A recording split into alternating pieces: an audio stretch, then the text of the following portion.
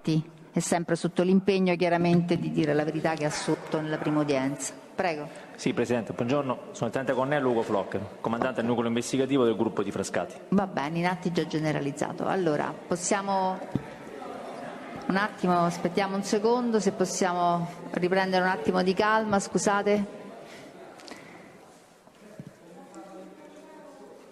Vabbè, poi scusate avvocati, poi magari questa cosa la valuterete dopo. Scusate, possiamo cominciare allora? Prego, pubblico ministero. Prego. Scusate, capisco che la questione può avere una rilevanza per le posizioni degli imputati, però adesso cerchiamo di andare avanti. Allora, prego, pubblico ministero. Sì, grazie Presidente. Buongiorno colonnello. Buongiorno, dottor.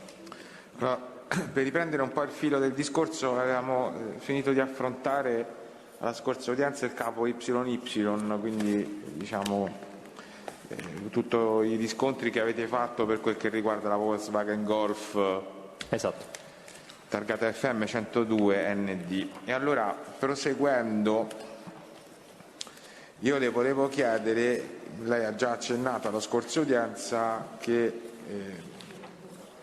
no, però io così non riesco a lavorare, scusate, se è possibile poi dopo, Presidente, perché se c'è il chiacchiericcio dietro io non riesco a lavorare. Lo so, dico, se avete qualcosa da dirvi vi potete allontanare tranquillamente, però capisce che è difficoltoso, no? Grazie. Prego. Allora, le dicevo, colonnello, lei ha già accennato che poi, e tra l'altro lo abbiamo già discusso dinanzi a questo Tribunale, il Barcaccia vi ha consegnato, tra le altre cose, documentazione che riguardava i suoi rapporti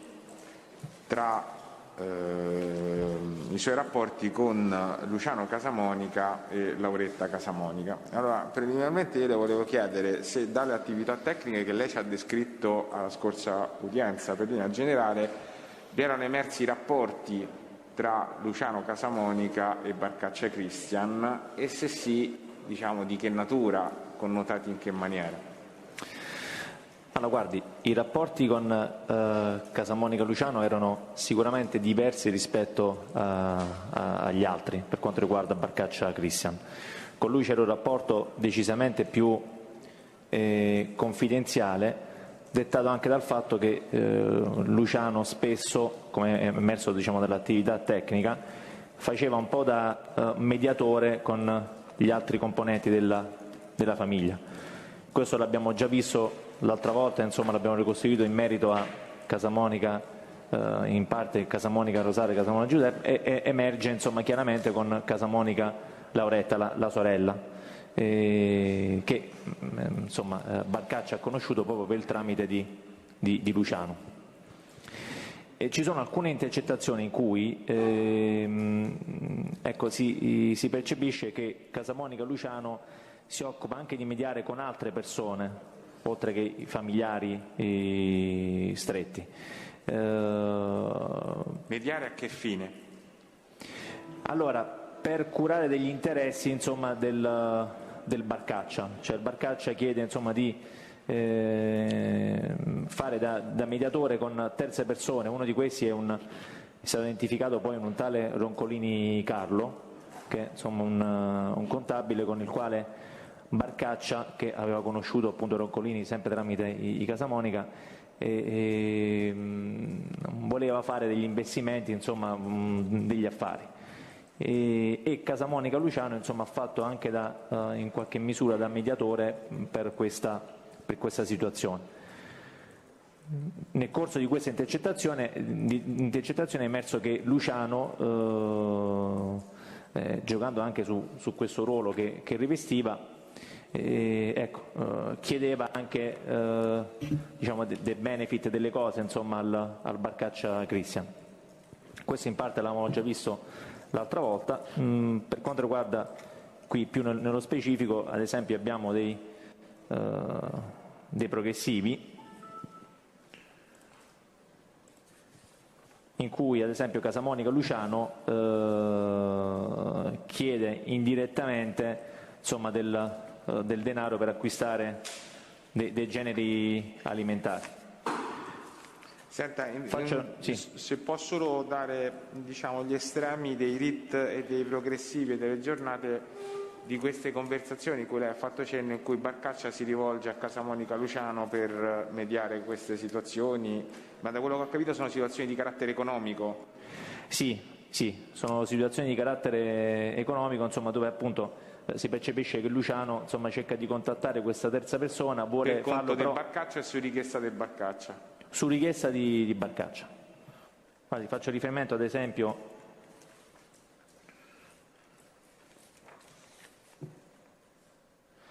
ecco, ad esempio già il progressivo 6300, il RIT è il 2568/18. Giorno e ora? Il giorno 14 maggio, ore 12:39. 14 maggio, sempre 2018. 14 maggio 2018. È Casamonica Luciano che chiama Barcaccia Christian e nel corso della conversazione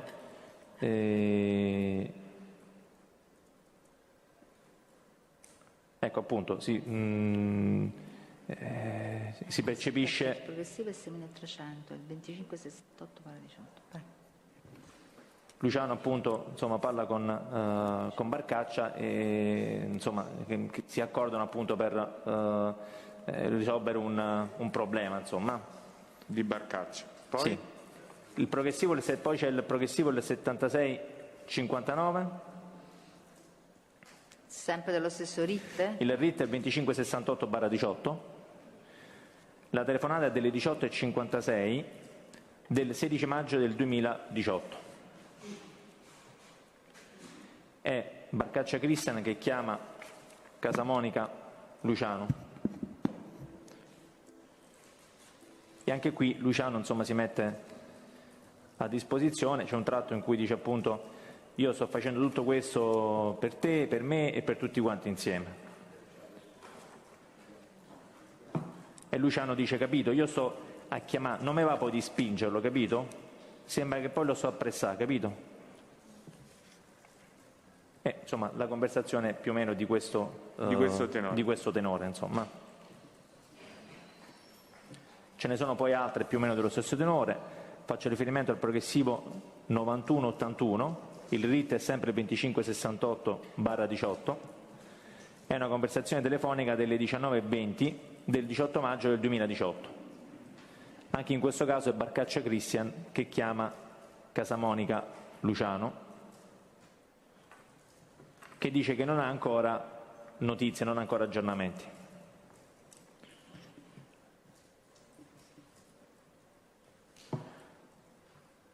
E Christian gli dice: ma non è che questo poi ci manda leggeri? E Luciano dice: no, speriamo di no, perché sennò vado io a pigliarlo per la Recchitella. C'è poi ancora un altro progressivo, il 10521, il RIT è sempre 2568/18, è una conversazione telefonica delle 17:22 del 20 maggio del 2018. Parlano sempre? Parlano sempre della stessa... No, chi conversanti. Allora, dico, abbiamo Barcaccia... capito che il tenore di queste conversazioni riguardano questi argomenti. Sì, è Barcaccia Christian che chiama Casamonica Luciano. Poi? Ancora un altro progressivo, è il 13127, 13.127, il RIT è sempre il 2568/18, è una telefonata delle 12:20 del 24 maggio 2018. Anche qui è Barcaccia Christian che chiama Casamonica Luciano chiedendo notizie. C'è ancora un'altra progressiva, è la 14.522, il RIT è sempre il 2568/18, è una conversazione telefonica delle 18:52 del 26 maggio 2018. È Casamonica Luciano che chiama a Barcaccia Christian. Anche qui nella prima parte, insomma, parlano sempre di raggiungere questa persona. In questa circostanza però Luciano durante la conversazione gli chiede appunto, gli fa capire che ha bisogno di andare a fare un po' di spesa al Carrefour. Barcaccia Cristian capisce qual è il senso della richiesta e gli dice che in quel momento non può. Casamonica Luciano gli chiede se può passare domani e Barcaccia dice sì, scende nel pomeriggio.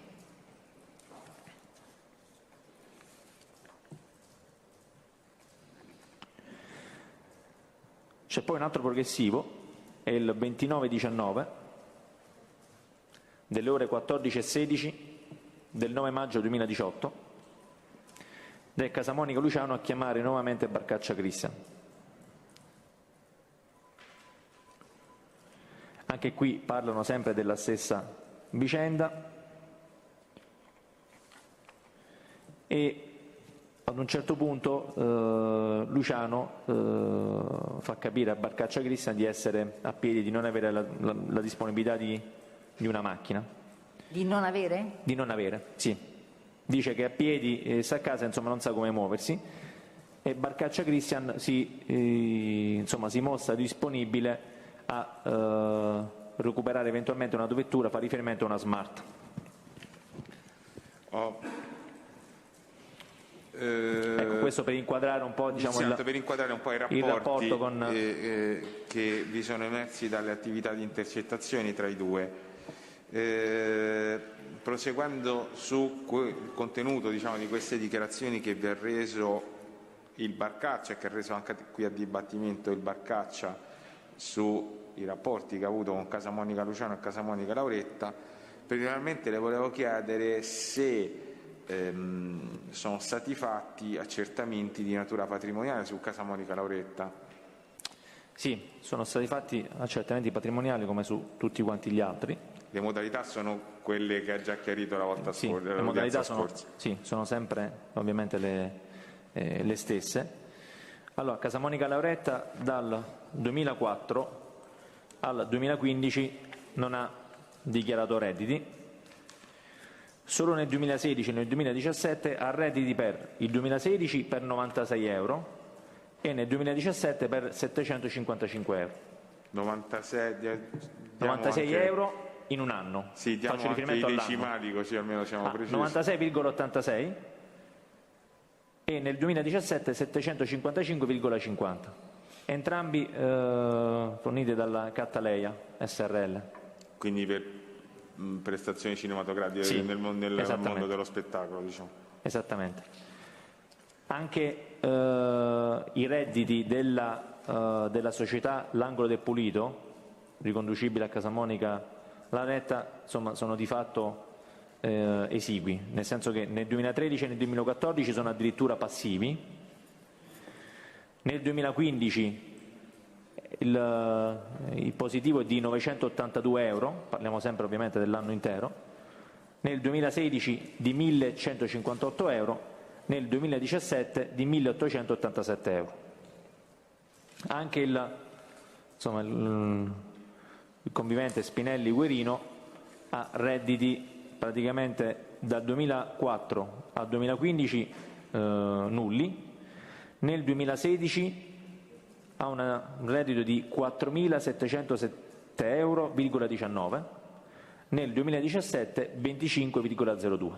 Questi sono i redditi, diciamo, del nucleo familiare, complessivamente ivi compresa l'attività economica, compresa l'attività economica, a loro riferibile. Esattamente.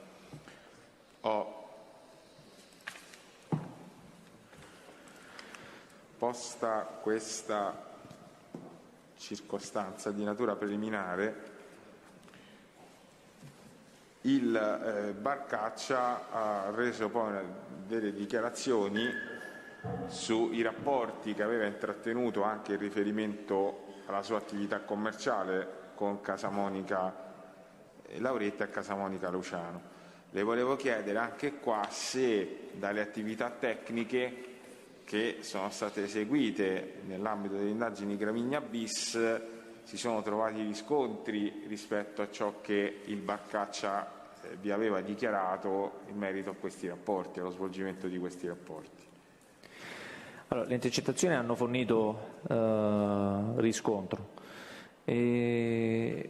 Preliminarmente possiamo dire che c'è anche un riscontro importante che è successivo, insomma, poi agli arresti della prima gramigna.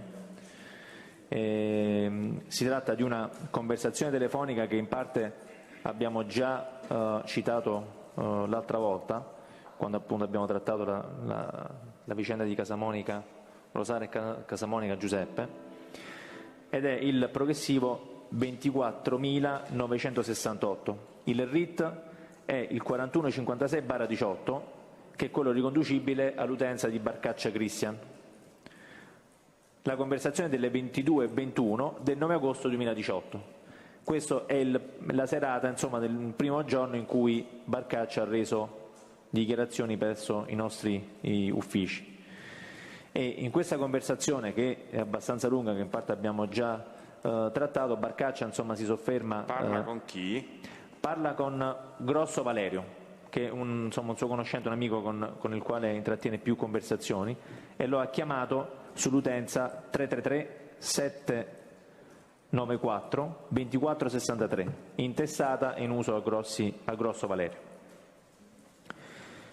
In questa conversazione, diciamo, per la parte di nostro interesse, rileva soprattutto il racconto dell'episodio di una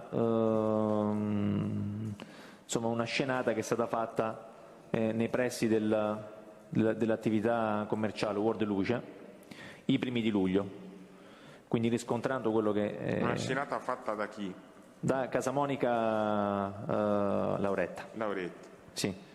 È una cosa sulla quale poi magari torneremo anche dopo, perché è oggetto di commento anche di alcune conversazioni telefoniche intrattenute proprio fra Barcaccia e Casamonica Luciano.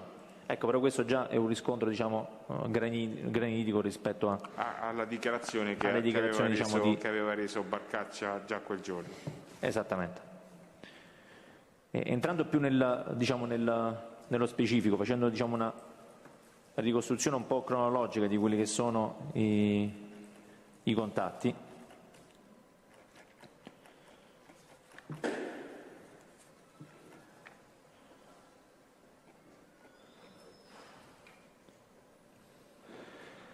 Allora, già il 4 maggio, che praticamente è il giorno in cui sono state avviate le intercettazioni telefoniche.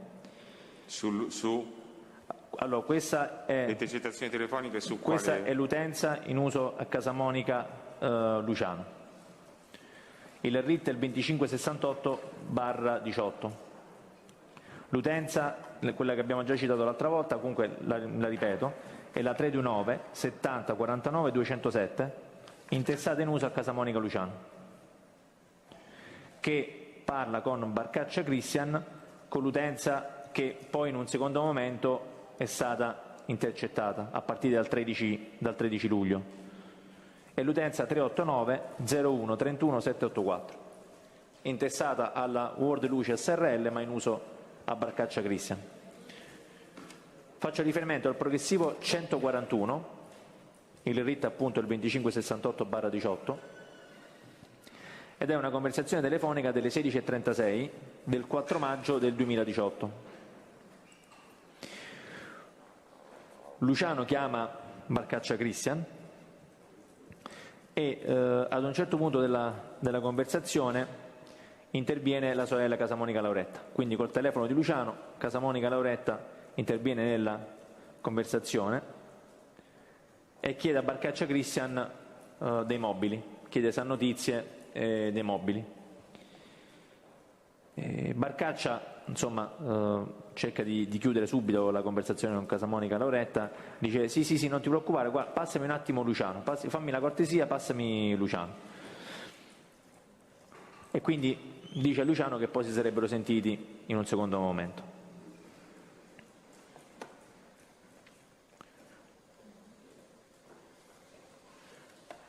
Il giorno successivo c'è stato sicuramente l'incontro, quello che era stato concordato nella conversazione appena citata. Lo evinciamo da cosa?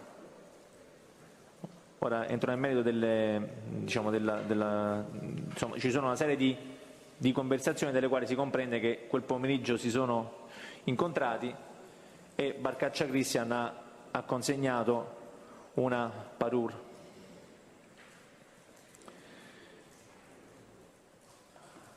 Allora, c'è intanto la conversazione, il progressivo il 753, il RIT il 2568/18.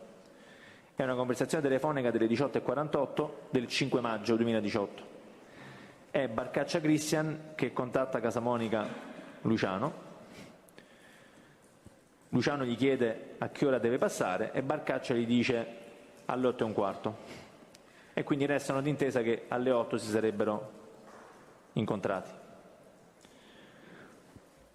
Alle 8:25, quindi il progressivo è l'843, quindi c'è una successiva conversazione, il RIT è sempre il 2568/18, la conversazione delle 20:25 del 5 maggio 2018. Barcaccia Cristian chiama Casamonica Luciano e Barcaccia gli dice che sta arrivando e che gli deve far vedere una cosa. Casamonica Luciano risponde: sì, sto qua al bar.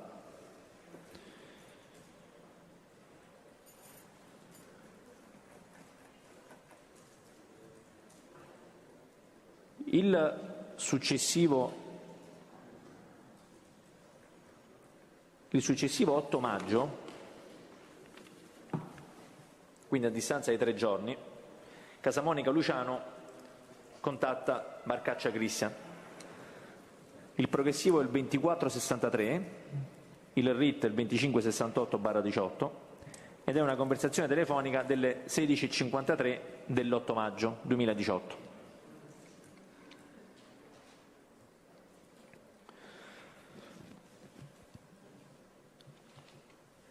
Casamonica Luciano insomma vuole andare da Barcaccia Cristian, ma gli fa capire che in quel momento è impegnato. Casamonica Luciano gli dice che insomma si capisce che voleva parlargli perché sono andati in quel posto che gli aveva detto prima, fa riferimento a un posto dove sarebbe andato e quindi voleva un attimo parlare con lui di questa situazione.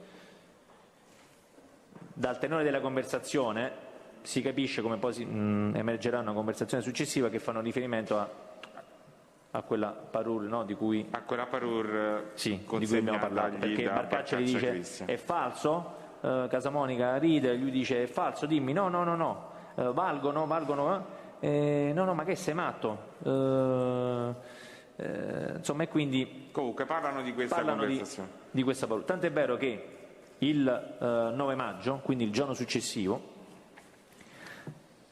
il progressivo è il 2919, il RIT è sempre il 2568/18, c'è un'ulteriore conversazione telefonica delle 14:16 del 9 maggio 2018, in cui Casamonica Luciano contatta Barcaccia Cristian. Dal tenore della conversazione, che insomma è abbastanza esplicita, Casamonica Luciano gli fa capire che l'ha portata insomma per una valutazione in un posto, in un negozio, e che gliel'hanno valutata 2.500 euro. quindi Al insomma massimo, ancora una volta l'oggetto è sempre questa parure consegnata da Barcaccia. Fra l'altro non ci sono dubbi, perché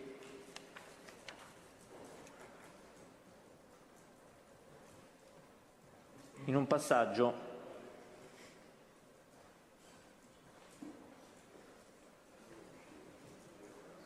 Barcaccia Cristian cita proprio la parure che secondo lui vale almeno 10.000 euro.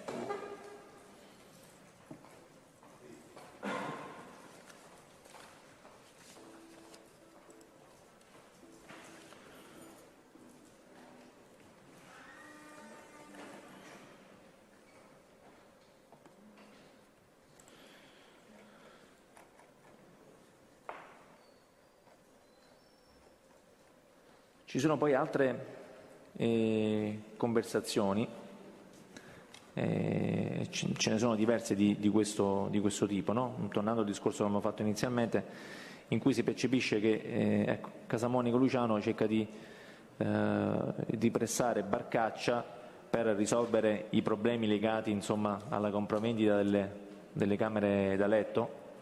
A questi rapporti che aveva avuto con la sorella Lauretta? Con la sorella. Casamonica Luciano dice, insomma, di essere continuamente bombardato, insomma, sollecitato dalla sorella per la risoluzione, insomma, di questo problema che si era creato per la camera da letto. Quali sono queste conversazioni? Ad esempio c'è il progressivo 10.521, il RIT è il 2568/18, è una conversazione telefonica delle 17:22 del 20 maggio 2018, in cui Barcaccia Cristian contatta appunto Casamonica Luciano. Anche qui, prima parlano sempre di una terza persona che insomma dovrebbe essere proprio quello Roncolini Carlo Alberto di cui parlavo prima, che per il quale anche Casamonica Luciano si era interessato per mediare, e poi a un certo punto Casamonica Luciano, insomma, gli rappresenta che la sorella, insomma, lo sta bombardando per il discorso, insomma, dei mobili, e che sta cercando di tenerla calma per evitare di dare troppa pressione a Barcaccia Cristian. E Barcaccia Cristian gli rassicura che comunque avrebbe risolto a breve il tutto.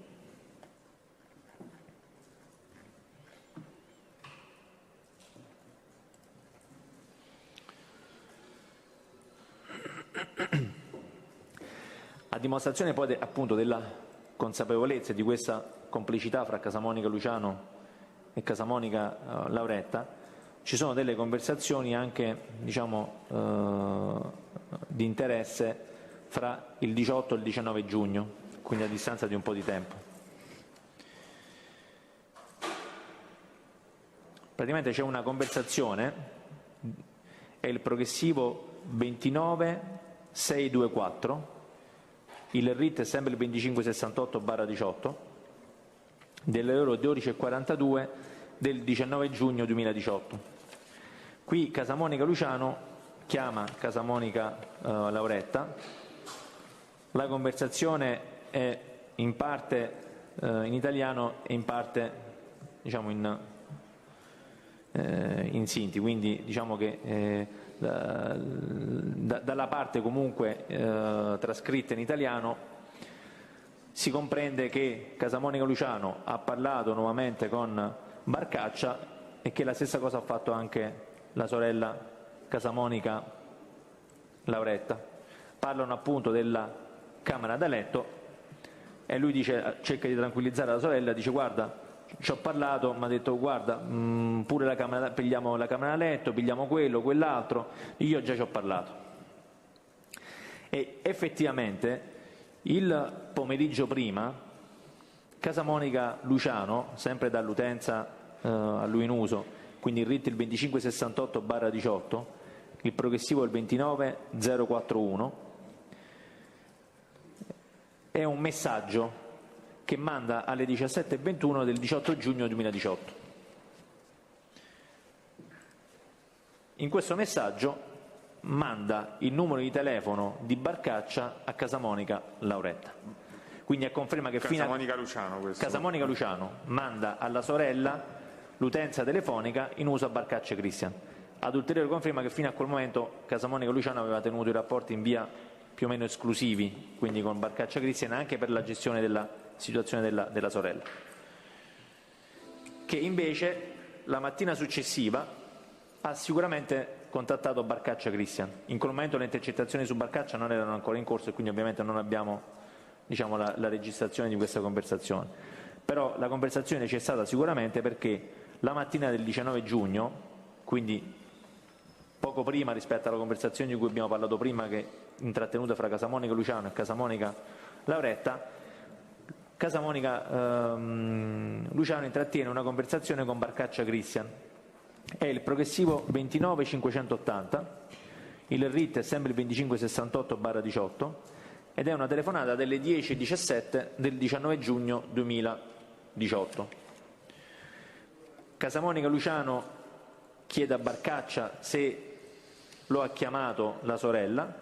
e Barcaccia glielo conferma, dice sì, ci ho parlato, e dice anche che si è messo già d'accordo con la sorella per la settimana successiva.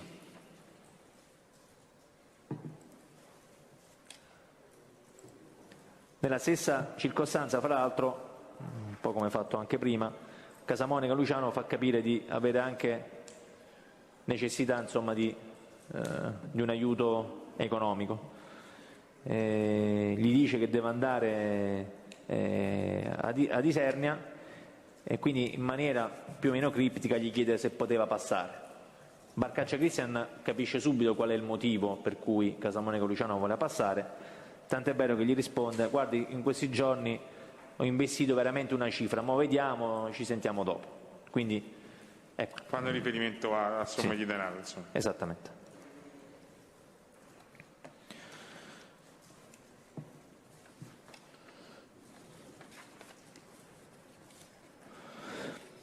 Dello stesso tenore, più o meno, è anche una conversazione successiva di circa una settimana dopo, del 25 giugno. Il progressivo è il 33-742, il RIT è sempre il 2568/18 ed è una conversazione telefonica del 15:34 del 25 giugno 2018. È Casamonica Luciano che contatta Barcaccia Cristian e ribadisce a Cristian che la sorella lo sta massacrando, lo sta martellando sempre per la questione appunto dei mobili. E nella stessa circostanza, più o meno come ho fatto nella conversazione anche prima, gli manda un messaggio, insomma, in maniera più o meno criptica, dicendo, facendogli presente che oggi è il compleanno del figlio. Quindi come se si aspettasse, insomma, ecco, un qualcosa per il compleanno del figlio. E Barcaccia anche qui gli dice che in quel momento è impossibilitato e che non si può muovere, quindi facendogli capire che non ha possibilità.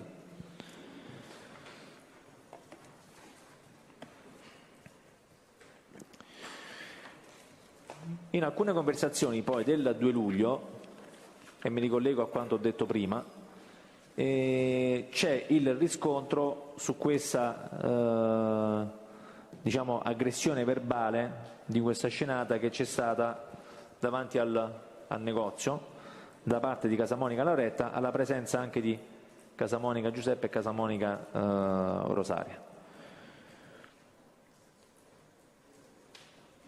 Quindi è l'episodio che ha commentato, diciamo, con Grosso Valerio. Con Grosso Valerio di cui parlavamo prima. In quali conversazioni e con chi parla di questa vicenda? Allora, parla di questa vicenda proprio con Casamonica Luciano,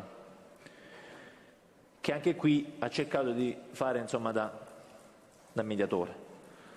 Il progressivo è il 37-886, il RIT è il 2568/18. La telefonata è del 17:23 e del 2 luglio 2018.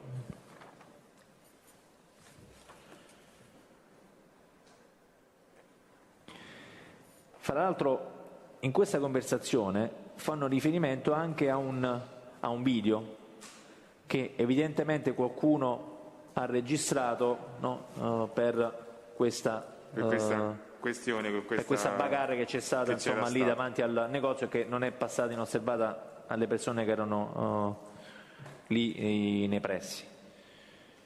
E Barcaccia Cristian, insomma, si lamenta di questa cosa, è dispiaciuto di quello che è successo, anche perché a un certo punto dice, proprio testualmente, fa capire che si è sempre comportato bene nei loro confronti. Dice: sempre bravo con voi Luciano, sempre bravo ho fatto, sempre. Quindi a dire: io mi sono sempre comportato bene verso di voi, non meritavo, insomma, una cosa già, una figura del genere lì davanti alla mia attività commerciale. E Casamonica Luciano, insomma, cerca di giustificare la cosa dicendo che insomma, Lauretta, insomma, ha avuto una discussione e che quando ha visto insomma, Casamonica Giuseppe lì si è alterata. Emerge praticamente dalle conversazioni che il motivo era appunto che che Barcaccia desse più importanza a Giuseppe che non a lei. Diciamo, questo fondamentalmente era il motivo di lamentela da parte di Casamonica Lauretta.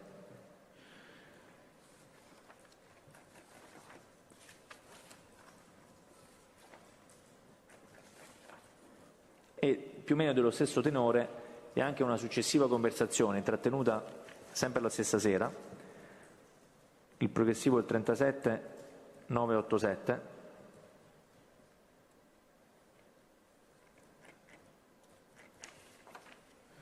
il RIT è 2568/18, la conversazione delle 20:11 del 2 luglio del 2018. Che ha quindi sempre ad oggetto questa questione. Ha sempre ad oggetto questa questione.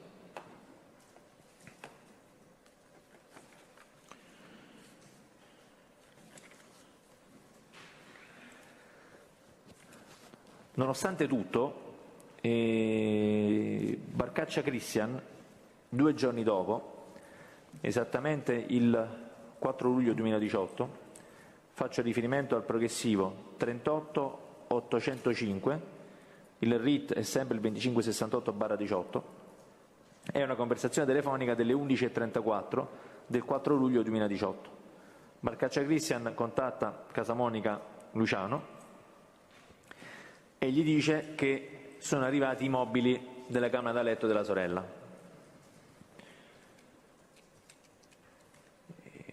Barcaccia Christian però chiede la cortesia a Casamonica di Luciano di raggiungerlo al negozio da solo, evitando di portare la sorella. Glielo dice testualmente, insomma.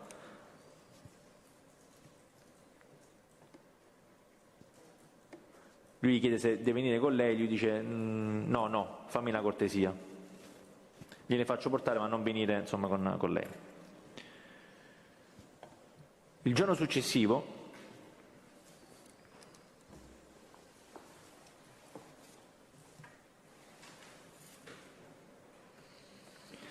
c'è un'altra conversazione in cui Casamonica Luciano e Barcaccia Christian, faccio riferimento al progressivo 39-551, il RIT è il 2568/18, è una conversazione telefonica delle 18:12 del 5 luglio 2018. È Luciano che chiama Barcaccia Christian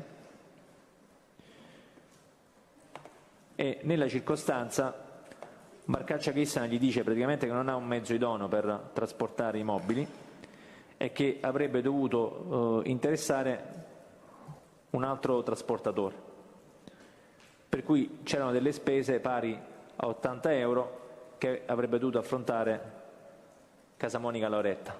Poi in alternativa, insomma, Casamonica Lauretta poteva scegliere di provvedere in proprio al ritiro dei mobili.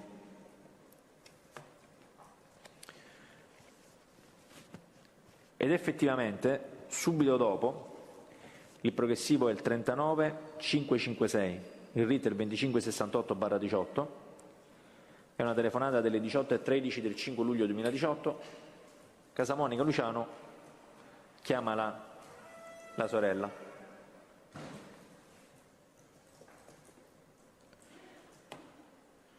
Anche qui la conversazione insomma, è solo parzialmente tradotta perché appunto in parte in Sinti, e Casamonica Luciano commenta con la sorella Lauretta le modalità appunto di ritiro dei mobili e emerge insomma che Lauretta insomma provvederà poi autonomamente al ritiro dei mobili.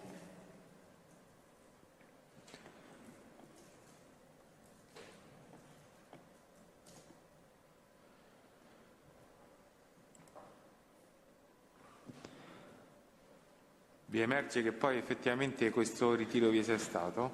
Sì, c'è una conversazione successiva del 7 luglio, il progressivo è il 40-614, il RIT è sempre il 2568/18, è una conversazione telefonica delle 14:12 del 7 luglio 2018, in cui Barcaccia Cristian contatta Casamonica Luciano, e in questa conversazione emerge che Casamonica Lauretta aveva provveduto autonomamente a ritirare i mobili.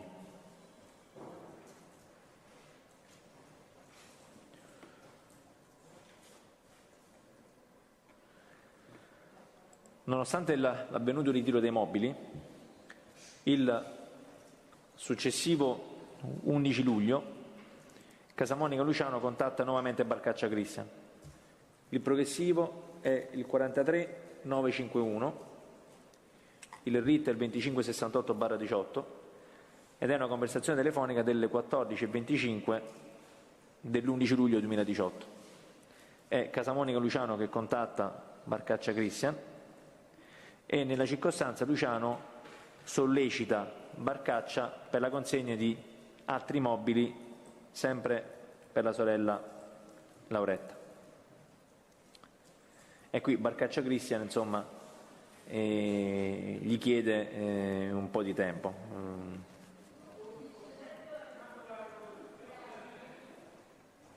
Rimanda, diciamo, tutto alle settimane successive.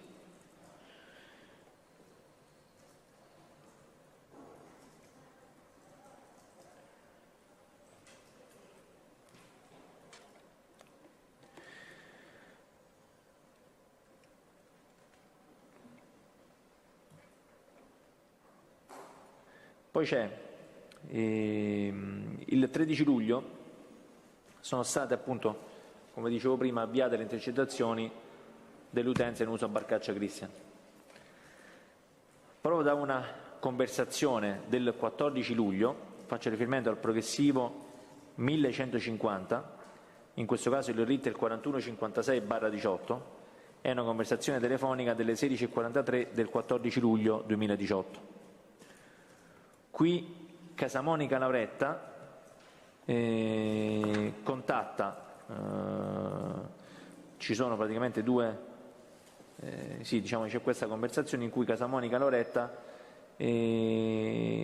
contatta Barcaccia Cristian per sollecitargli, insomma, l'armadio, quindi parliamo sempre di mobili.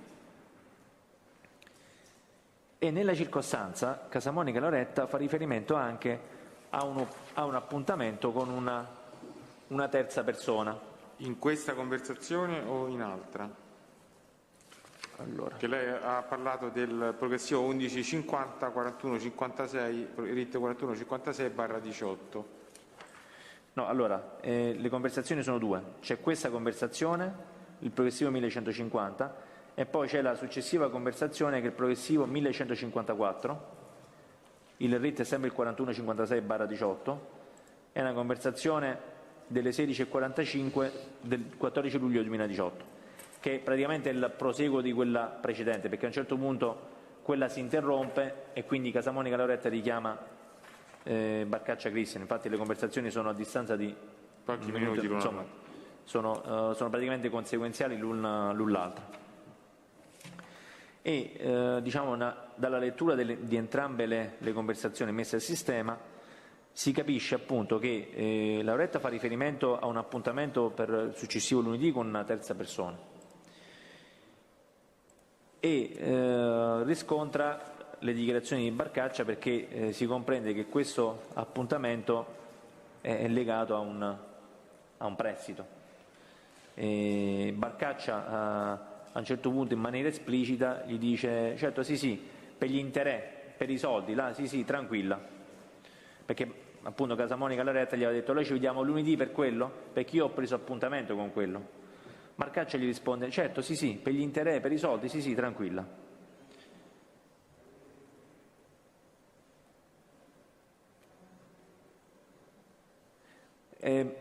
Data la risposta di Barcaccia Cristian, Casamonica Lauretta cerca un attimino di raddrizzare il tiro, perché insomma capisce che Barcaccia Cristian ha utilizzato un linguaggio un po' esplicito e subito dopo gli dice: perché io entro lunedì devo chiudere col medico. Barcaccia Cristian recepisce, risponde in tono affermativo, dice: vabbè, chiudiamo con tutti i medici, ok? Quindi insomma è palese che non si trattava appunto di una visita medica. Senta, tutti questi contatti avvengono precedentemente, quegli ultimi due che abbiamo visto anche a ridosso dell'esecuzione dell'operazione Gramigna? Esattamente. Che avviene il 17 luglio del 2018. Io le volevo chiedere se dopo tale momento i rapporti tra Barcaccia Christian, con Luciano ovviamente sì, dico, ma se con Barcaccia Christian ha più rapporti con Lauretta Casamonica o comunque con i Casamonica, e se invece sono proseguiti anche per quali fini? Allora, i contatti sono proseguiti con Casamonica Lauretta. Casamonica Lauretta già il 17 luglio, che è il giorno in cui è stata appunto eseguita l'operazione Gramigna, ha cercato di contattare Barcaccia Christian, che però aveva il telefono spento, quindi insomma non è riuscito a parlarci. Solo 2 giorni dopo, il 19 luglio, Casamonica Lauretta riusciva a parlare con Barcaccia. E qui Barcaccia indirettamente insomma, fa capire a Lauretta di aver ricevuto una visita insomma, da parte delle forze di polizia. Non lo dice in maniera esplicita, ma lo fa capire. Cosa non vera, ma che evidentemente era dettata da un tentativo da parte sua di allontanare Casamonica Lauretta. Perché quando Casamonica Lauretta dice ti hanno informato, facendo appunto riferimento all'operazione, Christian dice no, sono proprio venuti, non è che mi hanno informato, cioè capito? Quindi fa intendere di aver ricevuto la visita di qualcuno e quindi delle forze poliziali legata appunto alla situazione dell'esecuzione della misura. Esattamente. Tant'è vero che Casamonica Lauretta in maniera esplicita chiede appunto a Barcaccia Christian un aiuto proprio per il fratello, perché dice dobbiamo dargli una mano per forza a lui, capito? Dobbiamo per forza dargli una mano. Parliamo di quale progressivo? Questo è il progressivo. Allora, il progressivo è il 5514, il RIT è il 4156/18. È una conversazione telefonica delle 11:52 del 19 luglio 2018. È Casamonica Lauretta, con l'utenza a lei intestata in uso, a chiamare Barcaccia Christian.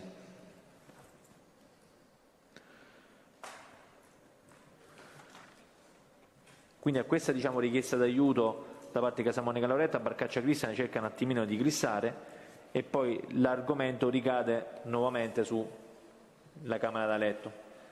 E quindi a questo punto insomma parliamo della seconda camera da letto, perché la prima, come abbiamo visto, era già stata consegnata, era stata già ritirata dalla stessa Casamonica Lauretta.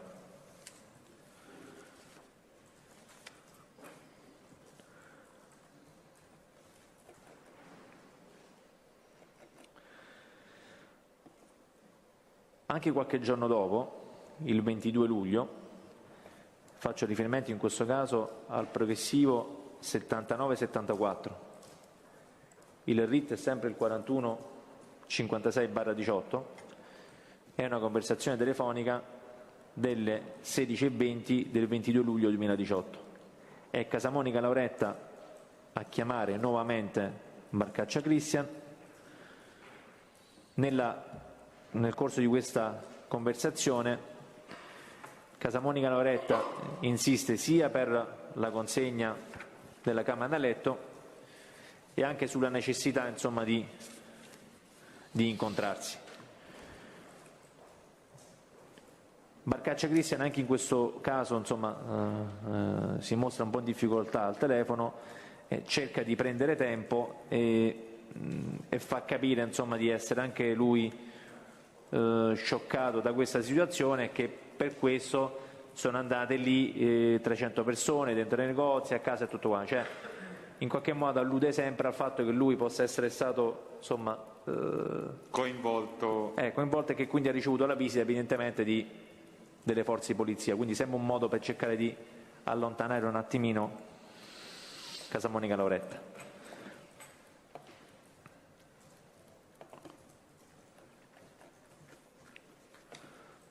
Più o meno dello stesso tenore anche una conversazione successiva del 26 luglio,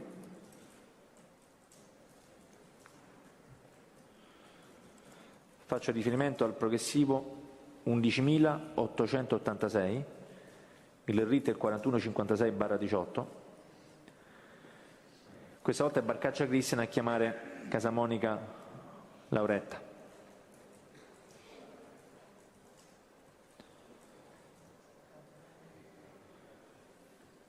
Anche in questo caso Casamonica Lauretta gli chiede appunto della camera da letto e Barcaccia Cristian le dice appunto che sarebbe arrivata a giorni, fa riferimento al martedì successivo.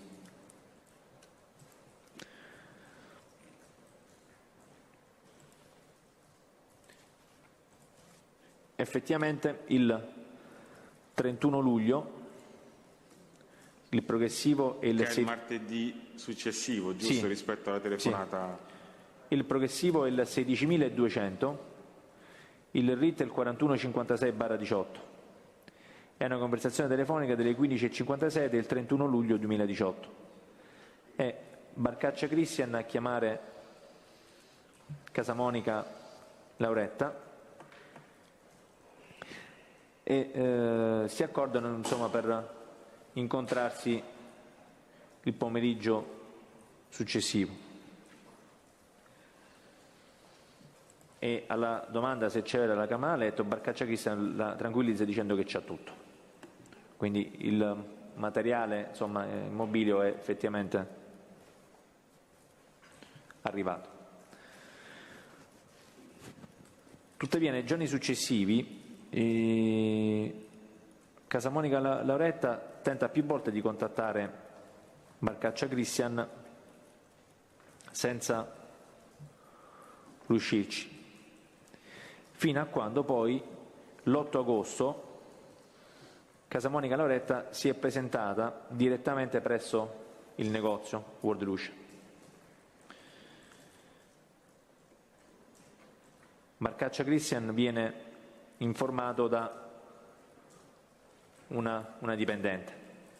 Il progressivo è il 23.760, il RIT è il 4156/18 ed è una conversazione delle 17.24 dell'8 agosto 2018. Questa dipendente a nome Mara avvisa Cristian che lì sul posto c'è Laura, che è interessata alla camera da letto di sopra, quella completa.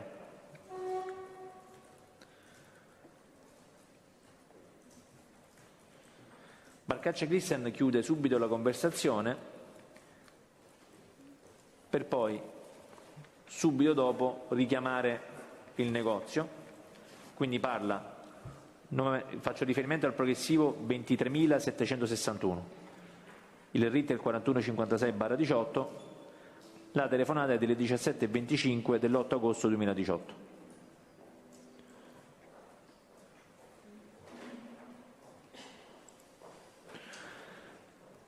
Quindi Barcaccia Cristian contatta il negozio, parla prima con Mara e si fa passare al telefono proprio Casamonica Lauretta. E qui Barcaccia Cristian insomma è molto esplicito. Nel frattempo ha saputo della escursione in caserma del giorno successivo, perché nel frattempo gli era stata fatta appunto la notifica che dell'invito a per comparire presentarsi presso i nostri uffici. E qui in maniera molto esplicita Barcaccia Cristian insomma le dice: guarda, dobbiamo parlare di una cosa molto molto importante, è urgente, è inutile che tu stai, noi domani alle 4 ti faccio vedere l'invito, c'ho una, come cazzo si chiama lì, non mi viene mo, c'ho una, vabbè. Tant'è vero che Casamonica Lauretta non capisce subito, dice: ma non ti capisco. E Barcaccia Cristian è un interrogatorio, mi hanno fatto portare i fogli, tutto quanto, lasciate perdere le camere da letto, Laura, le camere da letto, le cose, perché è una cosa veramente.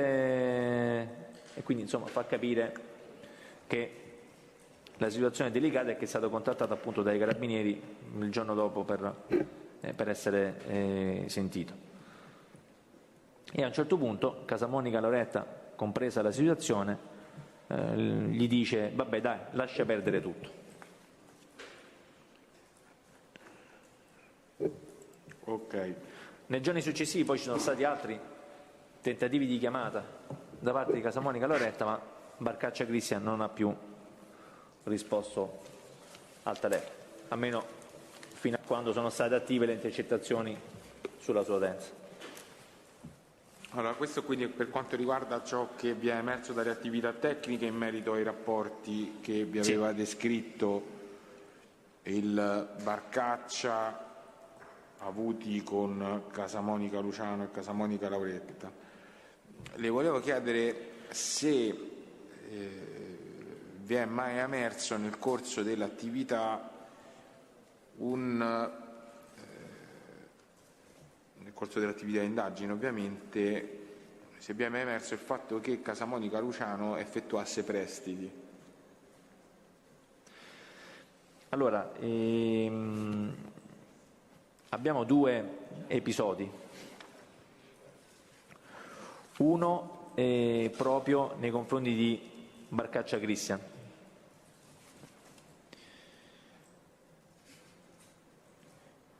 Il tutto emerge da alcune conversazioni del 4 giugno. In particolare c'è una conversazione, il progressivo 20.133, il RIT è il 2568/18, quindi parliamo dell'utenza di Casamonica Luciano. In quel momento Barcaccia Cristian ancora non era intercettato. La conversazione è delle 19:13 del 4 giugno 2018. Qui è Barcaccia che chiama Casamonica Luciano e Casamonica Luciano si lamenta praticamente del fatto che è in grosse difficoltà economica. Dice che non ha i soldi neanche appunto per fare la spesa, che quindi è in serie difficoltà.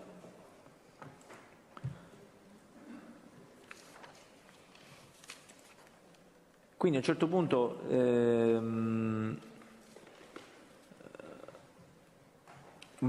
Casamonica, cioè Barcaccia dice, sembra quasi desistere, no? Da quello che stava per chiedere a Casamonica Luciano, perché si percepisce che stava per chiedere qualcosa. Tant'è vero che Luciano dice: vabbè, dimmi, ma che c'è? No, dice: vabbè, dice, data la situazione, insomma, non ti sto neanche a chiedere niente fondamentalmente. E lui dice: vabbè, ma cosa hai fatto? Dimmi, insiste Luciano. E Barcaccia Cristian dice: guarda, mi serviva una cosa stasera, perché non posso ritirare col bancomat. E quanto ti serve? Dice Luciano. Mi servono 500 euro, però domani mattina te li ridavo. Casamonica Luciano dice: va bene, vediamo, non ti preoccupare, vediamo un attimo. E quindi dice: aspetta 10 minuti, ti richiamo e ti faccio sapere. Alludendo al fatto che dovesse contattare qualcun altro per recuperare questa somma di denaro. In realtà la conversazione, questa qui appena captata, è delle 19:13. Inizia alle 19:13. Alle 19:17, quindi praticamente a distanza da quando si è conclusa la conversazione precedente a quella successiva, che è delle 19:17, passano sì e no, insomma, forse 3 minuti. E ci sono altri contatti non in questi ci sono 3 contatti, minuti no. registrati sull'utenza di Casamonica Luciano, No. sia telefonici che di messaggi? No, l'utenza era intercettata e in questo arco temporale non ci sono contatti con terze persone. Luciano, faccio riferimento al progressivo 20.137, il RIT è sempre il 2568/18, quindi alle 19:17 del 4 giugno 2018 ricontatta Barcaccia Cristian, comunicandogli insomma di aver risolto il problema, che quindi di avere nella disponibilità la somma che occorreva al Barcaccia, e si accordano per incontrarsi al Meo Pinelli, in un bar, diciamo, sulla Tuscolana, più o meno all'altezza di Cinecittà. L'incontro c'è sicuramente stato, perché poi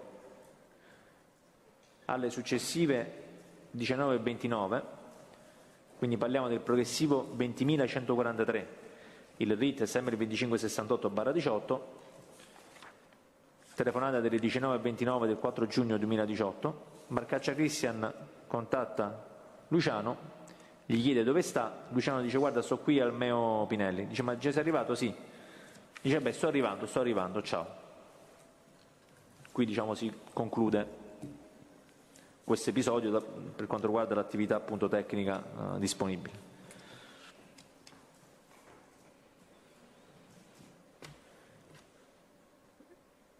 Durante l'attività tecnica c'è stato anche un ulteriore episodio di un prestito che però in questo caso non si è concretizzato perché, come poi vedremo, la mattina in cui doveva esserci la consegna del denaro, Casamonica Luciano è stato poi arrestato in operazione Gramigna. Quindi ci sono contatti telefonici del 6 luglio con un tale De Moro Angelo.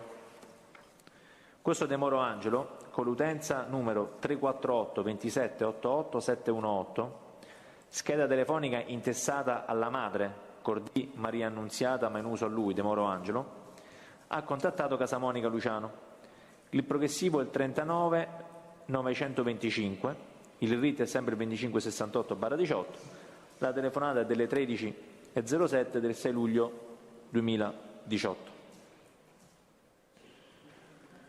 De Moro Angelo fondamentalmente in questa conversazione chiede a Luciano il prezzo di 500 euro che gli ridarà poi 50 euro al mese.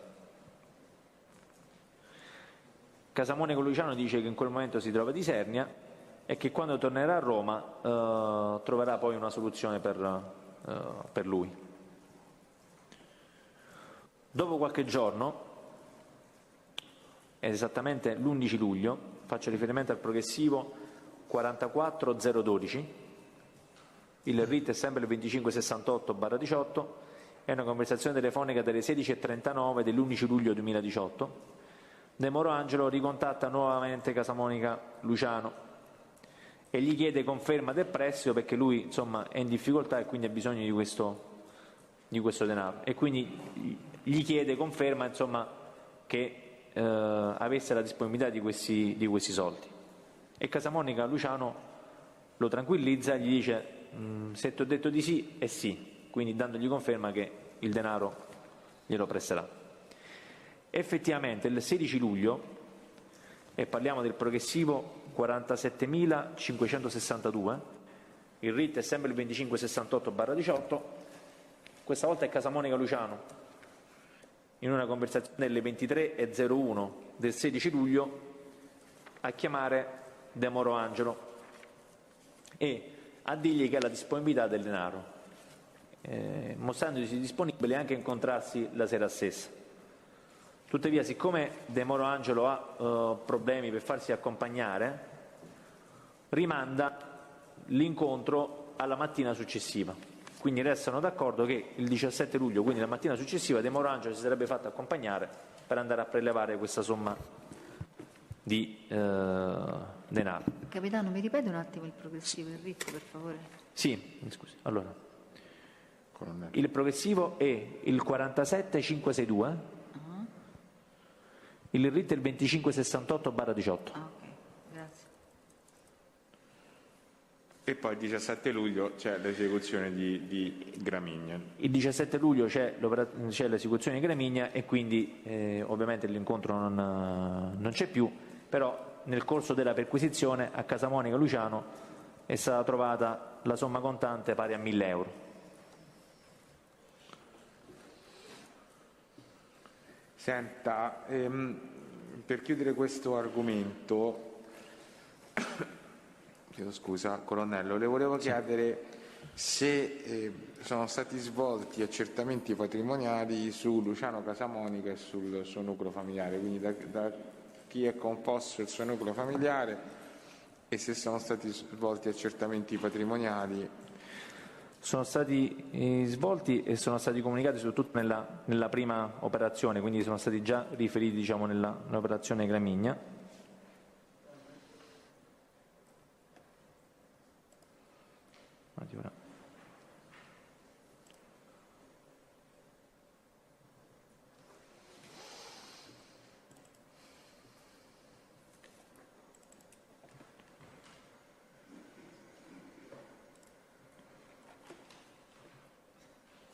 Recupero subito gli accertamenti perché questi risalgono alla prima fase investigativa, perché poi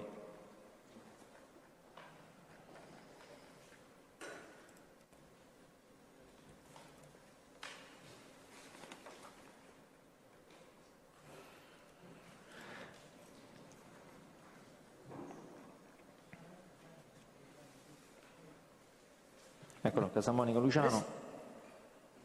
Presidente, scusi, le interrompo. Visto che c'è la distanza di sicurezza, io sono sorda, se è possibile che quando parla il colonnello senza mascherina qua sotto, poi se ci avviciniamo la alza. Io francamente non riesco a recepire il senso di quello che dice. Forse perché mi aiuto pure con l'avviso, guardando il movimento delle labbra. Se è possibile, perché non Vabbè, non sento. si avvicini tanto al microfono, sennò lo tocco. Cerco di avvicinarmi. No, proviamo un attimo. Ecco.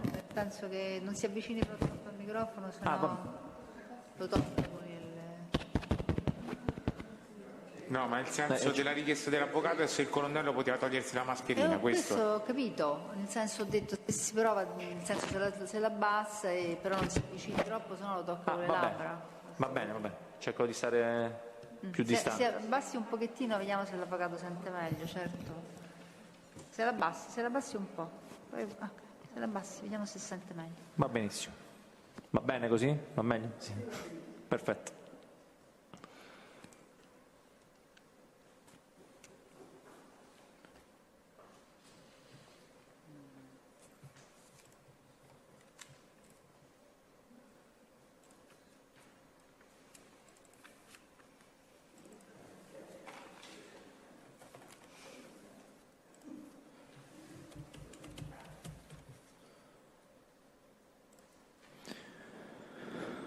Allora, Casamonica Luciano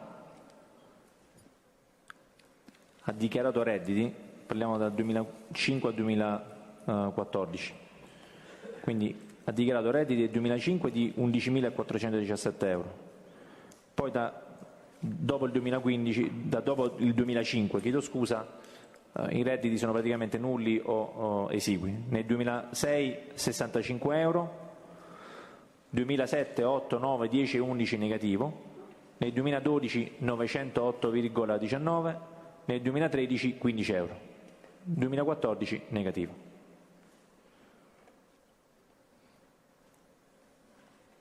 (2015, 2016 e 2017? 2014 negativo, 2015 non ce li abbiamo forse, perché si firmano a settembre, giusto? Sì, perché sì. Sì, certo. E la compagna, la moglie? Aucello Monica Sì. ha invece dei redditi nel 2005 7.872, 2006 1.678, 2007 non dichiarato, 2008 nulla, 2009 11.810, nel 2010 17.867, 2011 18.380. Il nucleo familiare si forma però quando? Nel 2012 se non erro, giusto? Sì.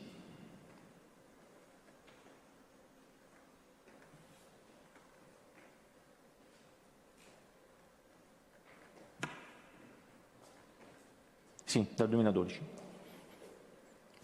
Casamonica, sì, Aucello Monica, poi redditi 2012 di 18.934, 2013 17.492, nel 2014 8.727, 2015 9.959.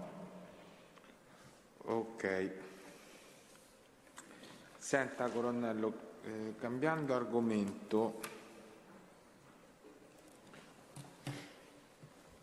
Le volevo chiedere se vi è mai emersa nell'ambito delle attività di indagini un'attività commerciale in via Appia.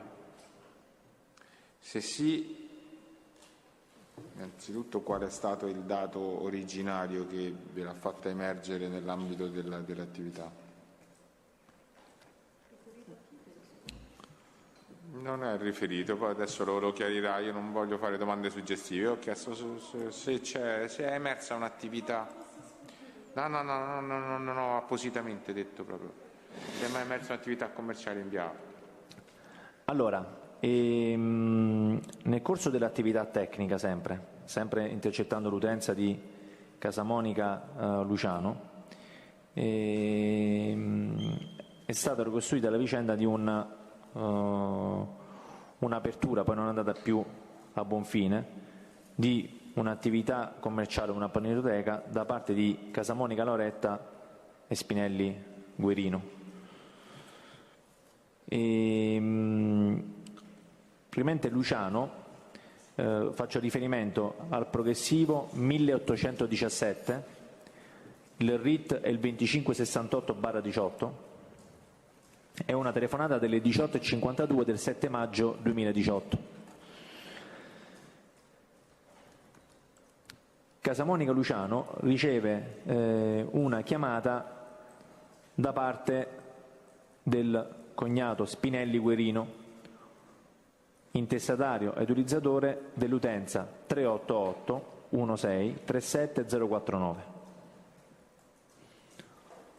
La conversazione avviene anche in questo caso parzialmente in Sinti. Per quanto riguarda la parte, diciamo, in italiano, che quindi è stata compresa, emerge che Guerino chiede a Luciano di contattare un suo amico per vedere un impianto elettrico.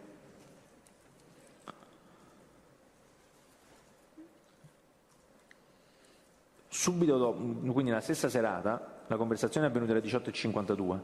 Alle successive 20:15, il progressivo è il 18:52, il RIT è sempre il 2568/18, quindi una conversazione delle 20:15 del 7 maggio 2018.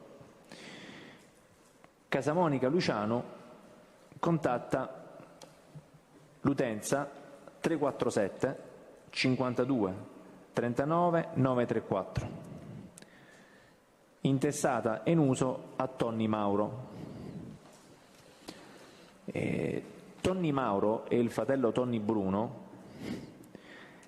erano emersi già nella prima fase di indagine, perché si erano occupati di fare un sopralluogo e quindi lavori, diciamo, di impianti elettrici presso il centro estetico Femme Fatale di via Tuscolana, quello riconducibile appunto al capo di imputazione anche a Frittella Pamela.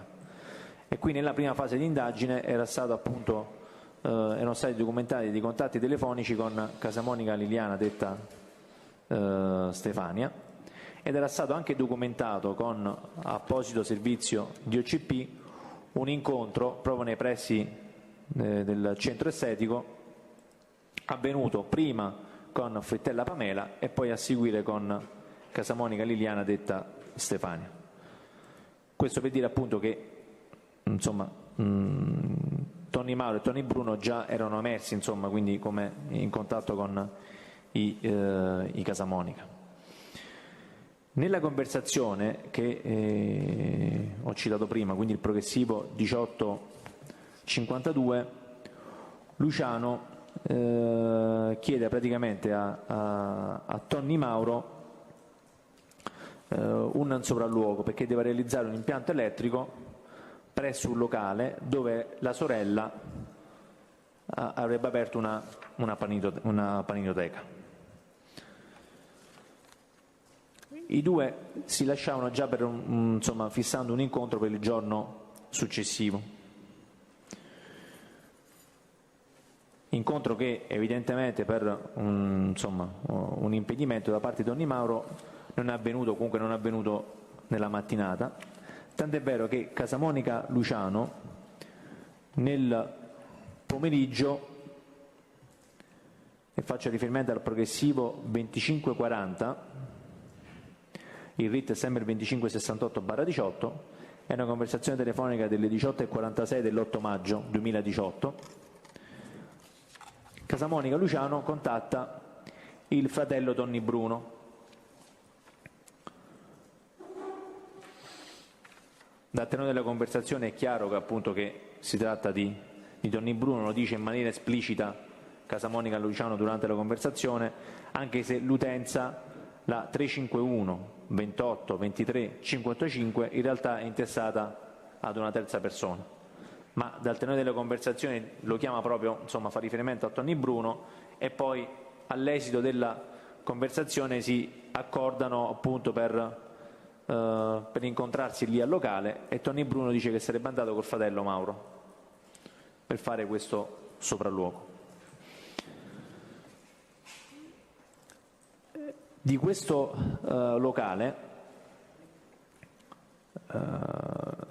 ci sono alcuni commenti anche in una conversazione di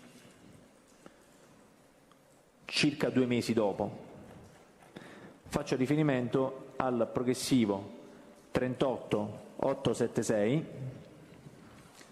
il RIT del 2568/18, la conversazione delle 14:19 del 4 luglio 2018. Qui praticamente Casamonica Luciano, che lo dice insomma nella conversazione in maniera chiara, contatta Tonni Bruno e si trova a casa del cognato di Casamonica, di Spinelli Guerino, e nella circostanza passa il telefono a un tale Massimiliano, che poi successivamente è stato identificato in Lunerti Massimiliano. Questo Lunerti Massimiliano parla con Tonni Bruno per chiedergli praticamente un ausilio, perché stanno avendo dei problemi per quanto riguarda il subentro nella fornitura di energia elettrica, e nella circostanza gli dà indicazione precisa di dove appunto c'è il locale, gli indica l'indirizzo esatto, che è via Acqui 32/34, praticamente sull'Appia a Roma. Ok, quindi queste sono le conversazioni da cui emerge, diciamo, questa questione. Sulla base del contenuto di queste conversazioni avete fatto attività a riscontro per individuare esattamente questa attività? Sì. Allora, praticamente abbiamo verificato sulla base delle informazioni acquisite che questa unità commerciale, quindi in via Acqui 32-34, dal 1 maggio del 2018 risultava praticamente data in locazione alla società Sarma SRLS. E qui ho la visura, insomma, la Camera di Commercio della società che era stata costituita il 5 aprile 2018 fra Spinelli Sara, figlia per l'appunto di Spinelli Guerino e Casamonica Lauretta, e una tale Monti Irma, che poi anche all'esito delle escursioni è risultata essere la fidanzata proprio di Lunerti Massimiliano.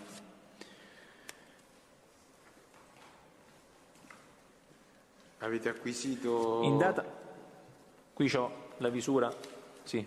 La visura della società? Della società, sì. Avete acquisito anche l'atto costitutivo?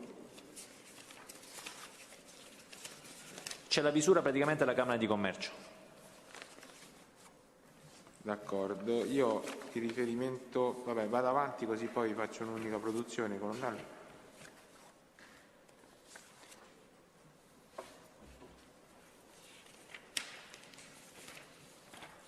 E poi c'è, sì, ok.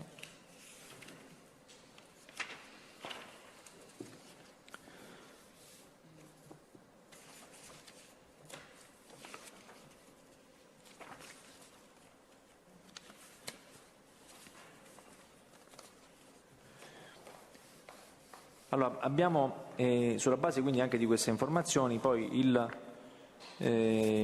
28 settembre è stato effettuato anche un servizio di OCP, documentato appunto con una annotazione che è l'allegato 21 alla nostra nota, insomma quella principale di Gramigna bis del 14 dicembre 2018. Da questo servizio di OCP emergeva praticamente che il locale, nonostante fosse passato del tempo rispetto alle intercettazioni a cui ho fatto riferimento prima, era ancora inattivo e c'erano dei lavori di ristrutturazione. Per questo motivo, il successivo 2 ottobre è stato poi sentito il proprietario, insomma, del locale, tale Longo Roberto. Avete escusso ulteriori, dico poi questa attività, per quello che vi è risultato l'attività di indagine, come è finita?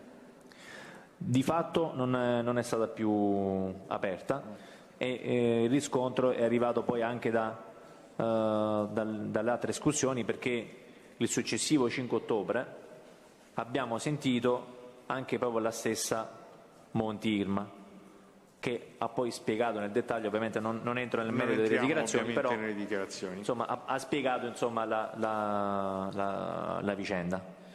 E da qui... le dichiarazioni sì. Io intanto, Presidente, le produco al Tribunale l'atto costitutivo della Sarma SRLS, cui ha fatto cenno il colonnello appena adesso, nonché la disdetta poi del contratto di locazione dell'esercizio commerciale di Via Acqui effettuato dalla Sarma al proprietario del locale Longo Roberto.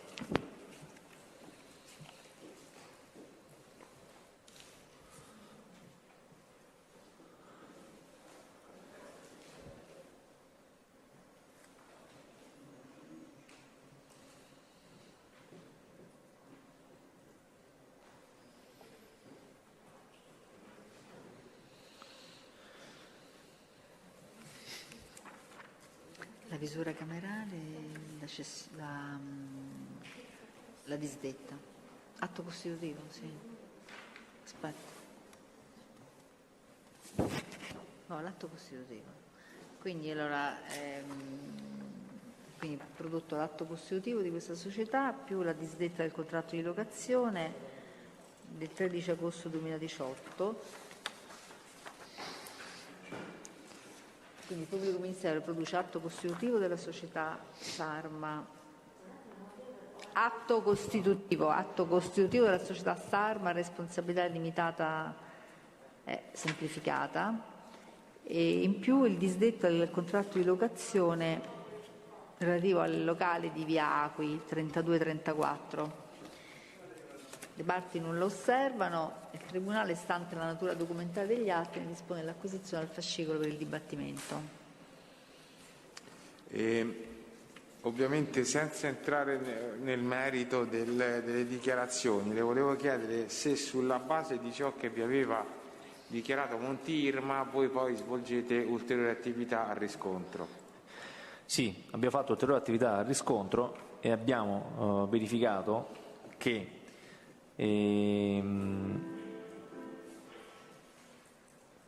Spinelli Guerino e Casamonica Loretta avevano una lavanderia in località Casilina, l'angolo del Pulito, con sede a Roma in via Latri numero 136, Via? Alatri 136, gestito proprio attraverso la società L'Angolo del Pulito SRL. Ci dà le specifiche di sì, questa società? Società che era stata costituita l'11 dicembre del 2012 e i soci si identificano in Casamonica Lauretta per l'80% delle quote e Spinelli Vincenzo, il padre di Guerino, con l'incarico di amministratore unico. E faccio riferimento agli allegati 24A e 24B, sempre della nota appunto del 14 dicembre del 2018. 2018, dove appunto c'è sia il bilancio della società sia il contratto di locazione della lavanderia. Dalla lettura integrale di tutta questa documentazione emerge che di fatto c'è stato un investimento per un capitale iniziale di almeno 15.000 euro, perché erano state versate 2.500 euro di capitale sociale, 11.000 euro erano le spese per i materiali, almeno questo come rilevato dal primo esercizio di bilancio, che è appunto uno degli allegati, e altre 1.600 euro di deposito cauzionale versato alla stipula del contratto di affitto con la proprietà. Tra l'altro il canone mensile era stato fissato in 800 euro. Anche in questo caso, sui redditi di Casamonica, Lauretta e Spinelli Quirino già ho riferito prima. Sono stati fatti comunque anche quelli di Spinelli Vincenzo, il padre di Quirino, che era appunto socio al 20% della società L'Angolo del Pulito, e in merito a Vincenzo ha dichiarato redditi per 8.021 euro nel 2005, 13.731 nel 2007, 65 euro nel 2009, 76 euro nel 2011, 969,61 euro nel 2014, 286,01 euro nel 2016 e 1.015,78 euro nel 2017. Senta, il nucleo familiare era composto da, abbiamo detto, Spinelli Vincenzo, il padre di Spinelli Quirino. Il nucleo familiare era composto da altre persone? Sì, è composto da altre persone? Casamonica, Lauretta e Spinelli Quirino, e poi dai figli conviventi, insomma, erano Spinelli Sonia, Spinelli Sara e Spinelli Alfredo. Anche qui con redditi che sono quasi nulli, insomma. Sonia ha solo 604 euro nel 2008, Spinelli Sara 182 euro nel 2009, 557,66 euro nel 2016, 1.289,95 euro nel 2017.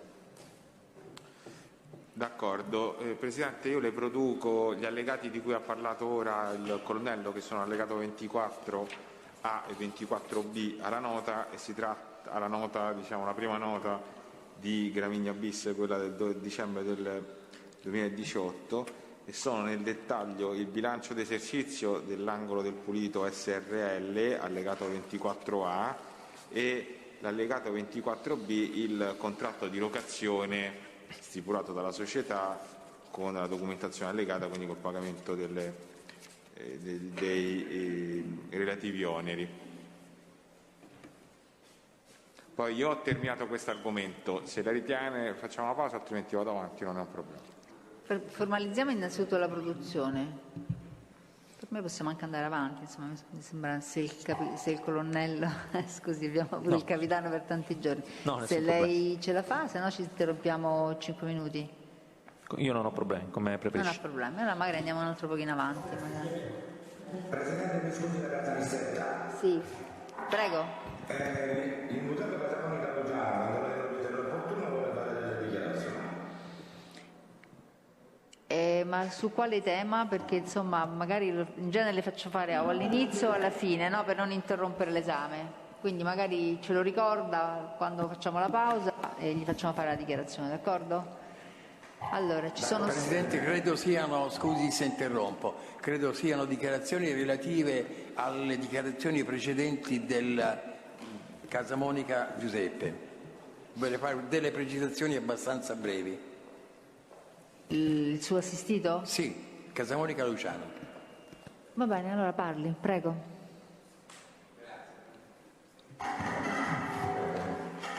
Buongiorno Presidente, buongiorno Tribunale.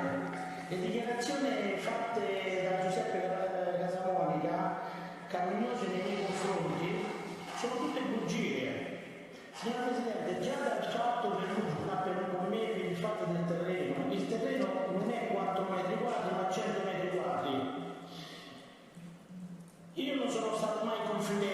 non sono mai stato infame, non ho mai fatto arrestare nessuno, non c'è nessuna firma mia da qualche parte e tante male, non ho mai fatto denunciare mia moglie, mia sorella, mio fratello e mia madre, come ha fatto lui, signor Presidente. Questo lo può dire anche Sabina, la sua ex amante, che lui ha voluto per forza far arrestare suo fratello, la sua mamma e la sua moglie. Io alla signora Sabina avevo detto di non fare nulla perché non era giusto farlo, e invece Sabina ha detto che Giuseppe Casamonica doveva fare questa dichiarazione e denunciare i propri familiari, che io su questo sono proprio contrario.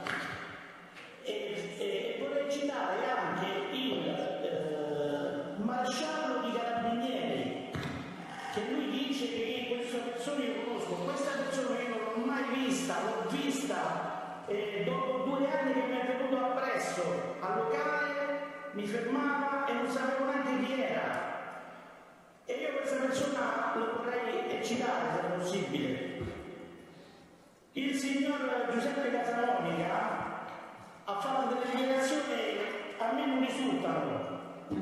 Vabbè. E poi un'altra cosa, io non faccio come il maresciallo lo dirà se io ho mai fatto dichiarazioni su queste persone. E poi lui come fa a dire che lui mi ha visto? Allora lui già lo sapeva che lui doveva essere arrestato. Come fa a conoscere questa persona che non sa neanche chi era? Come ha fatto lui? È stato 11 anni in carcere. Come ha fatto a vederlo? Va bene, mi sembra che... Io non sono infame, e non sono collaboratore e non sono un confidente della polizia. Il vero infame per me è un'altra persona di cui non faccio nome.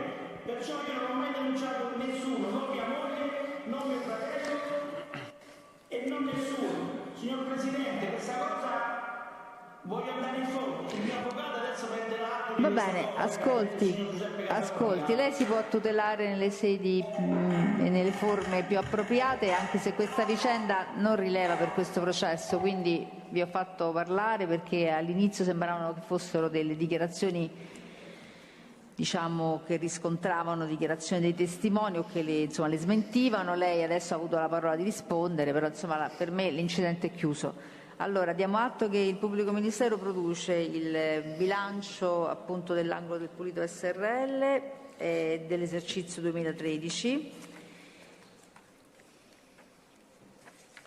e produce altresì il contratto di locazione commerciale e i relativi allegati. Ci sono osservazioni su queste produzioni? No, le parti non lo osservano, il Tribunale dispone dell'acquisizione in qualità di documento al fascicolo per il dibattimento. Allora, io direi possiamo ancora andare avanti per un po', no? Prego.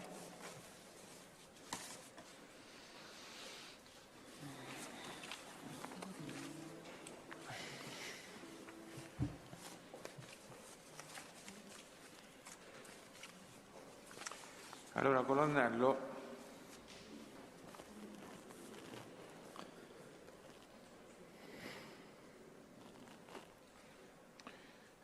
le volevo chiedere se nel corso dell'attività, no, lei ha fatto, forse le ha fatto cenno, aspetti, non vorrei suggerire una cosa.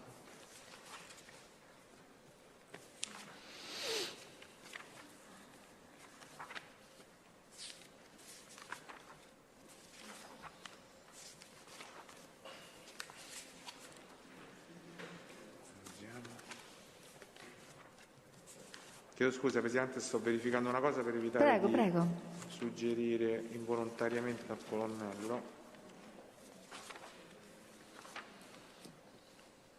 No, va bene. Lei ieri ha fatto riferimento, diciamo, tra gli elementi che poi hanno condotto a Gramigna bis, ha elencato, a parte le intercettazioni, una serie di soggetti che avete escusso nel corso di questa attività, e tra questi soggetti ha indicato Lanzi Marco.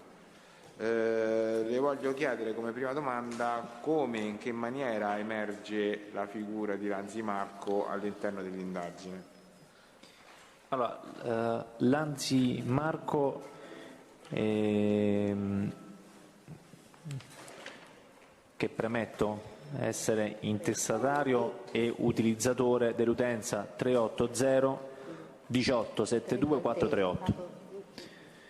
Lanzi Marco emerge nelle intercettazioni sull'utenza in uso a Casamonica Consiglio, detto Simone. Il RIT è il 2593/18.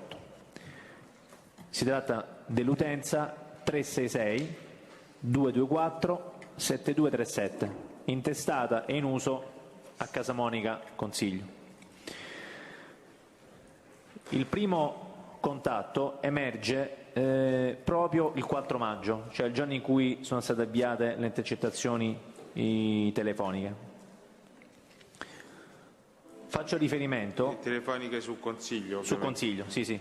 Faccio riferimento al progressivo 8, il RIT è il 2593/18. È una conversazione delle 11:59 del 4 maggio 2018. È Lanzi Marco, con l'utenza poc'anzi citata, che contatta Casamonica Consiglio.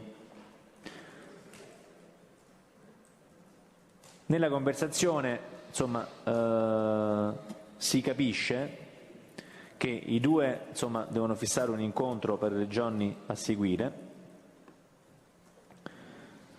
e c'è un cenno che poi risulterà più chiaro nelle altre conversazioni al fatto appunto che Lanzi ha una posizione debitoria nei confronti di Casamonica Consiglio e in realtà non solo verso di lui, però fa intendere, insomma, che dà priorità a lui. C'è un passaggio della conversazione in cui dice appunto ora sto cercando di fare, anzi, cioè nel senso, non dire un cazzo a nessuno perché vedo solamente a te, capito?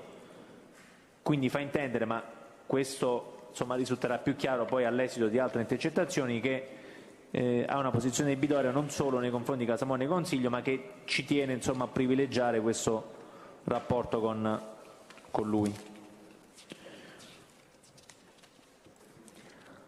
L'incontro programmato per il 7 maggio, come emerge appunto dalla conversazione che ho appena citato, è stato poi rimandato da Lanzi.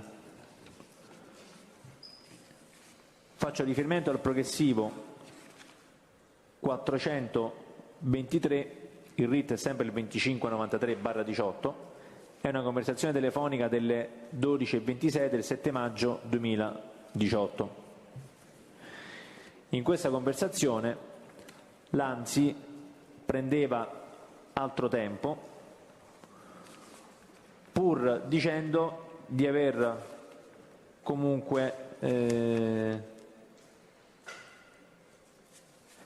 in questa conversazione praticamente cerca di prendere tempo e rimanda il tutto al giorno successivo. Il giorno successivo viene intercettata un'altra conversazione e questo è il progressivo 705, il RIT è il 2593/18, delle ore 17:03 dell'8 maggio 2018. È Casamonica Consiglio che chiama Lanzi Marco e Lanzi Marco gli dice che ha già levato 3 piotte, cioè intende dire che ha già messo da parte, ha già rimediato comunque 300 euro per lui e che non sa se gliele porterà la notte o domani mattina, in base a quando si libererà.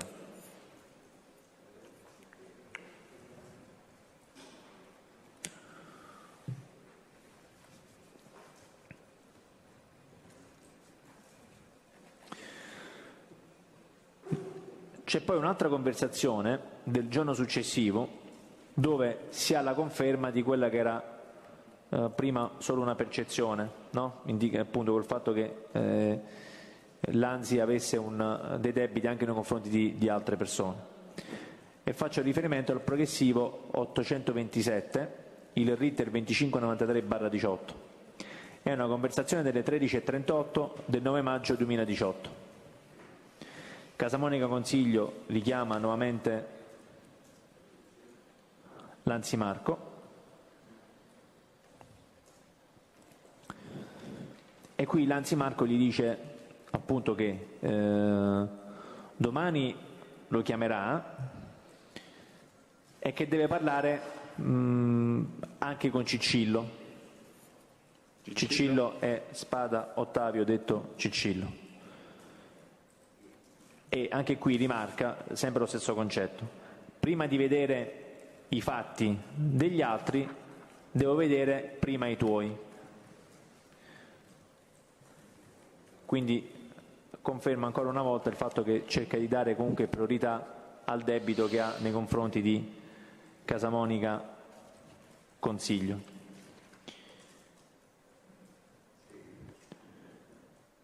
Ok, quindi insomma ci sono queste conversazioni da cui emergono questi rapporti debitori. Sì, io voglio che, soltanto per chiudere questo discorso, che si concentri un attimo l'attenzione su due progressivi che sono il 6988 del 14 giugno 2018, il progressivo il 2593/18. Che elemento di interesse avete ricavato da questa conversazione?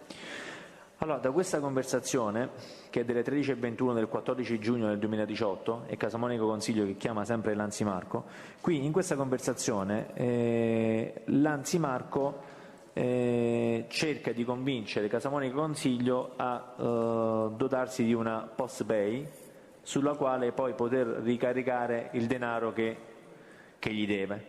Dice: per semplificare le cose, piuttosto che darti il denaro in contante, io ho difficoltà, non posso venire, magari dice se tu fai una post pay io ti carico insomma la carta. E qua la fermo subito, avete poi trovato traccia di una post pay successivamente? All'atto della perquisizione, quando abbiamo seguito le misure il 17 luglio presso l'abitazione Casamonica Consiglio, oltre che la somma contante di 950 euro e vari preziosi, abbiamo trovato anche una post pay evolution. Ok. E l'altra che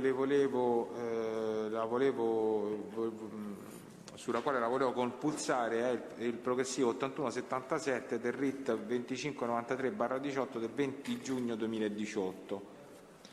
Sì, questa è un'altra conversazione, sempre fra Casamonica Consiglio e Lanzimarco, nella quale Lanzimarco insomma fa capire che oltre al dovuto poi avrebbe fatto anche un regalo a Casamonica Consiglio, cioè per intendergli, insomma, gli fa intendere appunto che c'è un plus rispetto, no, lo definisce un regalo rispetto a quello che evidentemente gli deve. Ok, mi interessa solo il dato, se positivo o negativo. Lei ha citato conversazioni che arrivano fino al 9 maggio, poi io le ho chiesto queste del 14 giugno, le voglio chiedere se dal 14 giugno 2018 al 17 luglio del 2018, che è la data in cui poi viene tratto in arresto Casamonica Consiglio in esecuzione dell'operazione Gramigna, sono stati rilevati altri contatti tra i due? Ci sono tantissime altre chiamate fino appunto al 17 luglio, che è il giorno in cui poi viene eseguita l'operazione Gramigna e Casamonica Consiglio viene tratto in arresto. E il tenore delle chiamate è più o meno sempre lo stesso, insomma si parla sempre di somme di denaro. Casamonica Consiglio dice anche il modus operandi, insomma, dice appunto di essere in difficoltà, di non avere soldi per l'autovettura, per ripararla, per acquistare le sigarette, insomma, quindi fa capire all'Anzi di essere in difficoltà e quindi ha bisogno di queste somme di denaro. Questo insomma in più telefonate più progressivi registrate sempre sul RIT 2593/18, che è quello appunto legato alle intercettazioni di Casamonica Consiglio. D'accordo, diciamo, quindi questi sono gli elementi oggettivi che poi dopo vi portano ad escutere l'Anzi. Che voi escutete, mi può rammentare la data per favore? Allora, Lanzimarco è stato sentito una prima volta il 3 agosto del 2018.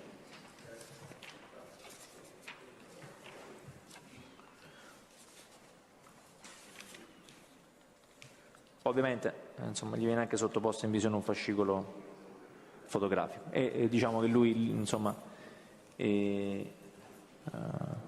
spiega tutta la vicenda, insomma, che gli era occorso, diciamo, l'autori di questi rapporti, e su questo non entriamo ovviamente. Senta, sulle dichiarazioni dell'ANSI sono state fatte attività di riscontro?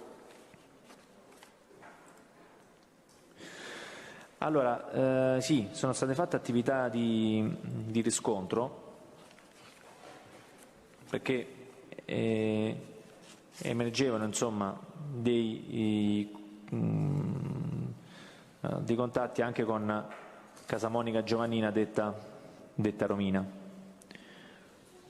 sorella appunto di Simone. Le dichiarazioni di Lanzi, oltre appunto alle intercettazioni che abbiamo citato, trovano, diciamo, conferma anche nell'analisi dei tabulati telefonici, che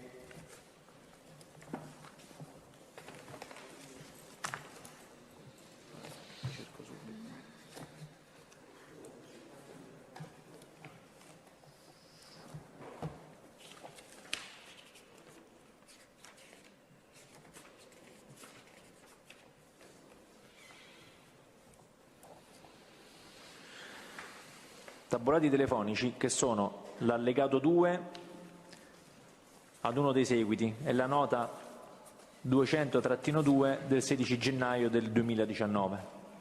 Allora, se c'è il consenso, Presidente, come al solito la PG ha elaborato un grafico, diciamo, relazionale tra i vari, vari contatti. L'altra volta è sempre stato dato il consenso all'acquisizione di... E poi ce lo facciamo un attimo spiegare e dettagliare, però intanto lo acquisiamo, credo che per facilità faccia vedere alle parti, così sanno di che si parla. No, sarebbe un grafico dei rapporti fra Lanzi, giusto? Sì, fra Lanzi e Casamonica Giovannina, detta Romina. Dopo se la può far vedere.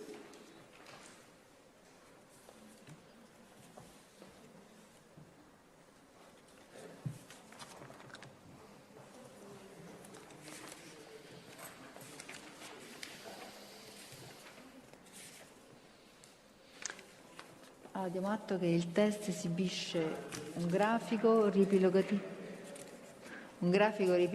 di contatti telefonici intercorsi tra Lanzi Marco e Giovannina Casamonica, detta Romina, estrapolato dai dati risultanti dal tabulato del traffico telefonico.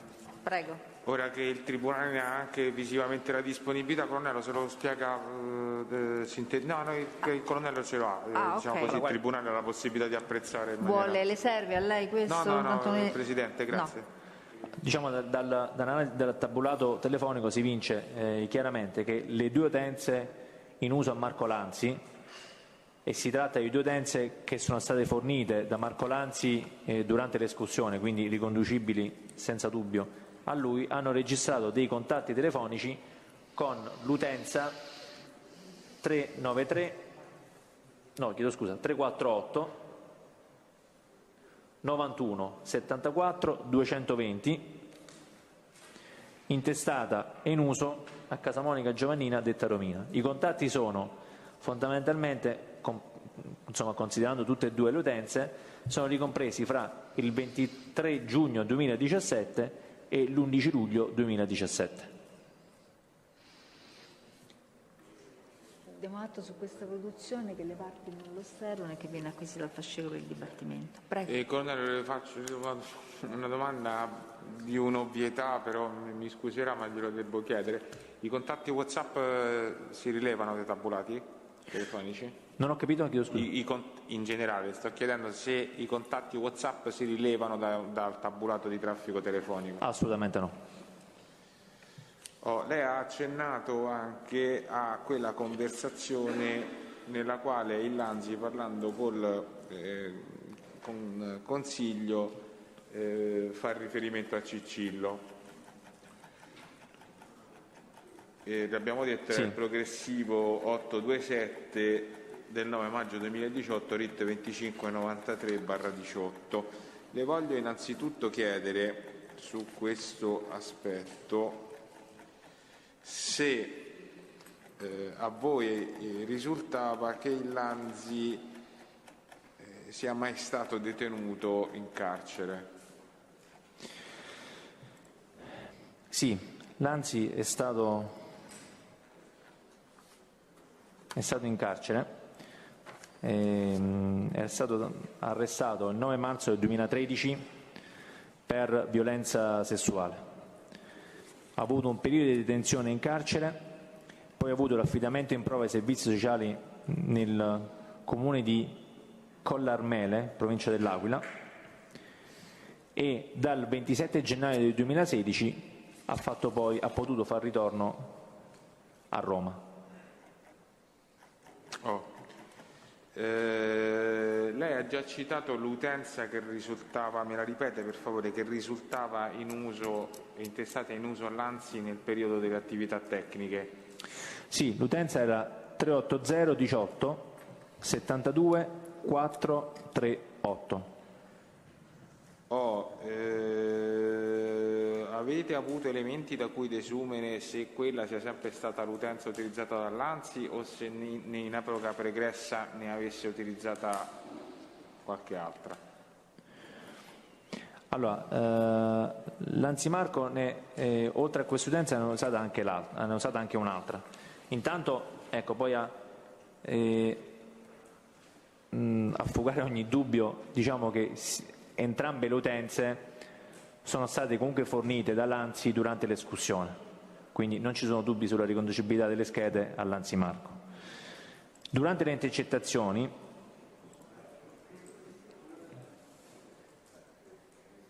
perché per un periodo sono state attivate le intercettazioni anche sull'utenza in uso appunto a Lanzi Marco, questa qui, la 438 finale, e il RIT è il 4157/18.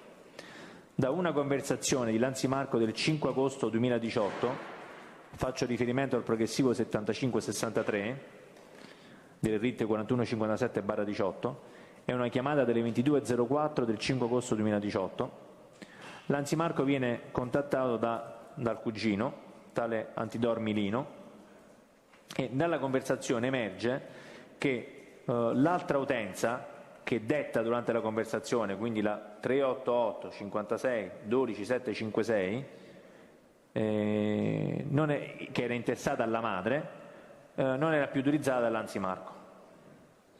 Però emerge appunto quest'altra utenza di interesse.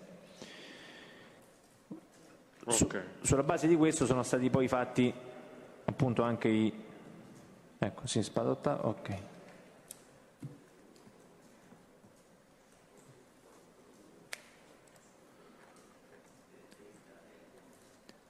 Quest'utenza è risultata importante perché... Quale? Questa di Antidormi Angela? Quella di Antidormi Angela, sì. Quindi che è la madre di Lanzi Marco. Perché avendo appreso che Lanzi Marco in una prima, quindi tempo addietro aveva utilizzato questa scheda, e visto che si era parlato comunque di contatti, no, che aveva avuto con Spada Ottavia detto Ciccillo, è stato fatto un riscontro, diciamo, sulle intercettazioni della prima fase di indagine, per vedere se quest'utenza effettivamente era mai comparsa o meno nel corso delle intercettazioni. E effettivamente sul RIT 6289/16, che era riconducibile, diciamo, era legato all'utenza 351 05 58 405, intestata a persona fittizia ma in uso a Spada Ottavia detto Ciccillo, gestore l'Aga Mobile. Quindi su questo RIT era stato registrato il progressivo 1450. Scusi colonnello, un secondo. Sì. Quindi stavo dicendo, su questa, ecco, sul RIT di Ciccillo era stata riscontrata una conversazione telefonica proprio con l'utenza, la 756 finale, quella che prima ho citato, intestata Antidormi Angela e in uso a Lanzi Marco. Il progressivo è il 1450, è una conversazione delle 23:43 del 17 novembre del 2016. Quindi diciamo in una data, in un arco temporale che praticamente è compatibile con quello che aveva indicato il Lanzi. E questa utenza, quella di Spada Ottavio, era proprio quella che Spada Ottavio normalmente utilizzava per contattare gli acquirenti di sostanza stupefacenti. E dal tenore di questa conversazione emerge appunto un rapporto di debito che il Lanzi ha nei confronti di Spada Ottavio. Il Lanzi in questa conversazione proponeva la consegna, diciamo, di un anticipo di una somma di denaro allo Spada per il tramite di un terzo individuo, per poi saldare il rimanente personalmente. Ok, ho un'altra domanda da farle. Questa utenza Leica Mobile 35105584505 RIT 6289/16, visto che lei mi ha detto che era intestata ad altri, come era emersa e come poi è stata associata a Spada Ottavio? Allora, praticamente questa utenza nella prima fase delle indagini era emersa per un SMS che era stato inviato da Formica Simone. Formica Simone era una delle vittime emerse nella prima fase di indagine, e dalla sua utenza, che era quella monitorata, il RIT era il 6130/16, c'è il progressivo il 4710, la telefonata è delle 10:41 del 24 ottobre 2016. Praticamente Formica manda un messaggio su questa utenza intestata a persona fittizia scusandosi per il ritardo. Sulla base di questi presupposti, questa utenza, la 405 finale, è stata poi intercettata con il RIT appunto 6289/16. Le intercettazioni hanno avuto avvio il 28 ottobre del 2016. Il 6 dicembre questa utenza ha avuto dei contatti con uno che poi, con una delle persone che è risultata poi un acquirente di sostanza stupefacente, tale Sanchini Anna, e praticamente con un servizio di OCP è stata documentata la cessione da parte di Spada Ottavio a Sanchini Anna, avvenuta nei pressi, insomma all'interno della sala giochi All In Gaming. La sostanza stupefacente acquistata da Sanchini Anna è stata poi recuperata in un controllo fatto successivamente. Quindi da questa serie di servizi l'utenza in questione è stata associata con certezza a Spada Ottavio, detto Ciccillo. Ultima domanda su questa questione: se poi avete analizzato anche il traffico telefonico dell'utenza di Spada Ottavio, questa utenza Leica Mobile 405 finale, Leica Mobile di Spada Ottavio. Sì, sono stati acquisiti i tabulati telefonici e appunto sono emersi. Aspetti, scusi colonnello se la interrompo, sì. Anche qua Presidente le chiedo la produzione, così lo avete di fronte quando il colonnello parla e via più chiaro. Si tratta dell'allegato 27, mi corregga colonnello se sbaglio, l'informativa del 14 dicembre del 2018, ed è appunto il grafico dei contatti tra l'utenza di Spada Ottavio, detto Ciccillo, e la vecchia utenza di Lanzi Marco, quella intestata ad Antidormi Angela 756 finale. Prego.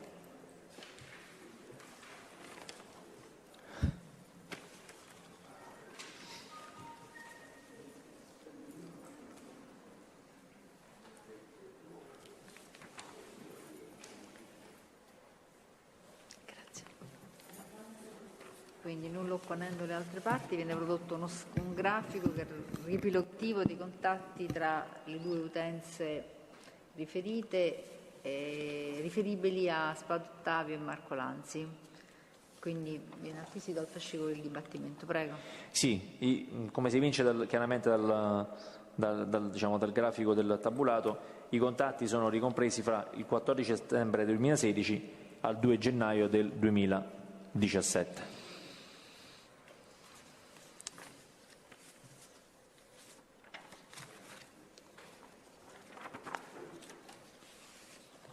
e sono per la maggior parte in uscita da Casamonica, da Spada Ottavio verso Marcolanzi.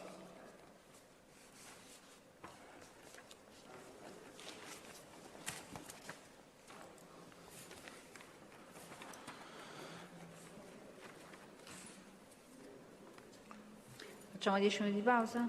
Grazie. Bene. Quindi è esaurito anche questo argomento capo Sì, FF? questo argomento è esaurito, quindi Ok. questo è il prossimo.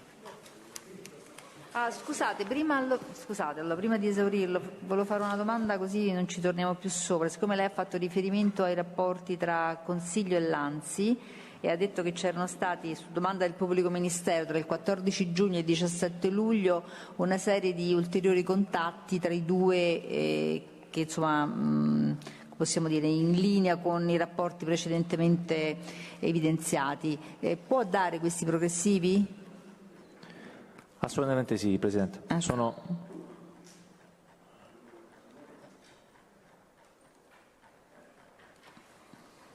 Sono diversi, ma cercherò di elencarli subito. Allora.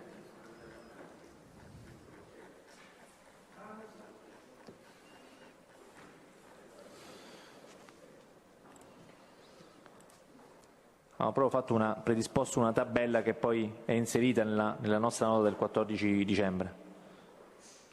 Allora, i progressivi sono, quindi questi sono tutti i contatti registrati fra il 14 maggio e il 17 luglio del 2018. Quindi maggio, non giugno, maggio? Sì, dal 14 maggio. Okay. Allora sono il 1740,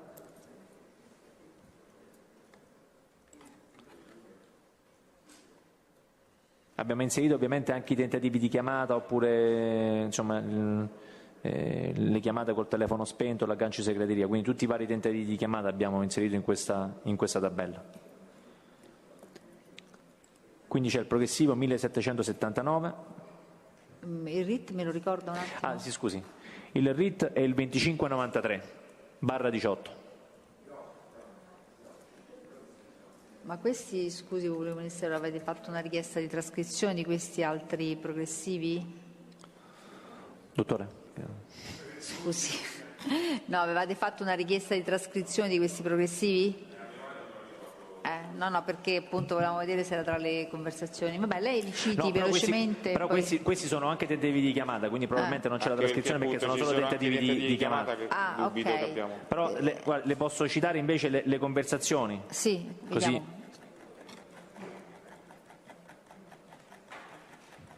Diciamo, nella tabella abbiamo inserito anche i tentativi di chiamare per documentare insomma, tutti i vari contatti. Però i progressivi diciamo, di interesse sono il progressivo, quindi il RIT è sempre il 2593, sono il progressivo 1812, il progressivo 2371, Ok. il progressivo 2943, Sì. il progressivo 2974, il progressivo 3129, il progressivo 5047, Sì. il 5322,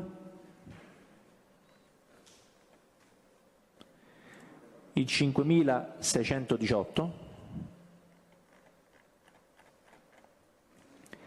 il 5823, il 6141, il 6398, il 6428, il 6782, il 6988, il 7785, l'8177 che abbiamo anche commentato, il 10.932, il 10.954,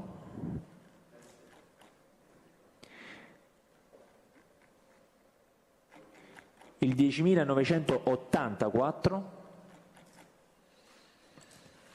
il 12.496 e basta, ci fermiamo qui. Ok, benissimo, grazie. Allora 10 minuti di pausa. Presidente, chiedo scusa da lei c'è un'interruzione. Sì, prego. Le volevo dare atto che la signora Casamonica Rosaria sta rinunciando al proseguo dell'udienza. Va bene, grazie. E nel contempo le volevo dare atto sempre che lei è arrivato allo spavaltaggio, sta per entrare adesso nella saletta. Va bene, riprendiamo tra 10 minuti, grazie. Grazie a lei, a dopo.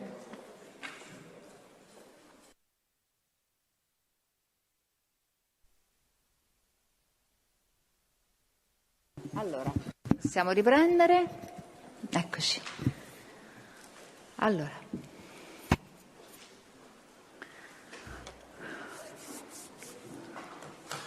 Prego.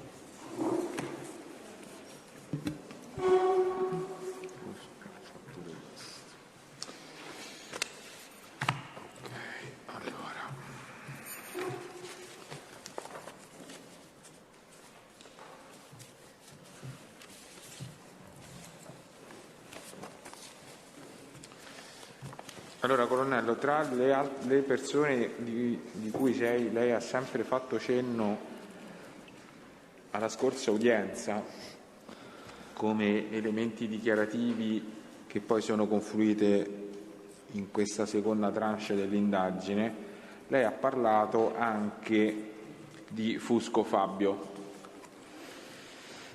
Sì. La domanda che le pongo in premessa è sempre questa, è sempre la stessa, cioè in che maniera Fusco Fabio viene alla vostra attenzione, tanto poi da avvertire l'esigenza di escuterlo a verbale. Allora, la posizione di Fusco Fabio emerge dalle intercettazioni sull'utenza in uso a Casamonica Rocco e la moglie Morelli Concetta. L'utenza è la 320 75 54 895. Il RIT è il 2575/18,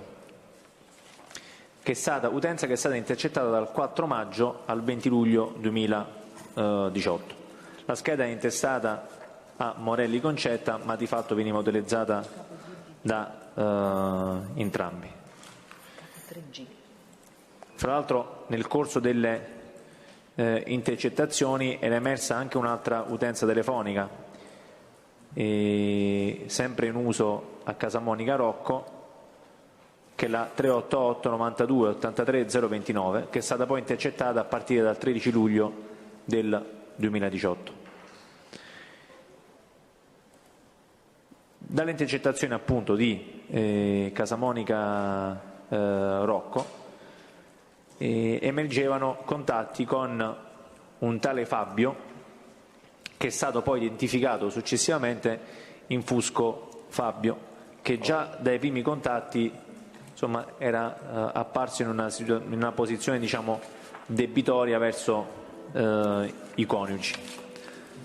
Scusi, sì. Prima di giungere un po' sommariamente anche sì. delle indicazioni dei progressivi e dei RIT da cui emerge quest'ultimo dato, come è divenuta l'identificazione di Fabio in Fusco Fabio? Allora, guardi, l'utenza che utilizzava questo Fabio, che fra l'altro è stata intercettata a partire dal 13 luglio, parlo dell'utenza 391 31 18 259. Con che RIT? Il RIT è il 4158/18. Questa utenza è intestata a Conti Eleonora. Proprio attraverso gli accertamenti su Conti Eleonora si è arrivati alla compiuta identificazione di Fusco Fabio, che comunque, lo dico anche già qui in premessa, quando è stato escusso presso i nostri uffici ha fornito l'utenza in questione, quella intercettata, come nella sua disponibilità. Quindi anche qui non ci sono dubbi sulla riconducibilità della scheda a Fusco Fabio. Ad ogni modo si era già in qualche modo arrivati a Fusco Fabio proprio facendo gli accertamenti su Conti e Leonora, perché Conti e Leonora, dagli accertamenti fatti in banca dati, risultava aver presentato una denuncia di smarrimento di un assegno intestato alla società Nuova Car Service SRL, con sede a Roma in via dell'Acqua Vergine 196. L'amministratore unico di questa società si identificava proprio in Fusco Fabio. Fra l'altro, dalle intercettazioni telefoniche, dopo che sono state avviate appunto anche sull'utenza di Fusco Fabio e intestata a Conti e Leonora, emergeva dalle intercettazioni appunto che Fusco Fabio avesse un figlio di nome Diego, e in effetti anche lì gli accertamenti hanno fatto emergere che Fusco Fabio aveva una relazione con una tale De Flavis Denise, che sentiva telefonicamente sull'utenza 380 17 2658. Quest'utenza è intestata e in uso a De Flavis Denise. In queste intercettazioni si faceva riferimento proprio a questo figlio Diego. Quindi ancor prima di sentire a sommare informazioni Fusco Fabio siamo riusciti in qualche modo a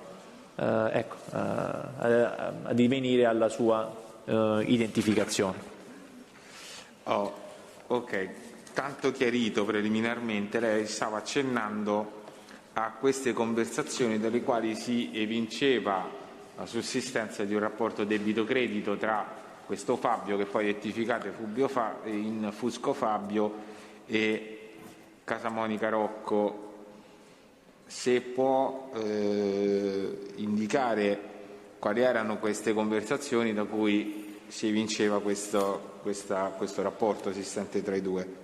Ma guardi, il primo progressivo, consideri che le intercettazioni hanno avuto avvio proprio il 4 maggio e già il 4 maggio Casamonica Rocco ha un contatto telefonico con appunto quello che poi si dimostra essere Fusco Fabio. Il RIT è il 2575/18, il progressivo è il 132 ed è una conversazione telefonica delle 18:26 del 4 maggio del 2018. In questa conversazione telefonica è Rocco appunto a chiamare a Fusco Fabio, e si capisce dal tenore della conversazione che Fusco Fabio ha un debito nei confronti di Casamonica Rocco, che nella conversazione fa riferimento in maniera allusiva al fatto che dopo qualche giorno sarebbe stato il suo compleanno. La conversazione del 4 maggio, effettivamente Casamonica Rocco è nato l'11 maggio dell'84.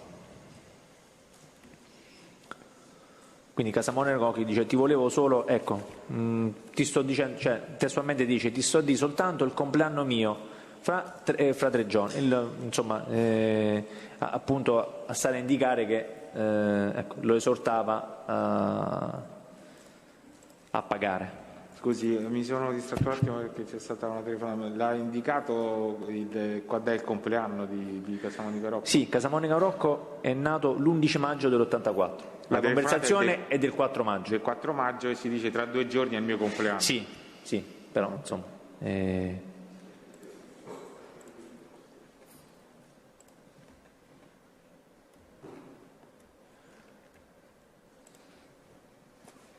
C'è poi un'altra conversazione del giorno successivo, il 5 maggio.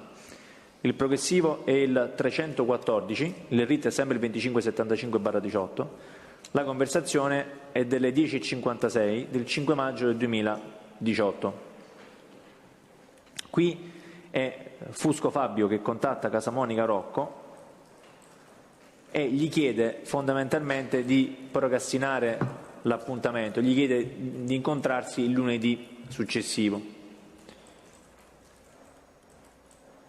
Casamonica Rocco si lamenta di questa situazione, si sente preso in giro Ma Fusco Fabio insomma fa capire che non ha possibilità prima di lunedì.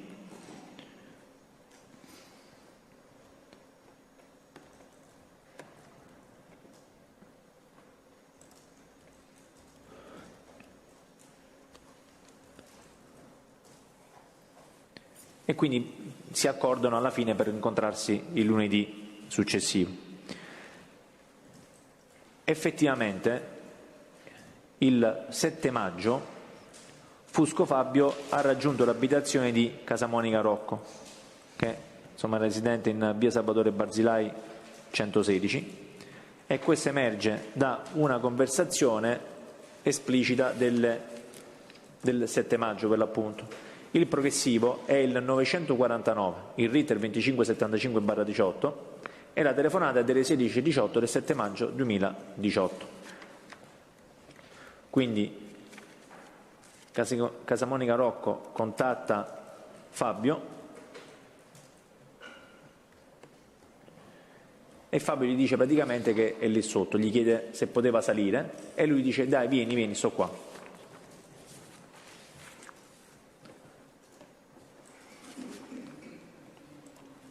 Quindi a conferma appunto che l'incontro effettivamente c'è stato.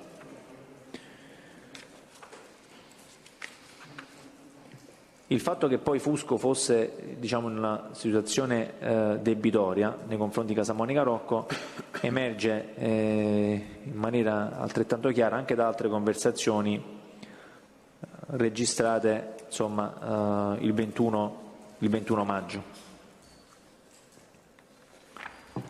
Faccio riferimento al progressivo 5238 e il RIT è sempre il 2575/18, la conversazione delle 12:05 del 21 maggio del 2018. Casamonica Rocco chiama Fusco Fabio, Rocco gli chiede quando si vedono, Fusco Fabio gli dice guarda appena ho fatto ti chiamo e vengo. E Rocco gli dice dai che mi serve. E Fusco gli risponde lo so, sto lavorando, fammi un attimo fare una cosa e poi ti chiamo, ok? Effettivamente nella stessa giornata, dopo qualche ora, esattamente alle 14:35 del 21 maggio 2018, al progressivo 5267, il RIT è sempre il 2575/18, Fusco Fabio ricontatta Casamonica Rocco così come aveva preannunciato.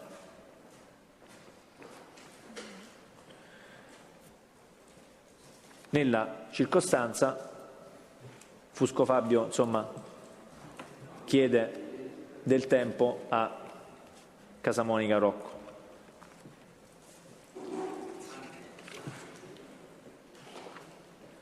Casamonica Rocco anche in questo caso si lamenta, dice sai da quant'è che ti sto aspettando? Fusco gli risponde lo so, 2 settimane. Parlano di un messaggio anche che si sono mandati e Fusco Fabio dice guarda vengo domani, prima di domani mattina non riesco a venire, quindi diciamo fissa l'appuntamento per il giorno successivo, il 22 maggio. E anche in questo caso effettivamente il giorno successivo da una serie di conversazioni si apprende che Fusco Fabio si è effettivamente recato da Casamonica Rocco. Quali sono i progressivi di queste conversazioni? Faccio riferimento al progressivo 5540, 5551 e 5593. Il RIT è sempre il 2575/18. Sono le conversazioni registrate alle 15:07, 16:09 e 17:46. Praticamente nella prima chiamata Fusco Fabio contatta Casamonica Rocco per dirgli che ha bucato uno pneumatico e quindi gli chiede di avere pazienza. Alle successive 16:09 richiama nuovamente Casamonica Rocco che si lamenta dell'attesa e Fusco Fabio gli dice che da poco gli hanno portato una ruota di ricambio e che quindi quanto prima arriverà a destinazione. In effetti alle successive 17:46, quindi parliamo del progressivo 5593, Fusco Fabio richiama Casamonica Rocco e gli dice che si trova sotto casa da lui e insomma Rocco gli dice di salire a casa. Presidente, io non voglio essere pedante, però oggettivamente è difficile parlare con... chiedo scusa perché io proprio mi distraggo. Lo so, però il chiedo difensore una deve cortesia agli parlare al avvocati, se è telefono. possibile. Io capisco che è insomma, pesante per tutti, poi anche... No, per il fatto che loro parlano al telefono, devono anche No, parlare lo al capisco telefono. questo, però... Aspettiamo un attimo, quando se la disturba ci fermiamo un attimino, gli altri cercheranno il possibile di parlare a voce bassa, se possibile, ove possibile. Si preoccupi, aspettiamo un attimo in modo che... Grazie, chiedo scusa, ma veramente Non mi è si proprio preoccupi. difficile Anche io ho bisogno sempre di concentrarmi. molta concentrazione, quindi mi medesimo perché la capisco. Ok, penso che può proseguire adesso, prego. Grazie. Quindi siamo al 22 maggio. Sì, a distanza di poco meno di un mese, il 14 giugno, viene di fatto documentato attraverso sempre le intercettazioni un ulteriore incontro fra Fusco Fabio e Casamonica Rocco, che ancora una volta si porta presso la sua abitazione. Faccio riferimento al progressivo 12.896, il RIT è sempre il 2575/18. Con chi parla in questa occasione Fusco? Allora, in questo caso Fusco è sempre lui a chiamare alla stessa utenza, però non risponde Casamonica Rocco, ma risponde la moglie Morelli Concetta. Fabio chiede a Concetta di riferire appunto al marito Rocco che arriverà verso le 16 del pomeriggio e Concetta gli chiede di anticipare perché il marito poi insomma, a quell'ora avrà da fare. Effettivamente poi alle 14, quindi alle 14:17, sempre del 14 giugno, quindi qualche ora dopo, il progressivo è il 12.947, il RIT è sempre il 2575/18, Fusco Fabio richiama Casamonica Rocco, questa volta risponde lui, gli chiede se è a casa e Fabio gli dice che passerà al volo, quindi da lì a poco sarebbe arrivato lì a casa da Rocco. A distanza di un mese esatto, quindi eravamo al 14 giugno, arriviamo al 14 luglio, vengono intercettate altre conversazioni di interesse. Da premettere, come ho già detto prima, che il giorno prima, quindi il 13 luglio, erano state avviate le intercettazioni anche sull'utenza di Fusco Fabio. Quindi faccio riferimento al RIT 4164/18, il progressivo il 239. In questo caso Fabio chiama Casamonica Rocco, la telefonata è delle 14:12 del 14 luglio 2018 e insomma i due parlano appunto sempre direttamente del debito. Fusco Fabio rappresenta di essere ancora nei tempi, quindi facendo intendere che c'è una scadenza insomma ben stabilita, perché gli dice proprio testualmente: oggi è 14, ancora dai lunedì ti riporto su, sto ancora nei tempi. Questa è la frase esatta che dice Fusco Fabio. Nella circostanza Casamonica Rocco insomma acconsentiva. Anche qui Casamonica Rocco insomma parla appunto che in quei giorni avrebbe dovuto portargli il 14 perché il 15, cioè il giorno successivo, sarebbe stato il compleanno della moglie, però si accordano comunque per il 16, per lunedì 16. Effettivamente Morelli Concetta è nata il 15 giugno, quindi c'è corrispondenza anche da questo punto di vista. Faccio riferimento, il progressivo già l'ho detto, quindi è il 239, il RIT è 4164/18. Questa è la conversazione del 14 luglio.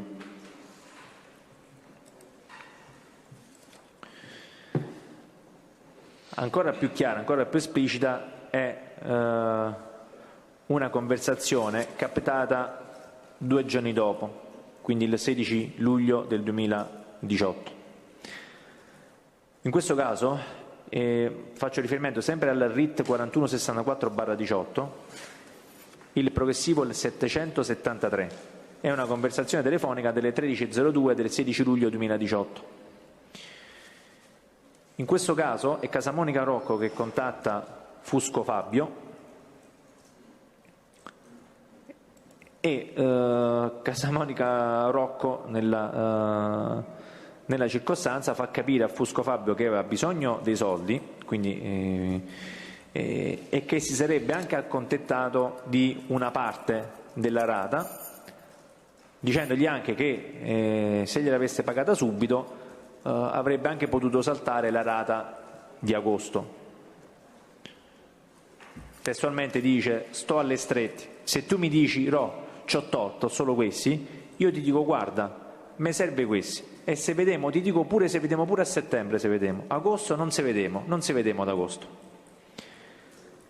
Nella circostanza Casamonica Rocco dice però che in merito alla somma che Fusco deve versare potrà essere più preciso solo dopo aver parlato con la moglie, con Morelli Concetta. Dice testualmente: non lo so perché devo sentire mia moglie, quello che mi dice mia moglie, se mia moglie mi dice una piotta, per dirti 2 piotte, 3 piotte, non lo so. Quindi fa intendere praticamente a Fusco Fabio che per stabilire quanti soldi gli avrebbe dovuto dare per quella rata aveva bisogno di consultarsi con la moglie Morelli Concetta, come a intendere in qualche modo che la contabilità insomma era tenuta da lei. Ci sono più passaggi che sono chiari. Rocco gli dice: visto quando mi hai dato ultimamente, gli altri 50 e pure in meno, può darsi o 50 euro in meno, 50 euro in più, non lo so perché devo sentire mia moglie. I due si incontrano poi quel giorno? L'incontro effettivamente avviene nello stesso pomeriggio del 16 luglio. Anche qui c'è il riscontro attraverso una conversazione telefonica. Faccio riferimento al RIT 4164/18, il progressivo è l'803, è una conversazione delle 15.11 del 16 luglio 2018. È Casamonica Rocco che chiama Fusco Fabio e in qualche modo lo sollecita.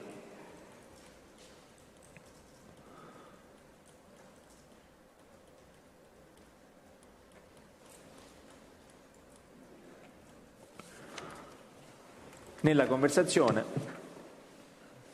eccoci qua, quindi c'è la conversazione 803, quella che appunto ho indicato.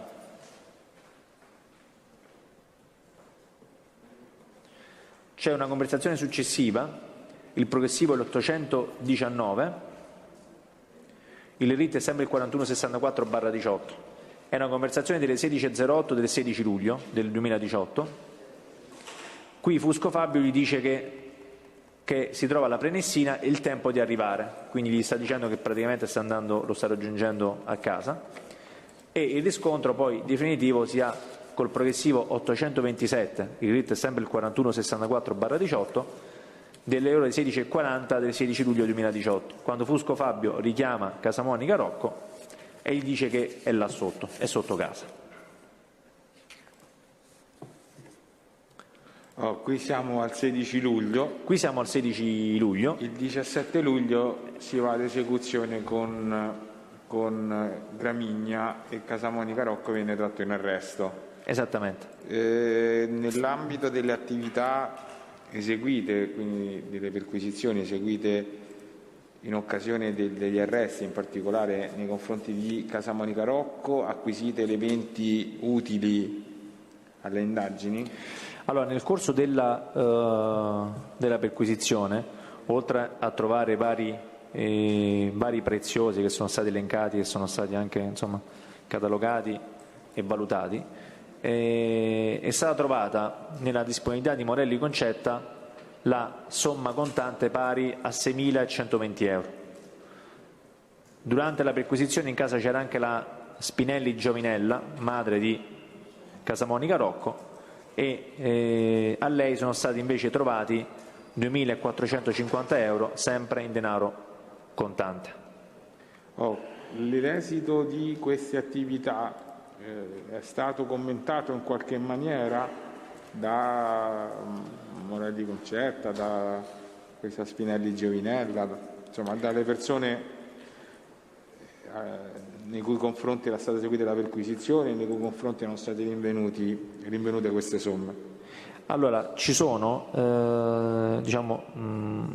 subito dopo gli arresti, ci sono due aspetti di interesse. Il primo, che subito dopo, già a partire dal giorno successivo, quindi il 18 luglio, si comprende che Morelli Concetta, faccio riferimento a due progressivi in particolare, il progressivo è il 22928, il RIT è il 2575/18, nonché al progressivo 23011, il RIT è sempre il 2575/18, perché il telefono insomma era già sotto intercettazione, quindi dopo l'arresto di Casamonica Rocco il telefono ovviamente è stato utilizzato in via esclusiva da Morelli Concetta. In queste due conversazioni del 18 luglio, la prima delle 10:36, la seconda delle 15:10, Morelli Concetta contatta insomma dei conoscenti attraverso i quali cerca di recuperare delle ricevute di alcune giocate con le quali poter giustificare la somma contante che è stata rinvenuta nella sua disponibilità all'atto delle perquisizioni del 17 luglio. Oltre questo aspetto, dopo l'arresto di Casamonica Rocco, di fatto Morelli Concetta ha intrattenuto rapporti diretti con Fusco Fabio, mostrandosi quindi perfettamente consapevole di tutta la vicenda. In particolare, già praticamente dopo qualche ora dall'esecuzione delle misure, quindi il 17 luglio alle ore 18:07, il progressivo è il 22655, il RIT è sempre il 2575/18, Morelli Concetta aveva insomma una conversazione telefonica con Fusco Fabio e nella circostanza gli faceva capire, cercando di non parlare in maniera troppo esplicita, che c'erano stati dei problemi con Rocco, dice capito, capisci a me, capito, e che aveva necessità insomma di incontrarlo.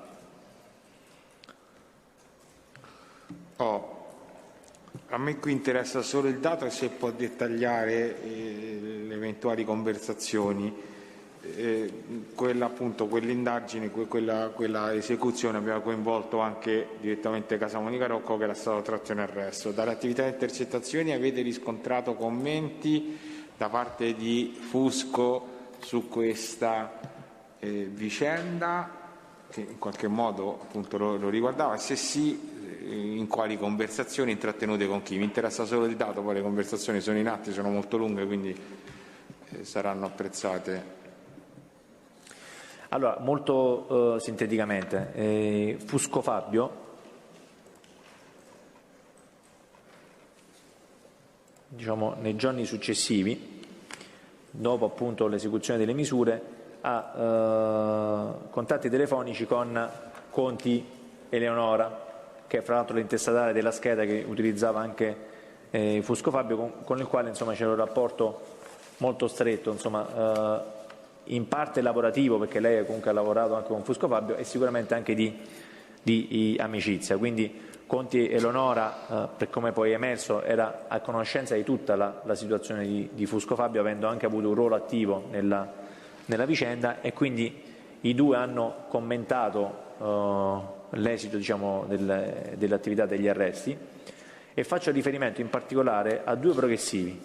È il progressivo 3102, il RIT è il 4158/18, che è appunto quello relativo alle intercettazioni dell'utenza telefonica in uso a Fusco Fabio.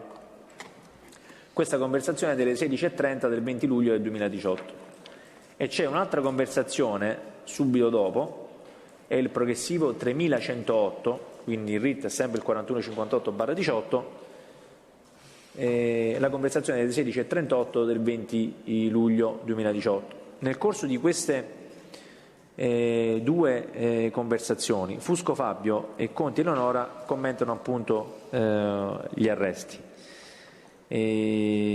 Conti Eleonora suggerisce, insomma, da una parte a Fusco Fabio che a questo punto dovrebbe denunciarli per quello che appunto aveva subito. Nella circostanza Fusco Fabio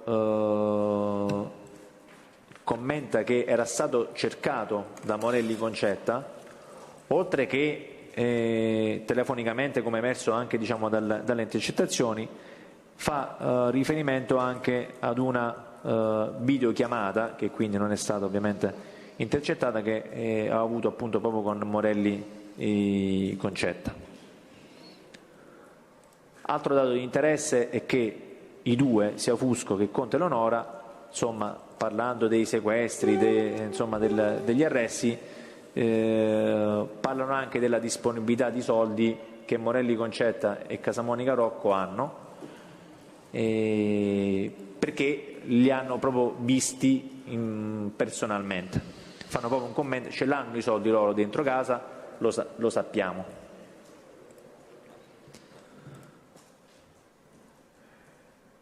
Come ho detto appunto, Fusco Fabio diceva che Morelli Concetta, insomma, l'aveva contattato con una videochiamata, quindi fatta evidentemente con WhatsApp, comunque un flusso internet e quindi non captata, e lui riteneva appunto che questa conversazione fosse finalizzata proprio ad avere altri soldi, perché avevano bisogno di aiuto in quel momento. C'è un altro commento sul fatto che Fusco Fabio inizialmente sembra quasi a un certo punto rammaricato, perché afferma che se fossero stati arrestati prima magari faceva in tempo a non versare tutti i soldi che poi invece ha dato, perché fondamentalmente si comprende che lui con i soldi che ha dato anche il 16 luglio aveva più o meno estinto il debito, era rimasta una somma praticamente esigua, e quindi sembra quasi dispiaciuto dal fatto che gli arresti non fossero avvenuti prima, così insomma evitava di dare i soldi. Però subito dopo sia lui che lei che Conte Eleonora commentano che anche se fosse stato arrestato prima Casamonica Rocco non ci sarebbe stata differenza, perché in realtà si sarebbe comunque presentato qualcun altro, la moglie e i cugini, a chiedere i soldi che lui in qualche misura doveva. E nella circostanza Fusco Fabio e Conte Eleonora valutavano anche l'opportunità di cancellare i contatti con Casamonica Rocco e Morelli Concetta. Questo sono più o meno in sintesi, ecco, il contenuto delle due progressive telefoniche che ho appena citato. Lei ha fatto cenno già al fatto che successivamente all'arresto di Casamonica Rocco è stata la Morelli a provare a contattare il Fusco e ha già dato gli estremi della conversazione. Questi contatti sono proseguiti, si sono mantenuti o si sono poi interrotti? No, c'è stato anche, praticamente Morelli Concetta nei giorni successivi ha cercato di contattare Fusco più volte, però Fusco non ha risposto, fino a quando il 30 luglio, all'ennesimo tentativo da parte di Morelli Concetta, Fusco Fabio ha risposto al telefono. Faccio riferimento al progressivo 6355, il RIT è il 4157/18, la conversazione delle 12:35 del 30 luglio 2018. In questo caso Morelli Concetta chiama appunto Fusco Fabio e gli chiede fondamentalmente un incontro, ha bisogno di vederlo di persona. Fusco si rende disponibile per l'indomani. In realtà il giorno successivo Fusco non si presentava da Morelli Concetta.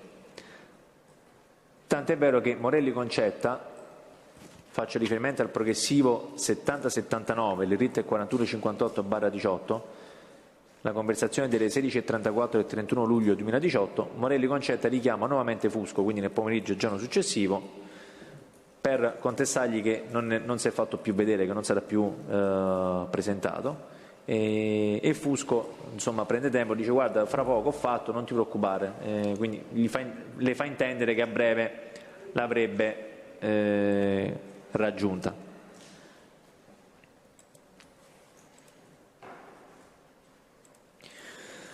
Tant'è vero che il giorno successivo, quindi arriviamo al 1 agosto 2018, Morelli Concetta ha cercato nuovamente di contattare Fusco Fabio, che però non era raggiungibile. Lei ha detto, se non ricordo male, che poi escludete il Fusco e anche la Conti il 3 agosto. Ho capito bene, giusto? Allora, noi vengono sentiti il pomeriggio del 2 agosto. Il pomeriggio del 2 agosto? Sì, pomeriggio del 2 agosto, la mattina viene fatto l'invito, che è subito oggetto insomma, di commento da parte di Fusco Fabio e Conti Eleonora.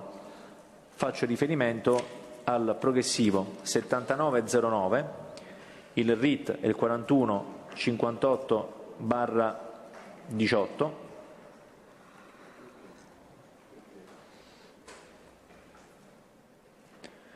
la conversazione delle 13:42, e siamo al 2 agosto 2018. Poi c'è anche un progressivo successivo delle 13:47, sempre il 2 agosto, il progressivo il 7916, sempre del RIT 4158/18, in cui i due si sentono nuovamente, e in sostanza i due commentano che il pomeriggio si sarebbe dovuti presentare dai carabinieri appunto di Frascati alle 4, e ricollegano subito la loro escursione appunto a Casamonica Rocco, e nella circostanza Fusco Fabio, a riscontro delle intercettazioni di cui ho riferito prima, si lamenta che nonostante tutto anche nei giorni pregressi Morelli Concetta aveva continuato nuovamente a cercarlo. Il 2 agosto, quindi nel pomeriggio, per come preannunciato, vengono effettivamente sentiti Fusco Fabio e Conti Eleonora,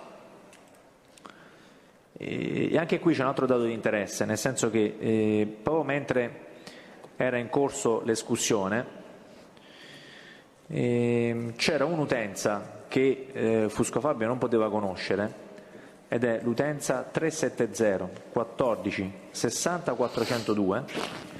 Questa utenza è intestata in uso a Morelli Concetta.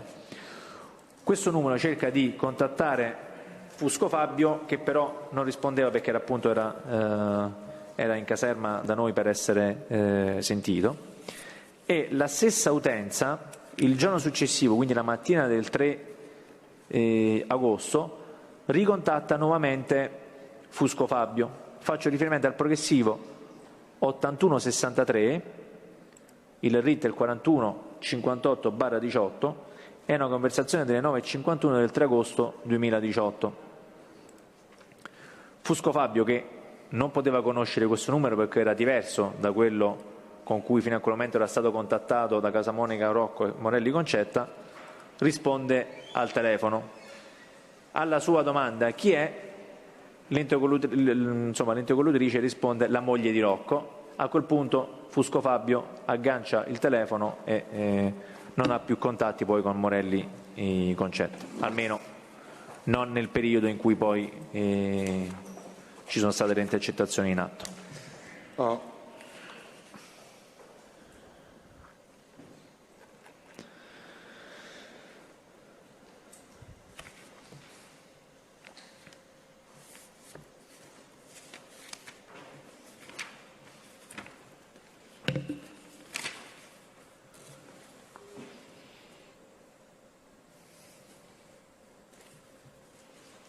Senta, e quindi questo è il modo attraverso il quale poi si giunge all'escussione del Fusco e della Conti. Sì. Anche qua le chiedo se poi successivamente alle dichiarazioni che entrambi vi rendono nel pomeriggio del 2 agosto, innanzitutto se ci sono state più escussioni di questi soggetti. Se ci sono state, chiedo scusa. Più escussioni di questi soggetti, siete sentiti? Sì. Sì, ci sono state più escussioni perché all'esito di altri riscontri, di altre situazioni che sono emerse, poi sono stati risentiti appunto per alcuni chiarimenti. E anche qua le chiedo se avete fatto attività di riscontro delle dichiarazioni che vi hanno reso tanto il Fusco quanto la Conti.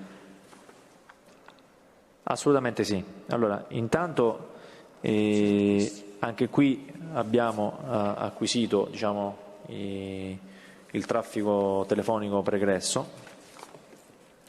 e abbiamo riscontrato che... Scusi, avete acquisito i tabulati di quale utenza? Sì, allora, stavo dicendo, allora, l'utenza è la 389 84 39 280. Perché acquisite proprio i tabulati di questa utenza?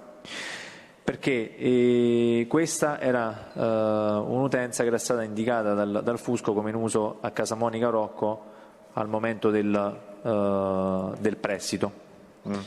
Quindi è stato fatto il traffico telefonico, fra l'altro questa utenza... Prima di arrivare al traffico telefonico ce lo stava dicendo, chiedo scusa, l'ho interrotto. No, ci mancherebbe.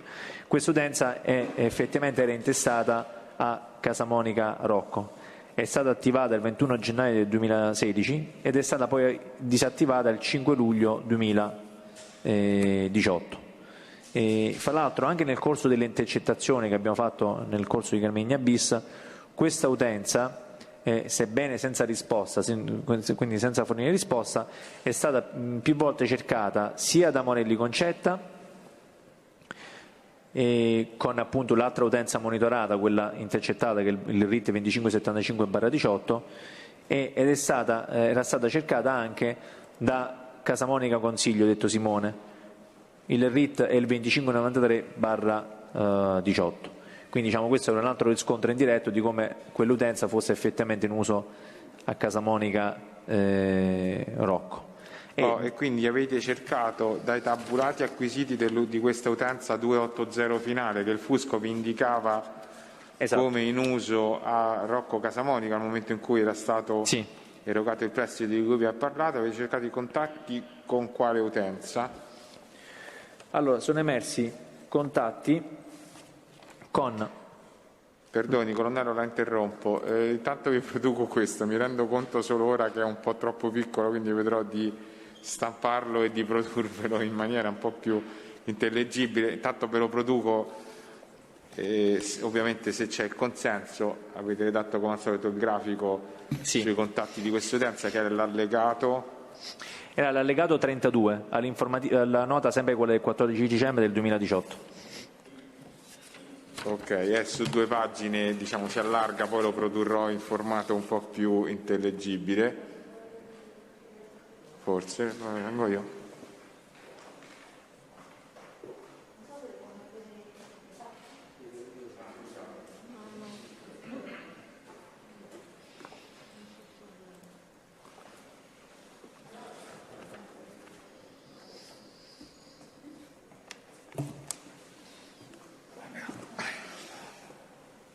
Diamo atto verbale che l'imputato Casa Monica Giuseppe, collegato dall'Aquila, la casa circolare dell'Aquila, si allontana dall'udienza per una visita medica, quindi rinunzia parzialmente a partecipare. Allora, diamo atto quindi che viene prodotto questo, solo che così è proprio non leggibile. Sì. Vabbè, diciamo che si riserva di produrlo, perché così non riescono a leggerli. Si riserva di produrre il traffico dei contatti estrapolati dal tabulato del traffico telefonico di Rocco Casamonica e sì, di Casamonica Conti e anche Eleonora, Fusco dell'utenza Fabio. quella appunto Conti Eleonora. quella di Fusco Fabio, Di Fusco la 259 finale. Fusco Fabio. Sì, questi diciamo sono i contatti. Ora, se è piccolino mi rendo conto che, insomma, che è difficile da vedere, però intanto ci sì, sintetizzi. allora fondamentalmente emergono contatti fra l'utenza, quella di Fusco Fabio, che è anche quella che è stata poi intercettata il 259 finale, contatti con l'utenza, appunto questa qui riconducibile a Casamonica Rocco, intestata anche a lui, fra il 31 luglio 2017 e il 28 marzo del 2018. A seguire, quindi dal 30 marzo 2018 al 14 giugno 2018, quindi poco prima che si attivassero appunto le intercettazioni, ci sono contatti telefonici invece con l'altra utenza, la 895 finale, che è quella appunto intestata a Morelli Concetta e che è stata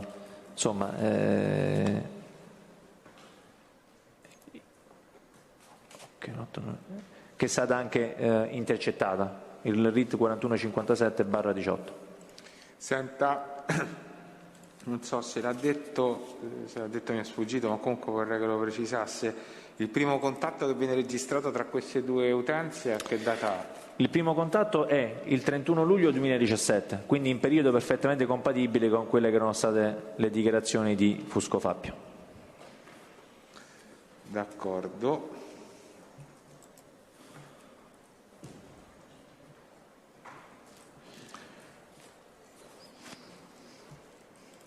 E anche qua, se sono stati svolti accertamenti patrimoniali sul nucleo familiare Casamonica Rocco Morelli Concetta. Sì, anche in questo caso sono stati fatti. Andiamo subito.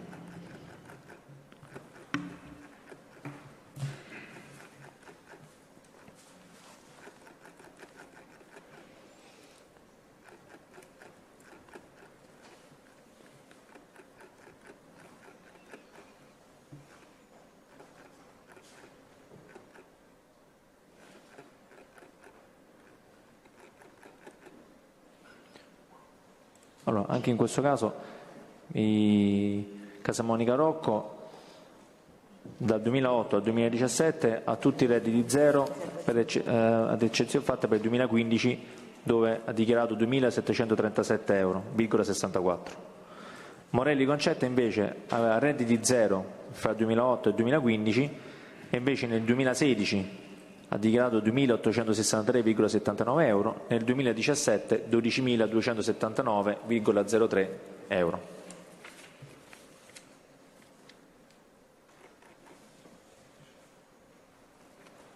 Sì, ho verbalizzato che si serve di produrre una copia più leggibile, perché quelli effettivamente non si vede niente.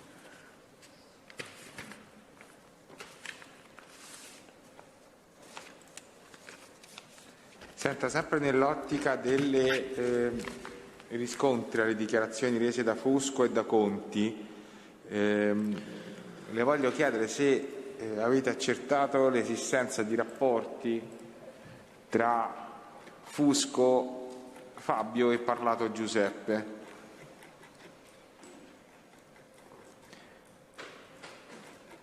Sì. Allora, Casamonica, chiedo scusa, Fusco Fabio era in società con tale Parlato Giuseppe. Insieme avevano praticamente la società Nuova Car Service SRL. Si dettaglia Sì. questa società?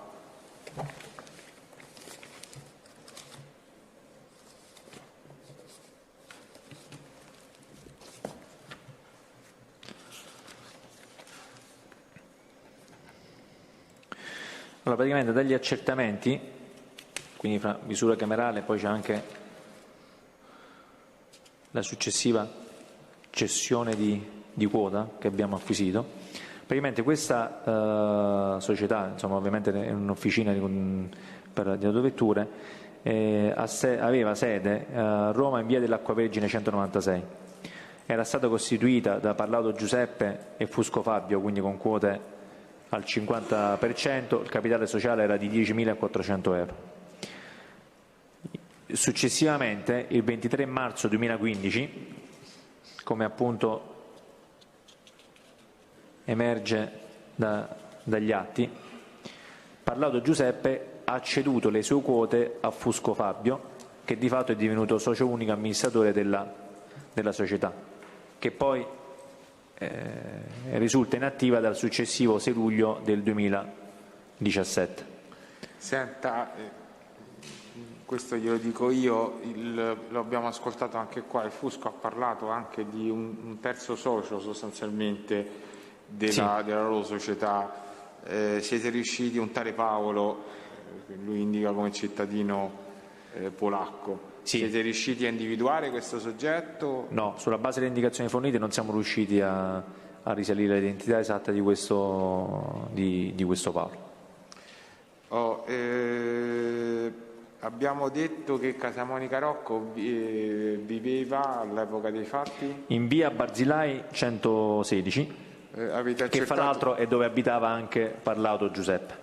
Cioè il Parlato dove viveva? Dove viveva, non lo so. Comunque dove viveva all'epoca dei fatti? In via Salvatore Barzilai. È lui che ha fatto da tramite, insomma,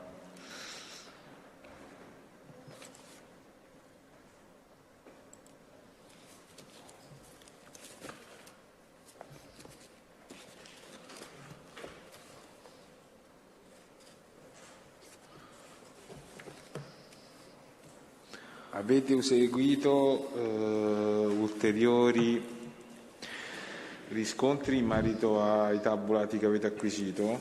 Sì, abbiamo fatto ulteriori riscontri, sempre sulla base, insomma, di quanto era stato appunto dichiarato da Fusco Fabio, e praticamente siamo riusciti a risalire a un'altra utenza telefonica. L'utenza è la 327 47 56 745.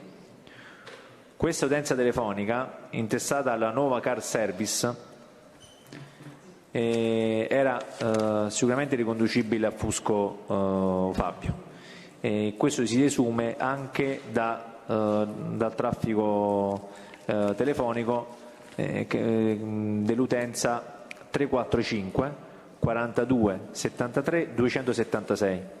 Questa utenza intestata in uso a Parlato Giuseppe.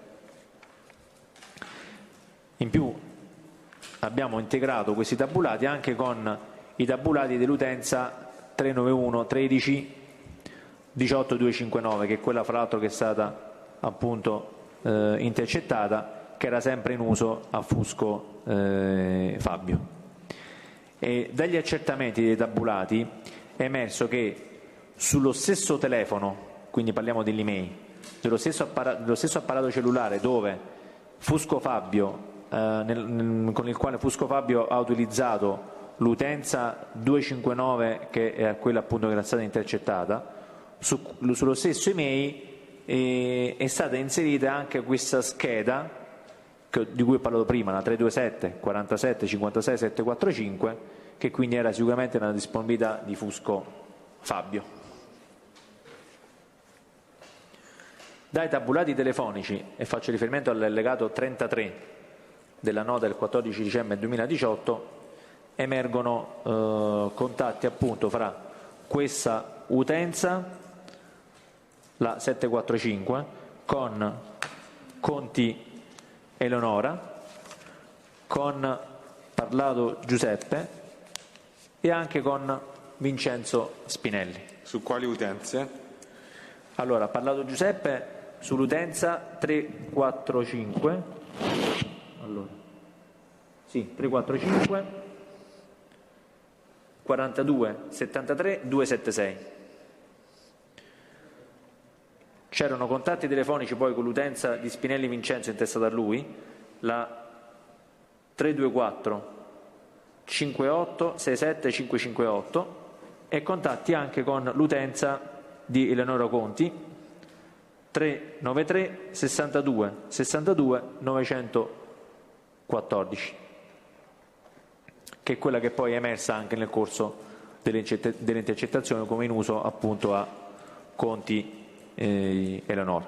Quindi diciamo dall'analisi di questi tabulati emergevano effettivamente riscontri alle dichiarazioni rese da Fusco Fabio e dalla stessa Conti Eleonora, fra l'altro, perché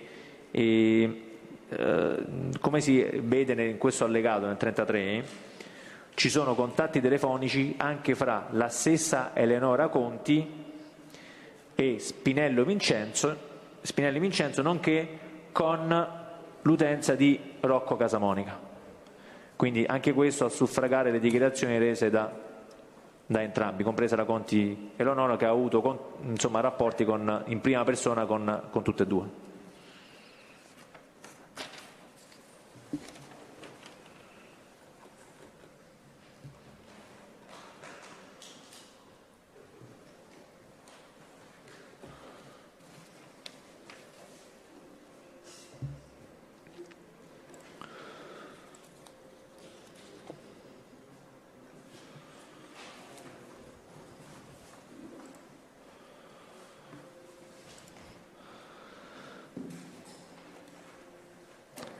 Tra l'altro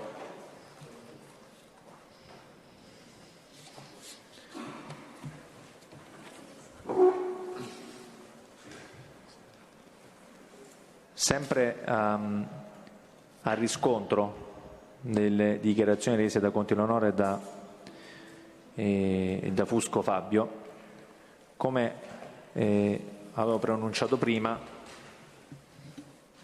prendo la nota di riferimento.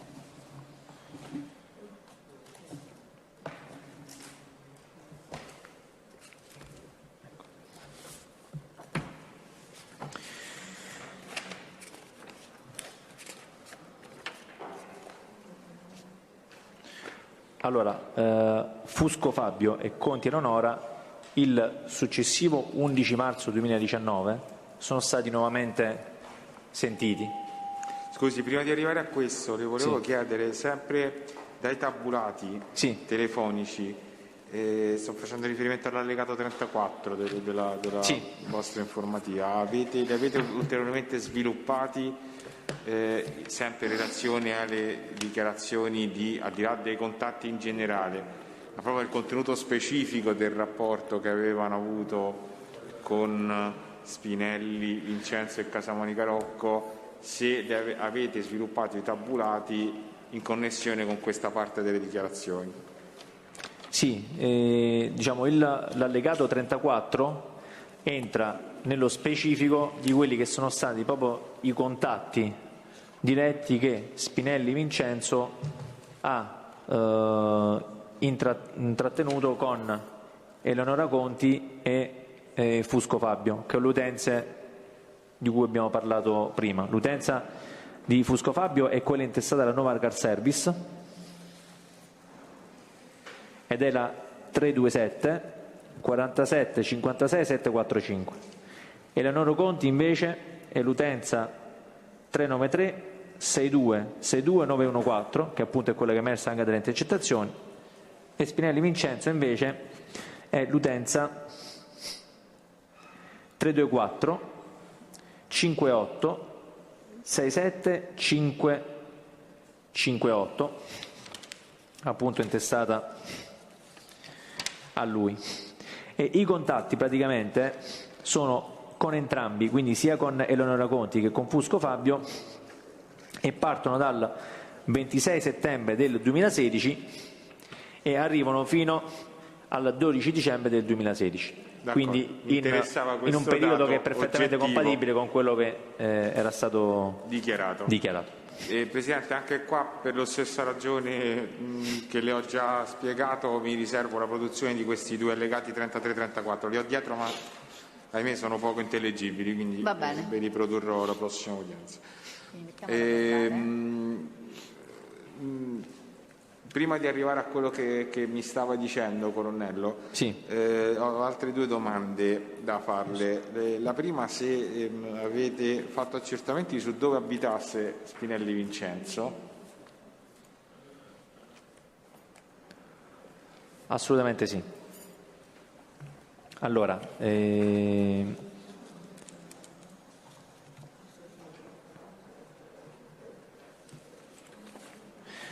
lo Spinelli Vincenzo è residente praticamente in via del Quadraro numero 110, che dalla descrizione diciamo, è assolutamente compatibile con la descrizione che aveva fornito Fusco Fabio, visto che si era recato personalmente presso l'abitazione. Quindi si era parlando di una strada in salita a destra di via Tuscolana dopo Cinecittà in direzione centro, e quindi è perfettamente compatibile con la residenza di Spinelli Vincenzo.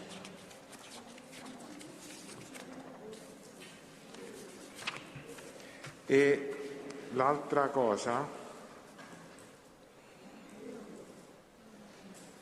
se vi risultavano rapporti di qualsivoglia natura se vi sono risultati all'esito delle indagini svolte, rapporti di qualsivoglia natura tra Parlato Giuseppe, Morelli Concetta o Casamonica Rocco.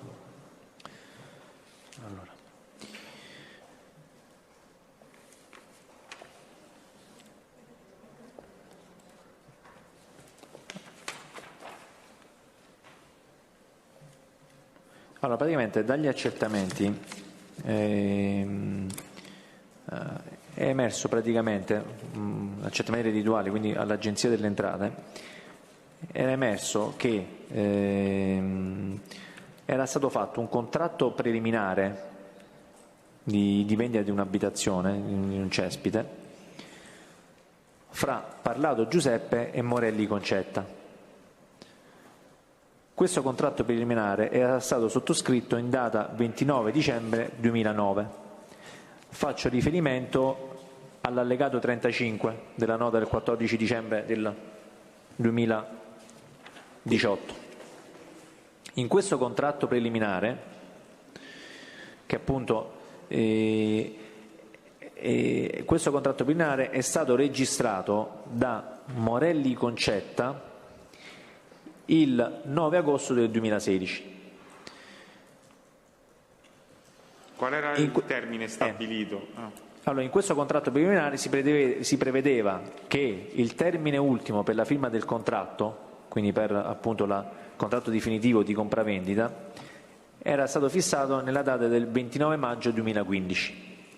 Quindi in realtà Morelli Concetta ha registrato, diciamo, questo contratto in epoca successiva al termine ultimo che era stato indicato appunto nell'atto preliminare, nel quale fra l'altro era stata pattuita come somma per l'acquisto appunto dell'abitazione una somma pari a 140.000 euro.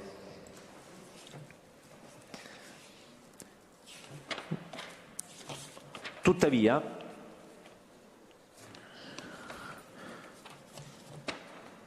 come emerge invece nell'allegato 36, sempre della nota del 14 dicembre 2018, nel frattempo, quindi in data 20/11/2015, quindi comunque dopo il termine ultimo fissato appunto per concludere la compravendita fra Morelli Concetta e Parlato Giuseppe, l'immobile è stato ceduto da Parlato Giuseppe ai nipoti Anello Marco e Anello Riccardo, che sono figli della sorella Parlato Anna Maria, e fra l'appartamento e alcuni cespiti presenti insomma lì sempre nell'area, nel terreno, insomma era stata pattuita una somma complessiva di 60.000 euro. Quindi il tutto è stato ceduto da Parlato Giuseppe ai nipoti per la somma di 60.000 euro, convenendo un pagamento dilazionato a partire dal 1 gennaio 2016 fino al 1 agosto del 2021. E tutto questo insomma è presente appunto nell'allegato 36, dove c'è appunto l'atto di compravendita, repertorio numero 84.384. Senta, in riferimento a questo secondo atto, 60.000 euro era il valore complessivo di tutti i cespiti, diciamo, ceduti da Parlato ai nipoti. Per l'appartamento quanto veniva pattuito? 45.000, per l'esattezza 45.200 euro.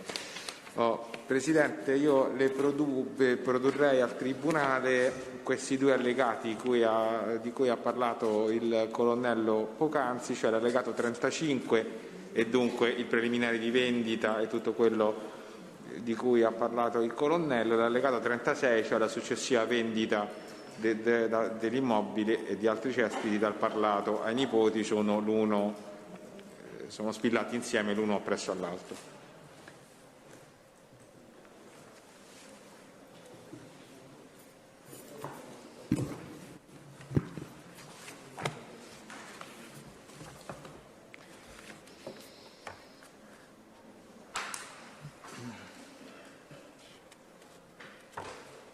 Va bene, quindi diamo atto che produce un contratto di compravendita tra Parlato e Morelli del 29 dicembre 2009, dichiarato all'Agenzia delle Entrate.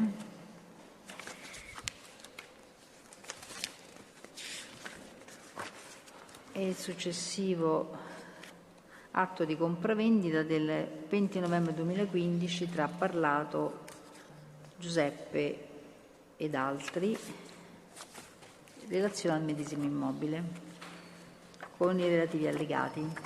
Le altre parti nulla osservano, il Tribunale dispone l'acquisizione del fascicolo dibattimentale. Vediamo, io l'ho interrotta perché lei stava accennando ad altre circostanze, perché abbiamo detto che Conti, Eleonora e Fusco Fabio vengono escussi in più occasioni, in due occasioni, la Conti la prima volta in tre, perché viene escussa due volte nello stesso giorno e poi una successiva. Esattamente, il 2 agosto.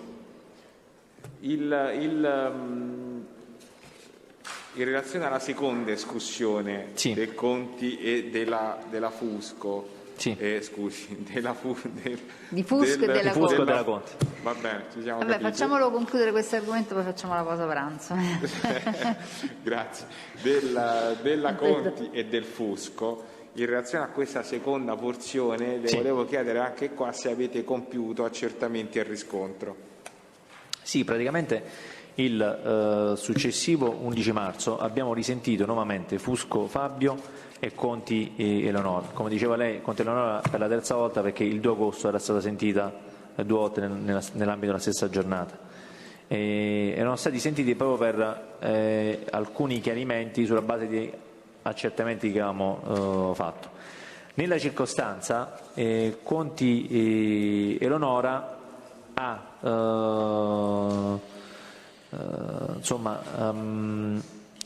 confermato come sua il prestito che aveva avanzato e ottenuto all'Agos, perché avevamo fatto gli accertamenti, risultava questo prestito.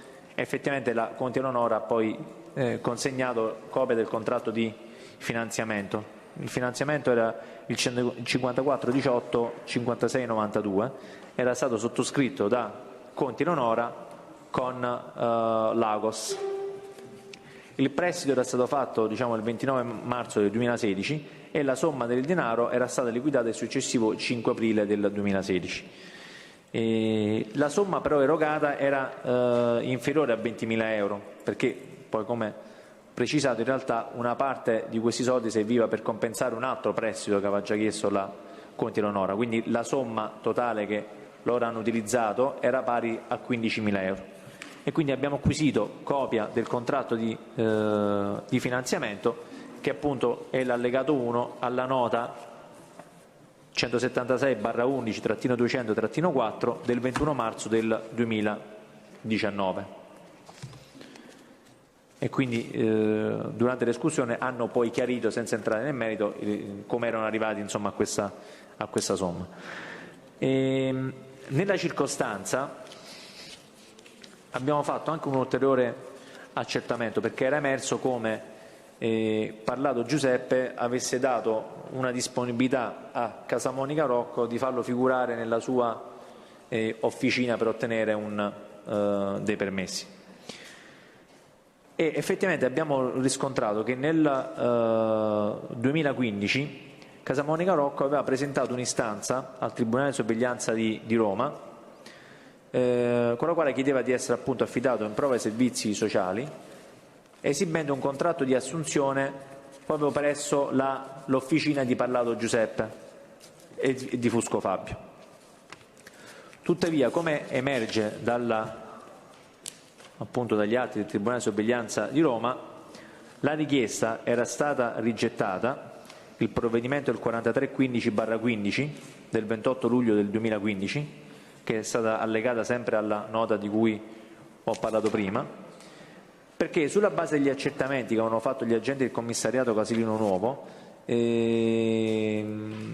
erano emerse delle anomalie, nel senso che avevano dato atto che il 7 maggio del 2015 si erano presentati appunto presso l'officina New Car Service SRL, avevano parlato con Parlato Giuseppe che insomma, pur confermando la sua disponibilità ad assumere Casamonica Rocco, non era stato in grado di dire quali mansioni Casamonica Rocco avrebbe poi potuto svolgere nell'ambito dell'officina. E quindi, diciamo, sulla base di questo il Tribunale di Sorveglianza di Roma ha poi rigettato l'istanza in questione. E allora, Presidente, anche qua credo di averli già prodotti quando abbiamo escusso quantomeno il contratto, ma ripetita Juvent. Il contratto mi sembra di sì, magari possiamo controllare velocemente. Io, se ritiene, comunque glielo riproduco anche per avere poi un riscontro, se lo ritenete utile, altrimenti se non lo ritenete utile non lo produco. Se riesco a vedere subito glielo dico subito, se no magari lo produciamo e più sarà una doppia produzione. Un attimo solo.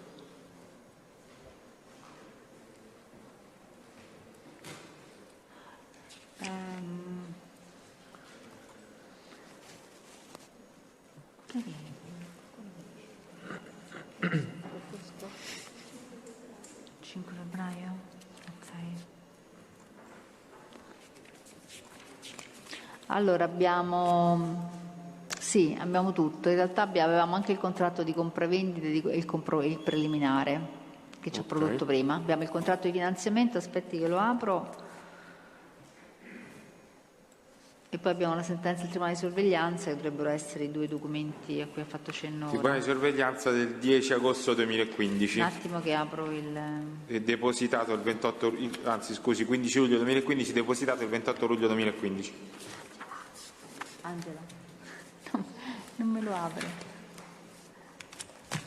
Non me lo apre. Non me lo apre. Si apre?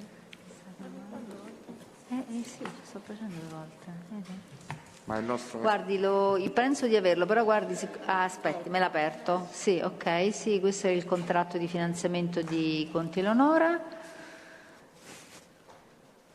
E poi la sentenza, vediamo di sì. No, allora no, diamo atto che il contratto di finanziamento stipulato da Conti Eleonora e il provvedimento del Tribunale di Sorveglianza di Roma nei confronti di Casamonica Rocco sono stati già prodotti all'udienza del 5 febbraio, del PM all'udienza del 5 febbraio 2020. Ok.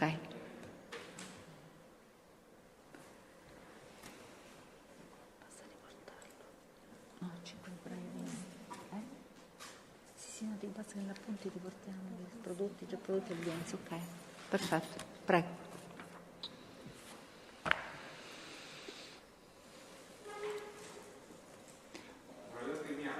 Allora facciamo la pausa pranzo a questo punto, no? Ok, ci vediamo, facciamo una mezz'ora così, poi magari se qualche minuto, però almeno loro... Allora... Presidente, scusate il nome di Bibbia. Sì, prego. Imputato Casamonica Salvatore, classe 88, rinuncia a proseguire l'udienza. Va bene, grazie. Allora sospendiamo per la pausa pranzo e riprendiamo alle 2. Signor Presidente, da Voghera, Guerrino Casamonica chiede di andare in cella a mangiare. Guardi, non ci sono problemi, però alle 2 chi non è presente viene considerato parzialmente rinunciante, d'accordo? D'accordissimo, Presidente. Prego. Grazie. Alle 2.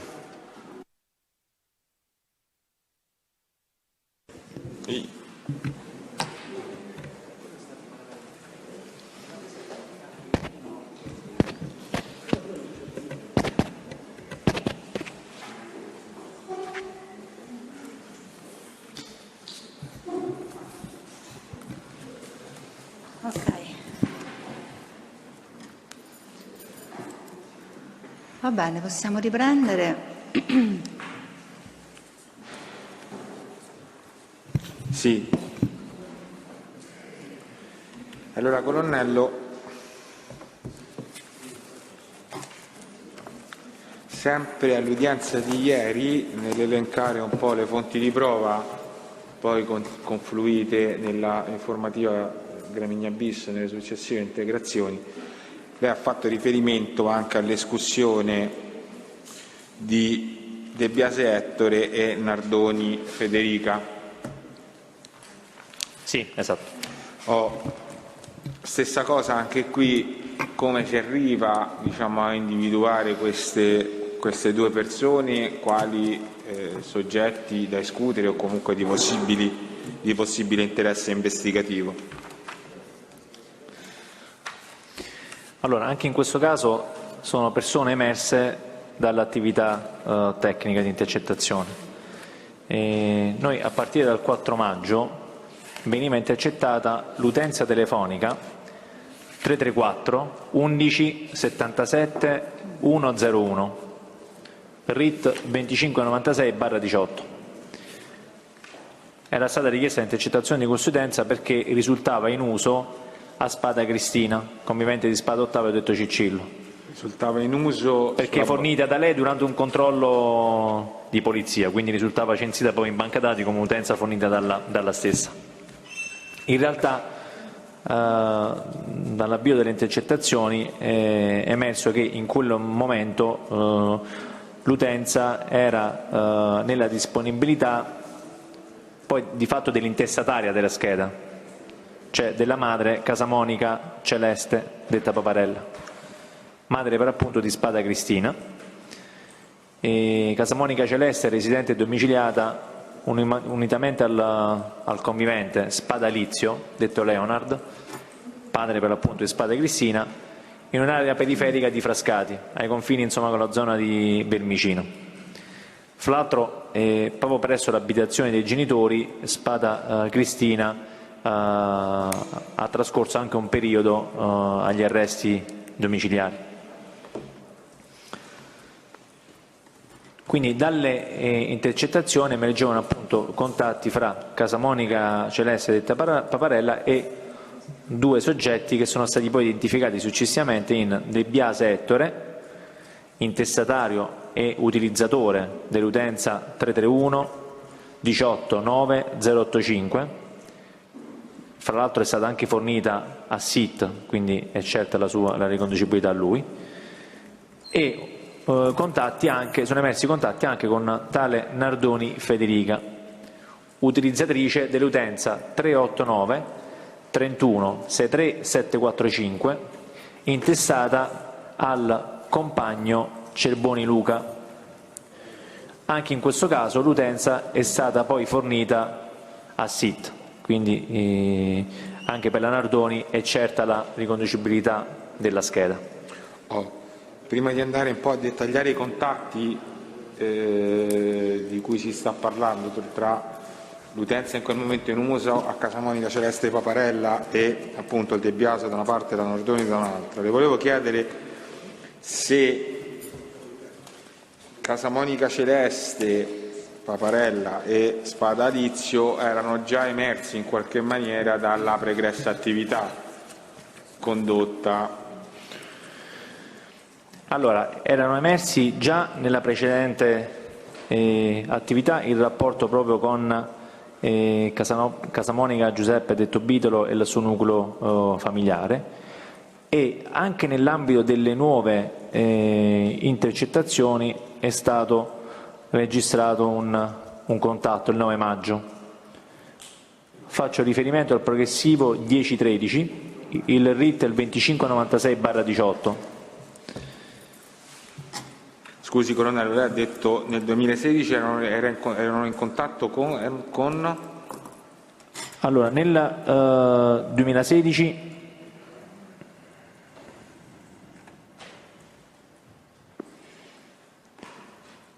erano messi praticamente contatti con Spadottavio, Casamonica Liliana e Tollicatia. Ok, quindi quello di Casamonica Giuseppe è quello più recente. È quello più recente, sì, ovviamente lui in quel periodo non c'è, però diciamo legati in qualche modo sempre al suo nucleo familiare, perché la moglie Certo, Tollicatia okay. e Casamonica Liliana, insomma. In Sì. questo senso, sì, quindi voleva dire, okay. intendevo dire in questo senso, insomma. Invece nel periodo più recente invece appunto c'è un contatto telefonico appunto fra Casamonica Giuseppe e Casamonica Celeste. Alla telefonata insomma poi partecipa anche Tollicatia e chiamano Paparella fondamentalmente per farle gli auguri per il compleanno, per i suoi 55 anni. Ok. Il progressivo è il 1013, il RIT è il 2596/18, la conversazione è delle 22:02 del 9 maggio del 2018.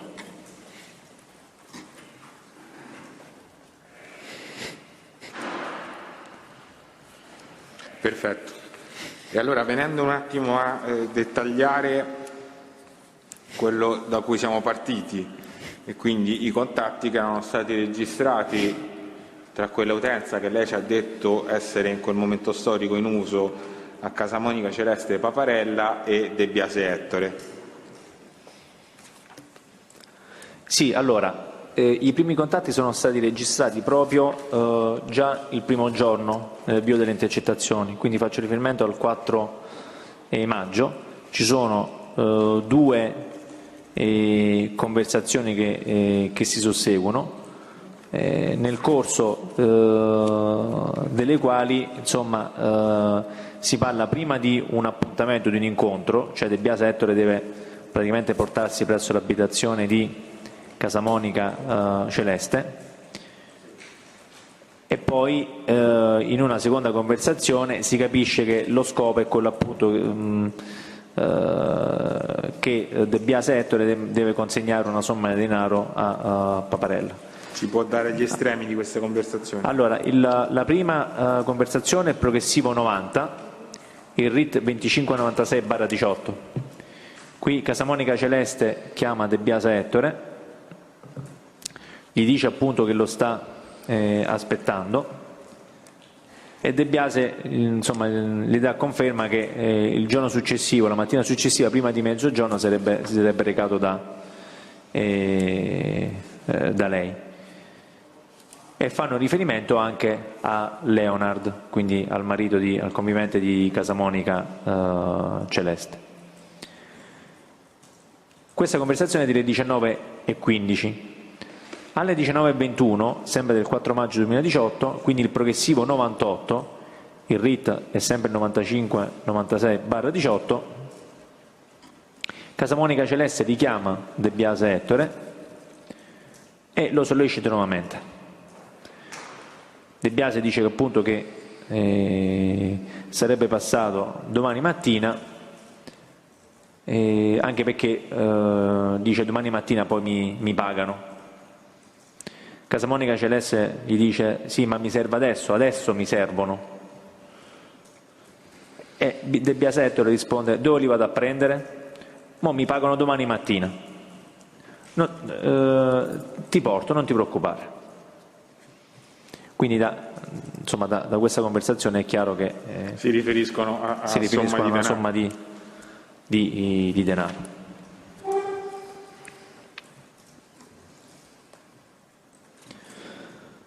Alcuni giorni dopo, quindi il 10 maggio del 2018, De Biase Ettore si è recato sicuramente presso l'abitazione di Casamonica Celeste e Spada Alizio. Questo evince da una conversazione telefonica. Il progressivo è il 1143, il RIT è il 2596/18, è una conversazione telefonica delle 10:26 del 10 maggio 2018. De Biasi Ettore chiama Casamonica Celeste, le chiede se è a casa, alla sua risposta affermativa chiede se può entrare e Casamonica Celeste dice sì, entra, ciao. Quindi di fatto era lì davanti all'abitazione e stava entrando.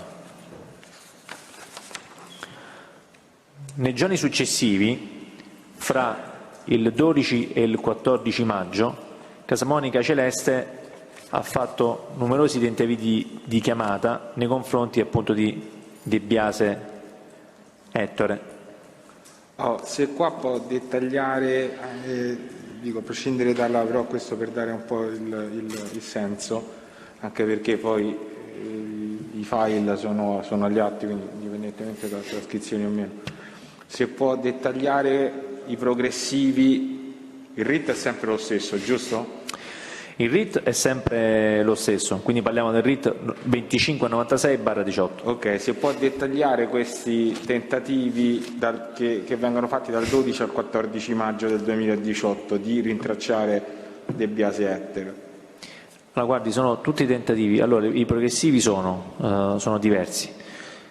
Sono il 1630, il 1635, il 1636, il 1643, il 1647, il 1648, 1649, 1659, 1686, 1726, 1759, 1814, 1815.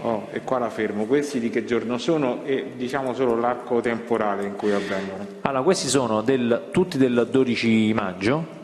Il primo è delle 10:28 nella mattina, l'ultimo che ho citato è delle 19:44.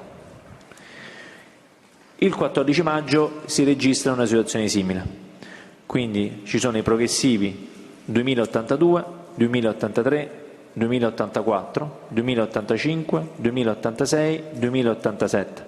Sono tutti tentativi di chiamate che vanno dalle 10:49 alle 10:50, quindi sono praticamente in ripetizione, aggancia sempre la segreteria telefonica, quindi sono diciamo 6 telefonate in fila, sì, il tempo esatto, di agganciare alla segreteria, esatto, e subito c'è una nuova telefonata. Esatto, fino a quando il 14, perciò poi si interrompono questi tentativi di chiamata, perché poi in effetti alle 10:51 De Biasi Ettore risponde al telefono, quindi Casamonica Celeste, o meglio De Biasi Ettore, visti tutti i tentativi di chiamata ricevuti da Casamonica Celeste, alle 10:51 è lui a chiamare Casamonica Celeste, e faccio riferimento al progressivo 2089, il ritto ovviamente è sempre il 2596/18, e la conversazione delle 10:51 del 14 maggio 2018.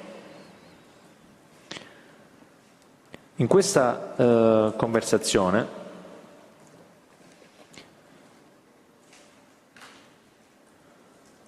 Casamonica Celeste, insomma in sintesi, intanto lo rimproverava per non aver rispettato un appuntamento per la consegna evidentemente del denaro, appuntamento fra l'altro preso non con Celeste, ma si parla di una persona di sesso maschile, si fa riferimento a lui che insomma è sicuramente il convivente Spada Alizio, detto Leonard. De Biasi Ettore infatti dice: ma martedì ti ho detto ti do gli 80 euro, e Casamonica Celeste dice: no, ma non parlare di me, sto a parlare di lui. Ettore dice: perché non ce l'avevo, ma ci ho parlato prima. E poi insomma la conversazione poco dopo si chiude.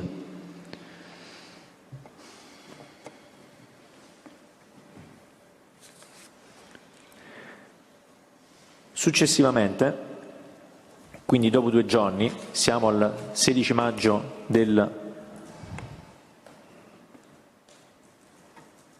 2018, Casamonica Celeste contatta nuovamente De Biase Ettore.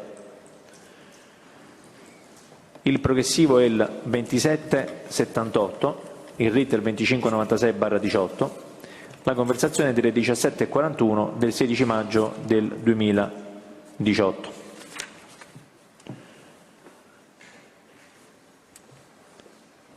Anche qui emerge una terza persona maschile, quindi spadalizio, perché Casamonica Celeste prima chiede a De Biase Ettore quando l'avrebbe raggiunta.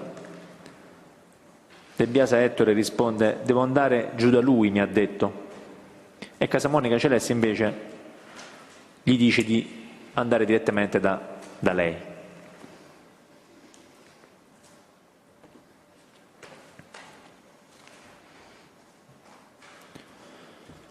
Poi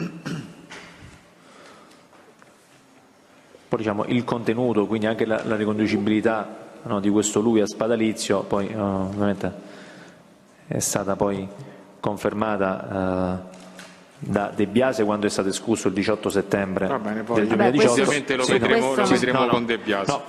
Stavo dicendo è dall'esito di diverse conversazioni telefoniche, insomma, quindi ci sono ulteriori... Indicava le fonti di prova sostanzialmente, sì, lei, diciamo, sì, che emergeva e dalle dichiarazioni e dalle intercettazioni. Cioè un riscontro, diciamo, le intercettazioni hanno poi riscontrato le dichiarazioni, diciamo, di De Biase, perché effettivamente da alcune intercettazioni è emerso come De Biase appunto aveva rapporti anche con Spada Alizio.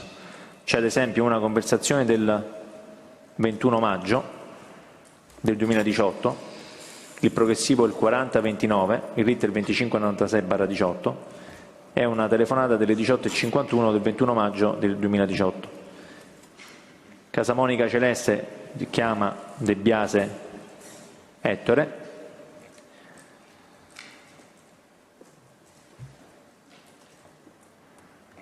e anche qui Casamonica Celeste dice a De Biase di raggiungerlo, nonostante insomma, De Biase avesse dato dei soldi già a Spadalizio. De Biase Ettore testualmente dice sono scaricato, ma ha visto Leonard, gli ho portato pure i soldi a lui. Quindi è dimostrazione appunto che i soldi li aveva già versati anche Spadalizio.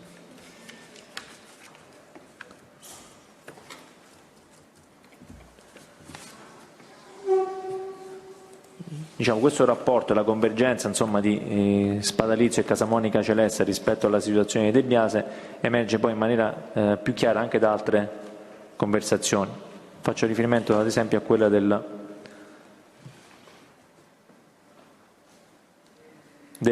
31 maggio,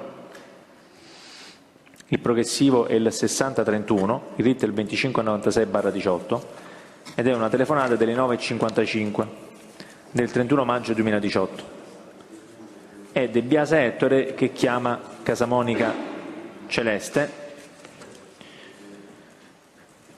e anche qui emerge come De Biase Ettore la sera prima aveva dato dei soldi a Leonard. Casamonica Celeste però si lamenta di quanto evidentemente ha ricevuto. Tant'è vero che nella conversazione chiede appunto a De Biase Ettore: ma che sei venuto a fare ieri sera? Perché non devi passare? De Biase Ettore gli risponde: perché non te l'ha detto? Li avevo già lasciati a Leonard. E Casamonica Celeste: ma che mi hai dato? Cioè, come dire, no, insomma la somma è esigua. E De Biase Ettore risponde: perché non me l'ha dati? Mo stasera me li dà, non ti preoccupare.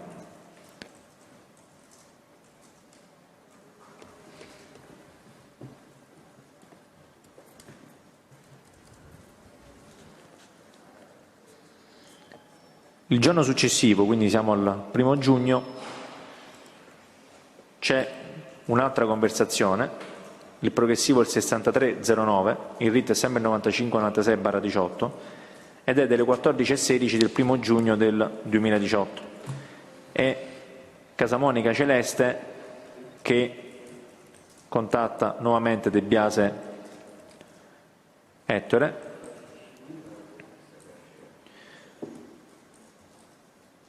e anche in questo caso, insomma, Casamonica Celeste, insomma, lo sollecita e si sente presa in giro. E anche qui Ettore De Biase, insomma, dice di averne parlato anche con Leonard del problema e che avrebbe risolto quanto prima.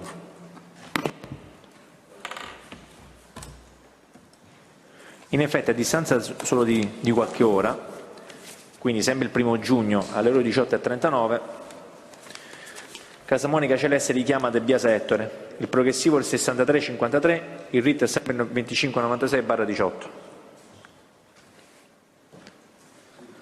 De Biase Ettore risponde dicendo: ecco, sto aspettando, sto qui al bar, dai, ciao. Quindi a conferma che c'è un incontro imminente.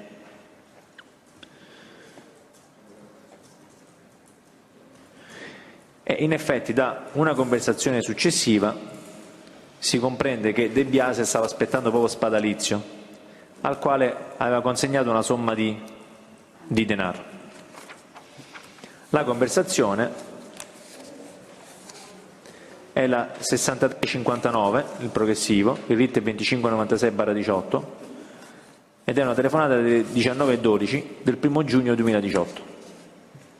Qui è Spadalizio con l'utenza 338 68 94 392 intestata e in uso a Spadalizio, è lui che chiama Casamonica Celeste.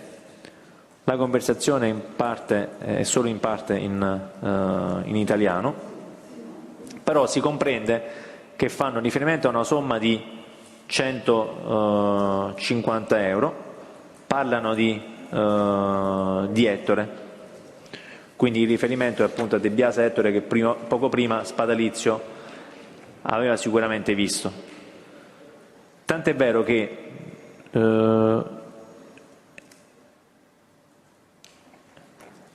a partire dalla sera del 1 giugno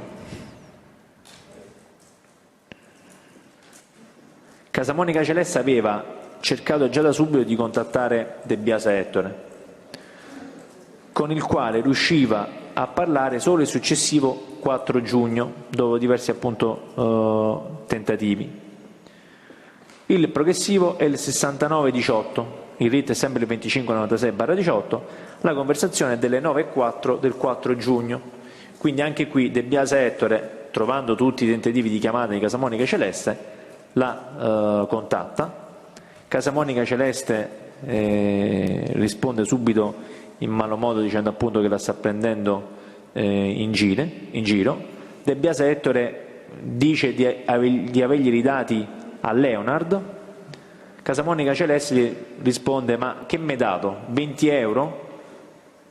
Ma vabbè, e poi fa altri commenti, insomma, quindi fa capire che insomma, gli ha dato solo 20 euro. E invece De Biase Ettore contesta altri 30 euro. Dice: ma perché gli altri 30 non te li ha dati? La conversazione si interrompe subito e De Biase Ettore subito dopo richiama nuovamente Casamonica Celeste per avere un chiarimento sul punto. Parliamo del progressivo 6919, il RIT è sempre il 2596/18 ed è una conversazione delle 9:05 del 4 giugno 2018, quindi quella precedente era delle 9:04, quindi a seguire De Biase la richiama subito e dalla conversazione si capisce appunto che De Biase Ettore deve dare altri 100 euro. Dice testualmente: allora ti devo dare, ascolta papà, ti devo dare 100 euro, però non ce l'avevo perché l'ha visto pure Leonard. Quindi insomma il tutto trova riscontro nelle conversazioni precedenti, dove appunto nella conversazione fra Spadalizia e Casamonica Celeste si era parlato di 150 euro, quindi come ha dichiarato De Biasi Ettore nelle conversazioni telefoniche aveva fondamentalmente ceduto 50 euro, 20 più 30, e quindi all'appello mancavano effettivamente 100 euro.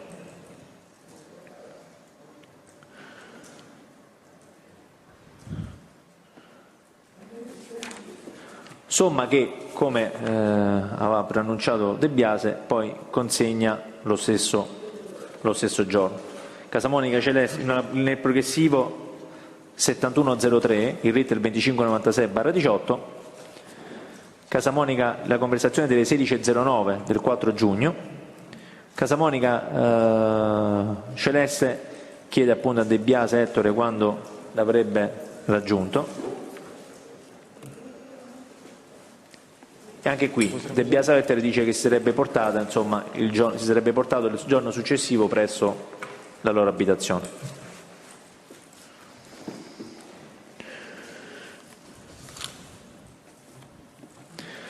Anche qui a distanza di qualche giorno, quindi dall'8 giugno in poi, Casamonica Celeste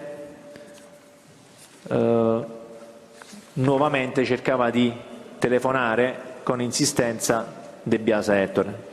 Anche qua, colonnello, se solo dettagliamo i progressivi, il RIT è lo stesso, i progressivi sì, per giorno e arco temporale. Allora, guardi, il RIT ovviamente è sempre il 2596/18, i progressivi sono il 7875, 7876, 7884, 7885, 7886, 7887, 7889, 7910, 7915, 7916, 7924, 7927.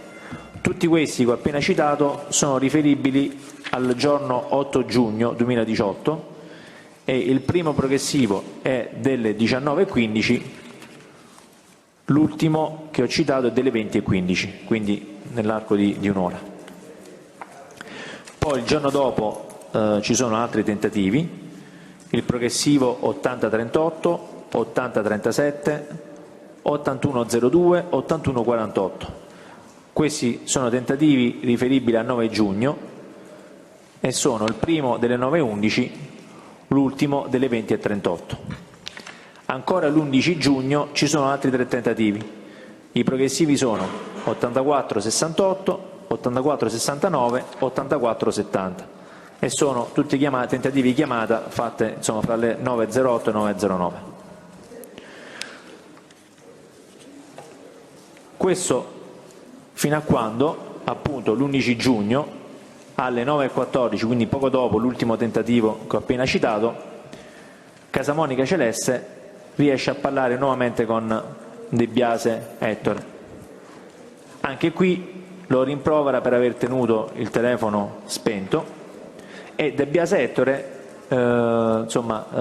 riferisce che nel pomeriggio l'avrebbe raggiunta.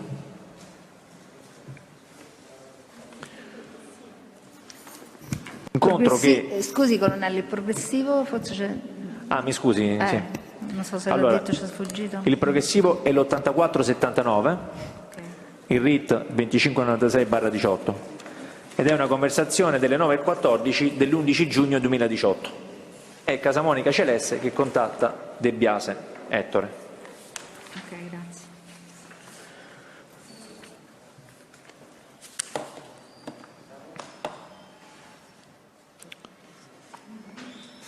L'incontro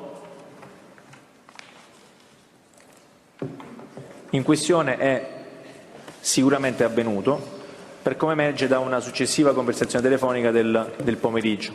Faccio riferimento al progressivo 8570, il RIT è sempre il 2596/18 ed è una conversazione delle 17.08 dell'11 giugno 2018.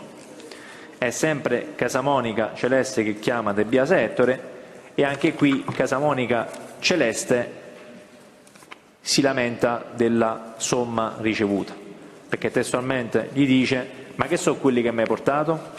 E De Biase Ettore risponde: 50 che ti devo dare, no?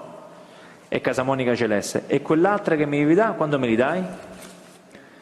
E De Biase Ettore risponde: gliel'ho detto, domani o dopodomani mi arrivano. Quindi anche in questo caso gliel'ho detto, insomma, fa intendere come De Biase Ettore, insomma, abbia avuto contatti nella circostanza con Spada Alizio. Allora, sinteticamente descritti i contatti che emergevano dalle intercettazioni che poi conducono, no, alla escussione di De Biase, le volevo chiedere se poi è stata compiuta attività di riscontro rispetto alle dichiarazioni che rende il De Biase sulla natura e comunque sul contenuto di questi rapporti. Allora, sono stati acquisiti tabulati telefonici? Sì. Presidente, anche qua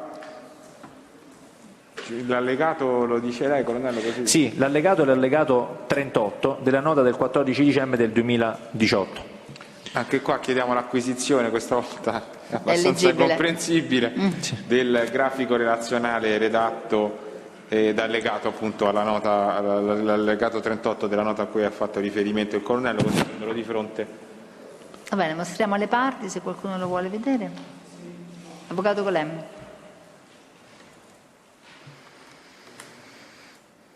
Va bene, intanto può cominciare, se vuole, se deve illustrare. Sì, allora, procedere. il grafico sintetizza i contatti telefonici che sono stati registrati fra De Biase Ettore con l'utenza indicata prima, l'805 finale, la 085 finale, che è quella che è emessa dalle intercettazioni e fornita anche da De Biase Ettore nel corso dell'escussione, con le utenze intestate in uso a Casamonica Celeste, ed è quella appunto che è stata anche intercettata, la 101 finale, parliamo della 334 11 77 101, che è appunto quella intercettata con il RIT 2596/18, nonché con l'utenza, anche questa emessa dalle intercettazioni, in uso e intestata anche questa a Spada Alizio. L'utenza è la 338 68 94 392. Come si vede dal grafico, De Biase Ettore ha avuto contatti telefonici numerosi con Spada Alizio fra il 19 ottobre 2016 e il 3 settembre 2018, mentre con l'utenza in uso a Casamonica Celeste i contatti sono compresi fra il 31 gennaio 2017 e il 15 ottobre del 2018. Come si vede dal grafico, i contatti, che sono comunque numerosi, sono per lo più diciamo in uscita da Casamonica Celeste e Spada Alizio, cioè sono più le chiamate che Casamonica Celeste effettua verso De Biase Ettore, la stessa cosa Spada Alizio nei confronti di De Biase Ettore, che non il contrario. Ok. Quindi diamo atto che viene prodotto dal PM uno schema riassuntivo che, nulla opponendo le parti, viene acquisito il fascicolo del dibattimento. Abbiamo parlato in premessa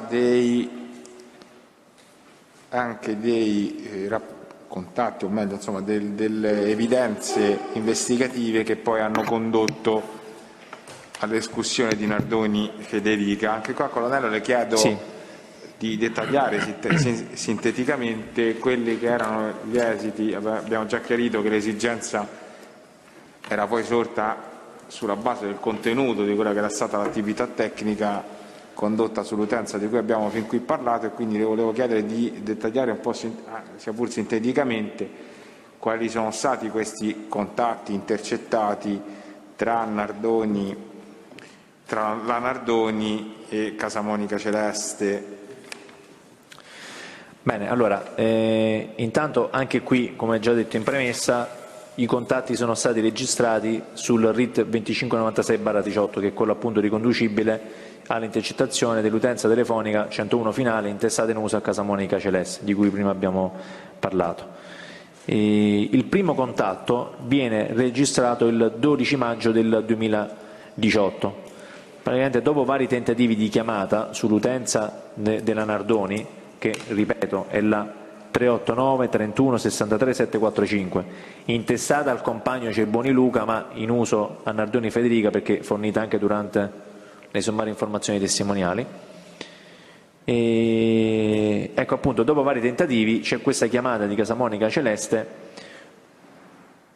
Allora, ecco, quindi dopo vari tentativi è l'utenza, questa qui di Nardoni Federica, in questo caso utilizzata da un uomo, quindi dal compagno Cerboni Luca, che contatta l'utenza di Casamonica Celeste, evidentemente notando tutti i tentativi di chiamata che c'erano stati. Anche qui Casamonica Celeste si lamenta con l'uomo per il fatto che Nardoni Federica, insomma, non risponde al telefono. E il progressivo, colonnello? Allora, il progressivo è il 1742, il RIT è il 2596/18. La conversazione è delle ore 15:44 del 12 maggio 2018.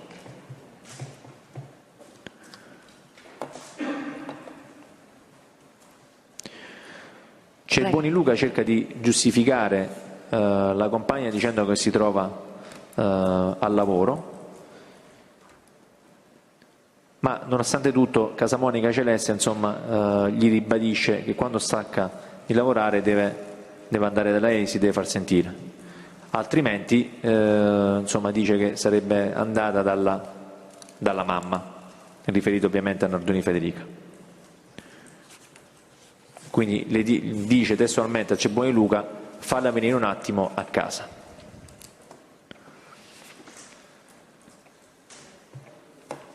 Nei giorni successivi, poi come è successo anche con De Biase, si registrano continui tentativi di chiamata verso l'utenza di Nardoni Federica. Stessa cosa, anche qua, colonnello, sì. Se dettagliamo i progressivi e l'arco temporale in cui sono stati registrati. Bene, allora, intanto il RIT è sempre il 2596, i progressivi di interesse sono il 2088, 2123, 2124, 2142, 2143, 2144, 2145, 2146, 2147, 2148, 2149, 2150, 2153, 2186, 2187, 2188, 2189, 2190, 2206, 2207, 2208, 2209, 2210, 2211, 2213, 2214 e 2215. Sono tutti tentativi o comunque chiamate senza risposta, riconducibili al 14 maggio. Il primo progressivo che ho citato è delle ore 10:51, l'ultimo progressivo che ho citato, il 22:15, è delle 16:58. Quindi sono 27 tra tentativi di chiamata non risposta. Esattamente. O chiamate non risposte intercorsi nell'arco di 6 ore. Sì, all'incirca sì. Abbonamento. Fino a quando Nardoni Federica, vedendo appunto tutte le chiamate, i vari tentativi, cercando di guadagnare tempo, pensando evidentemente di fermare tutte queste chiamate, manda un messaggio a Casamonica Celeste. Il messaggio, allora, in due progressivi, sono il 2300 e il 2301. Il RIT è sempre il 2596 e sono delle 17:02 del 14 maggio 2018. Ricordo che l'ultimo tentativo di chiamata di Casamonica Celeste era delle 16:58, quindi pochi minuti prima. Quindi Nardoni Federica manda il seguente messaggio: Celeste, non posso passare, lavoro tutto il giorno, ho avuto un problema ma non scappo, al più presto vengo e chiudiamo tutto, anche te come vi avevo promesso. Come vi avremo promesso. Come vi avevamo promesso, perdonatemi, scusatemi ancora. Quindi utilizzate anche in questo caso il plurale. Nonostante il messaggio ricevuto, Casamonica Celeste subito dopo, quindi parliamo del progressivo 2219, il RIT è sempre 2596/18, alle 17:06 del 14 giugno chiama Nardoni Federica, che in questo caso rispondeva al telefono. C'erano stati altri tentativi di chiamata prima?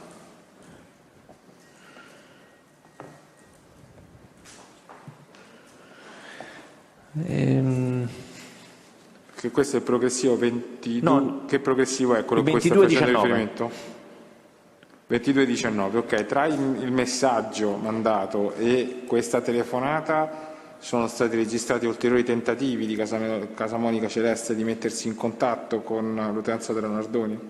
No, però può essere che il sistema abbia dato, cioè questo disallineamento fra i progressivi può dipendere dal fatto che magari il messaggio è stato segnato dopo sul sistema, però non mi sembra che ci siano stati tentativi, anche perché il tentativo, l'ultimo Casamonica Celeste l'aveva fatto alle 16:58, il messaggio mandato da appunto Casamonica da Nardoni Federica è delle 17:02 e quindi la chiamata è delle 17:06, quindi parliamo subito dopo l'invio dopo la telefonata. Sì, subito dopo praticamente il messaggio c'è questa chiamata.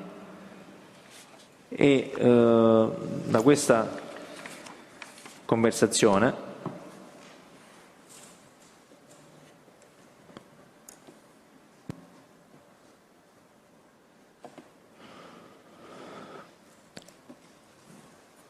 ecco, sinteticamente Nardoni Federica al riscontro anche delle sue dichiarazioni fa capire che quando ha potuto gli ha portato anche delle cose, quindi non parla solo di denaro, quindi fa intendere che quando ne ha avuto la possibilità gli ha portato delle cose, quindi fa riferimento a oggetti, a cose diverse dal denaro. Rappresenta appunto che non è sua intenzione sparire, che si vuole far perdonare per il disturbo e dice insomma, mi faccio perdonare, interesse mio per il disturbo sia a te che a tuo marito, digli che sei tranquillissimo, che non mi faccio guardare, ce l'è, perché insomma mi avete aspettato 2 mesi, non faccio come l'altra volta. Quello che ti avevo detto, sia a te che a tuo marito, c'è la parola mia che insomma ti ringrazio. Quindi da qui fa intuire, insomma dal tenore di questo passaggio si intuisce che oltre a questo debito evidentemente ce n'è un altro. Scusi capitano, che progressivo è? Colonnello, scusi, che progressivo è? Il 2219. Grazie.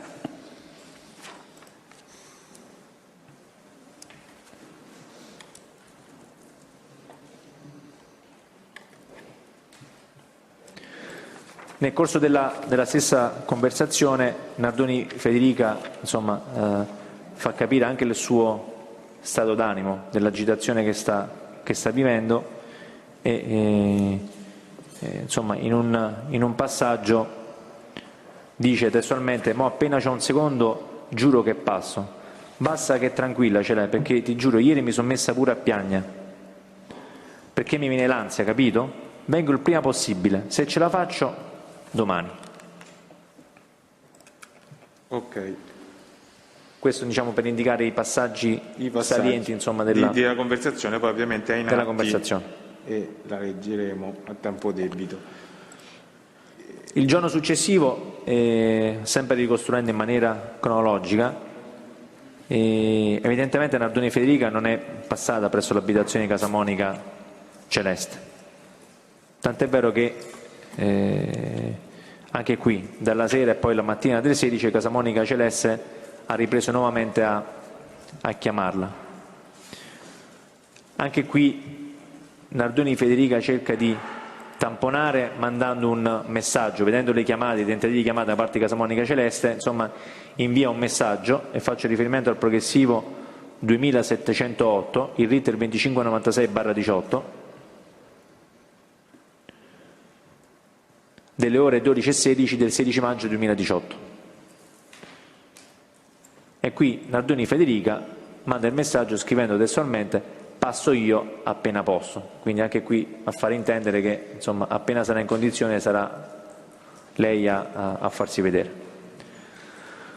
Nonostante il messaggio,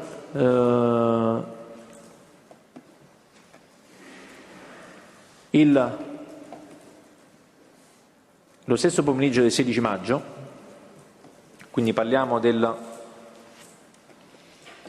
progressivo 2764, il RIT è il 2596/18, delle ore 16:04 del 16 maggio 2018.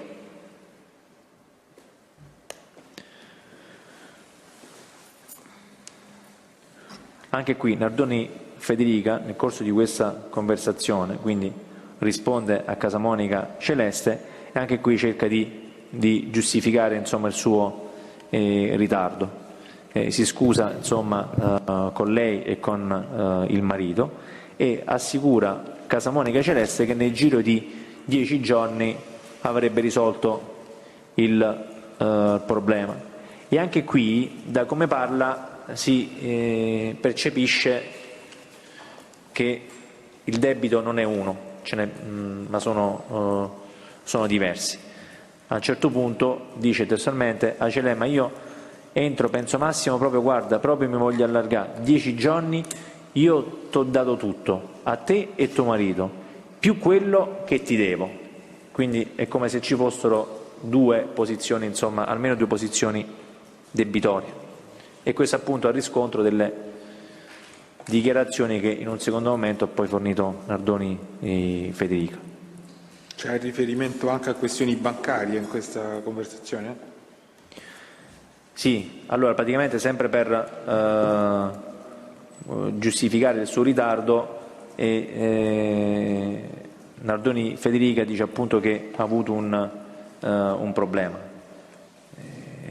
Dice testualmente: mi ascolti, non è entrato, ma la pratica dell'inizio perché Luca stava 40 euro sotto in banca, gli avevano bloccato il conto, ma lui non se lo ricordava, quindi questo mi ha mandato il bonifico, è andato tutto quanto in malora. Quindi ha dovuto ricominciare le pratiche dall'inizio, siccome non è una cosa. Apprezzo il suo, come dire, edulcorare tutto a puttane, dice testualmente. Perché esattamente, dice testualmente è andato tutto a puttane, insomma, quindi sì. Okay. Andando avanti.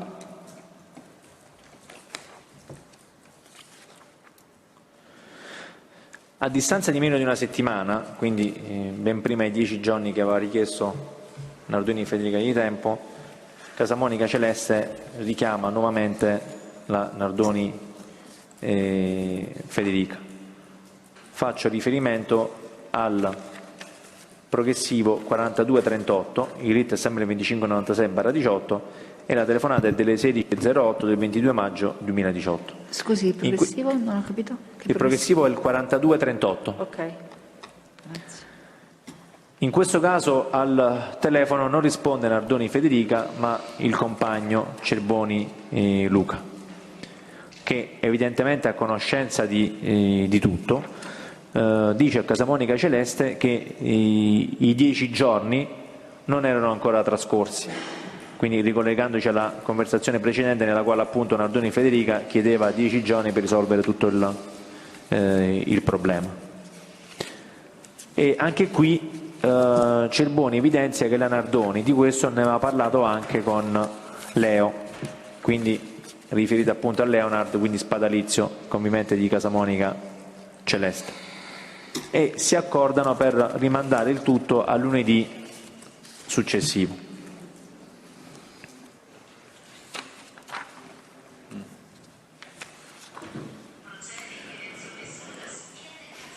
Nei giorni successivi, quindi la conversazione appena richiamata era del 22 maggio, nei giorni successivi ci sono stati nuovamente dei tentativi di chiamata o chiamate non risposte da parte di Casamonica Celeste all'indirizzo di Nardoni Federica. Il RIT è sempre il 2596/18. I progressivi sono il 6055, 6056, 6074, 6089, 6140. Questi sono riconducibili al 31 maggio, il primo è delle 13:13, l'ultimo che ho citato è delle 18:54. Ci sono poi altri contatti il 5 giugno. I progressivi sono il 7438, 7439, 7451, 7473.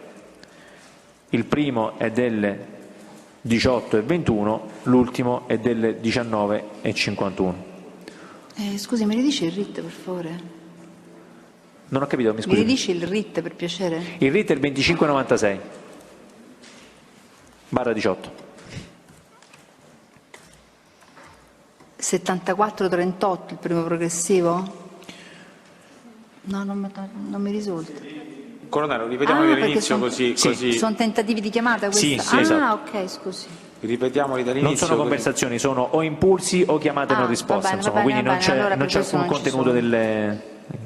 Vabbè. Se vuole posso ripetere dall'inizio del... C'è necessità che li ripeta? Ripetiamoli, colonnello, quelli del 31 maggio. Sono stati appuntati, ok, che non c'erano, li cercavo tra le trascrizioni, ma no, invece tentativi di chiamata non io li ci sto sono. facendo dettagliare per significare Sì, i contatti, diciamo, sì. Prego. Quindi eravamo arrivati al 5 giugno, quindi al progressivo 74-73. Passando all'8 giugno ci sono stati altri tentativi, quindi c'è il progressivo 78-48, il 78-49, il 78-50, il 78-88, il 79-28, il 79-39 e il 79-40. Questi sono tutti riconducibili all'8 giugno. Il primo è delle 19.05, l'ultimo delle 21.15. Altri tentativi sono stati il 9 giugno, quindi il giorno successivo, e sono il progressivo 80-39, 80-49, 81-03, 81-13, 81-49. Questi sono tutti del 9 giugno, il primo è delle 9.12, l'ultimo è delle 20.38. Altri tentativi ci sono stati il 12 giugno e faccio riferimento ai progressivi 87-65, 87-66 e 87-74. Il primo è delle 16.43, l'ultimo è delle 16.59. Questo perché il 12 giugno alle 17, quindi subito dopo,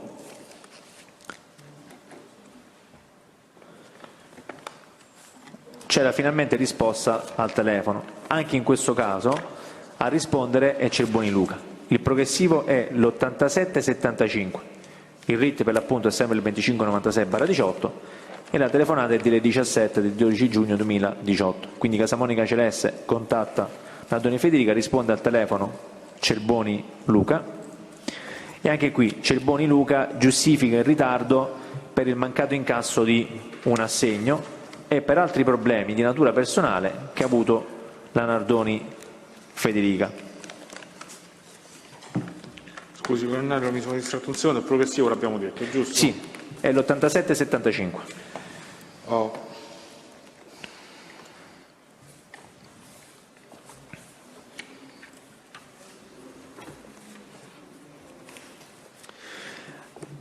Anche qui... Prego, sì, aspetti un secondo. Sì.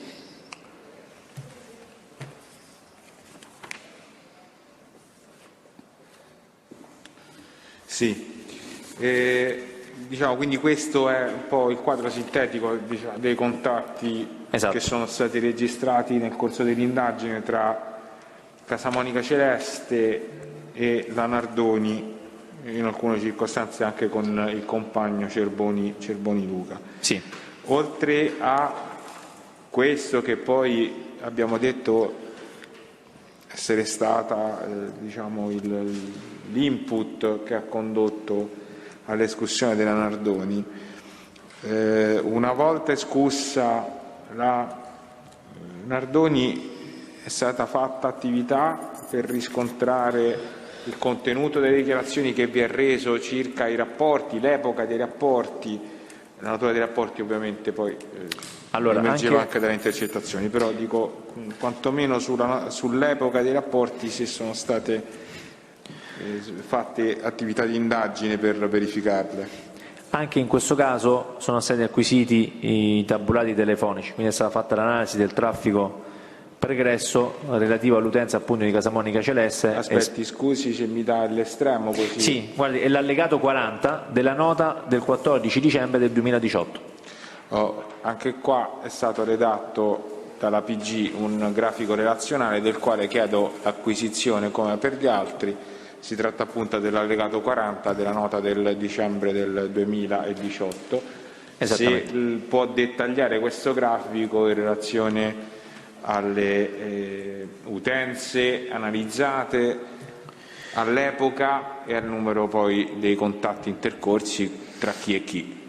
Allora, anche qui abbiamo preso a riferimento le utenze telefoniche di cui ho parlato prima, quindi quella di Casamonica Celeste è la 334 11 77 101, che è quella intercettata con RIT 9596/18, quindi intestata in uso a Casamonica Celeste, e l'altra utenza, quella emersa sempre delle intercettazioni intestata in uso a Spadalizio, che è la 338 6894 392.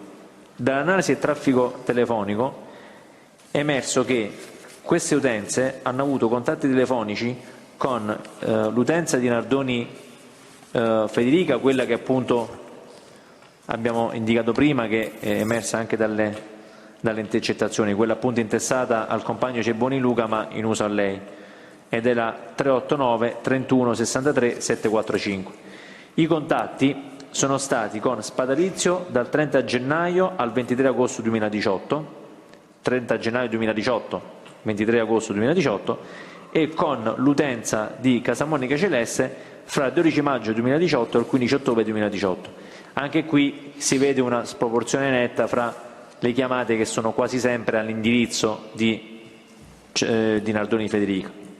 Ma dall'analisi del traffico telefonico è emerso che sono emersi contatti precedenti anche con un'altra utenza telefonica intestata alla Nardoni Federica, quindi e parliamo dell'utenza 328 8454 817.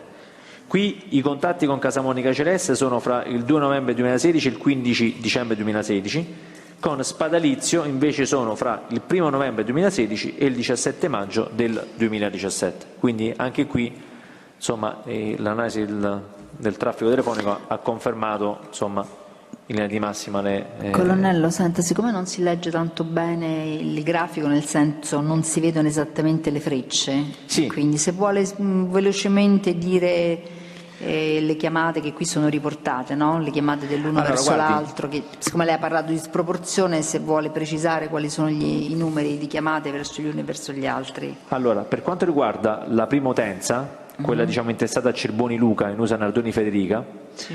Con Spadalizio risultano 696 contatti fra chiamate, messaggi sconosciuti che Spadalizio fa all'indirizzo di Nardoni Federica e 118 invece al contrario, quindi da Nardoni Federica a Spadalizio. Per quanto riguarda invece i contatti con l'utenza 101 di Casamonica Celeste, Nardoni Federica ha effettuato complessivamente 7 fra chiamate e messaggi all'indirizzo di Casamonica Celeste, mentre Casamonica Celeste ha contattato complessivamente Nardoni Federica per 422 volte. Sull'altra utenza invece Nardoni Federica ha contattato una sola volta Casamonica Celeste, quindi faccio riferimento all'utenza 817 finale, quindi verso Casamonica Celeste c'è un solo contatto, mentre al contrario da Casamonica Celeste a Nardoni Federica ci sono 5 contatti complessivi. Con Spadalizio invece i contatti da Spadalizio a Nardoni sono 60, da Nardoni a Spadalizio sono 20. Va bene. Va bene, il grafico, non osservando le parti, viene acquisito al fascicolo per il dibattimento. Prego.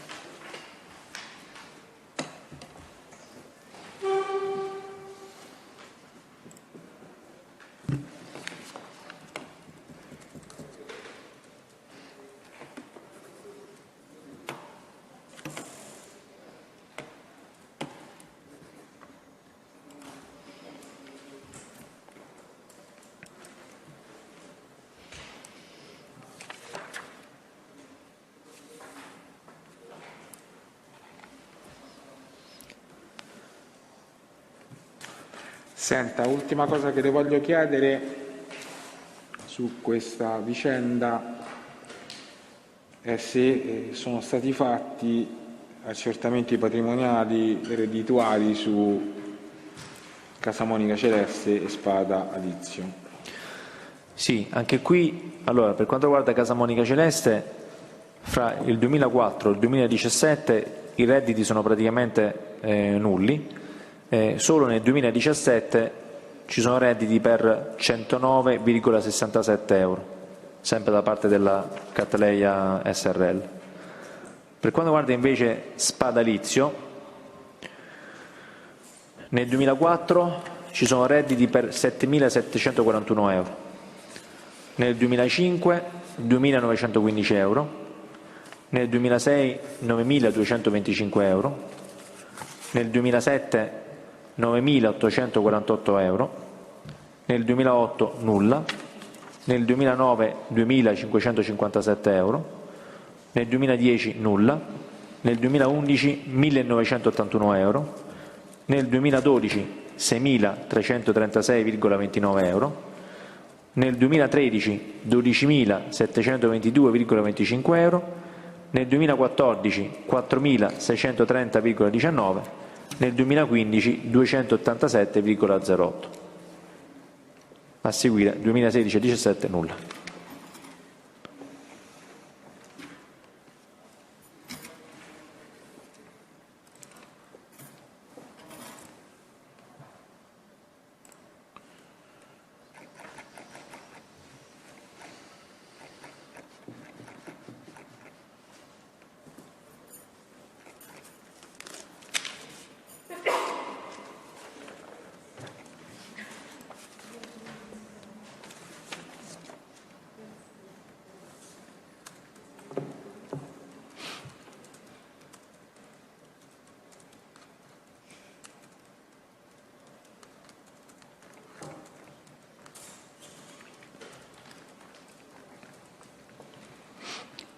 Senta,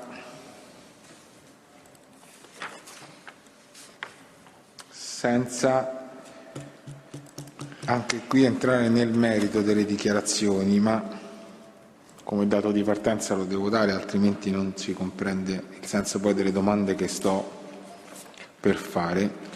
La Nardoni nel corso dell'escussione ha fatto riferimento anche a Di Silvio Gelsomina. Sì. Detta Silvana. Sì. Allora io le voglio chiedere se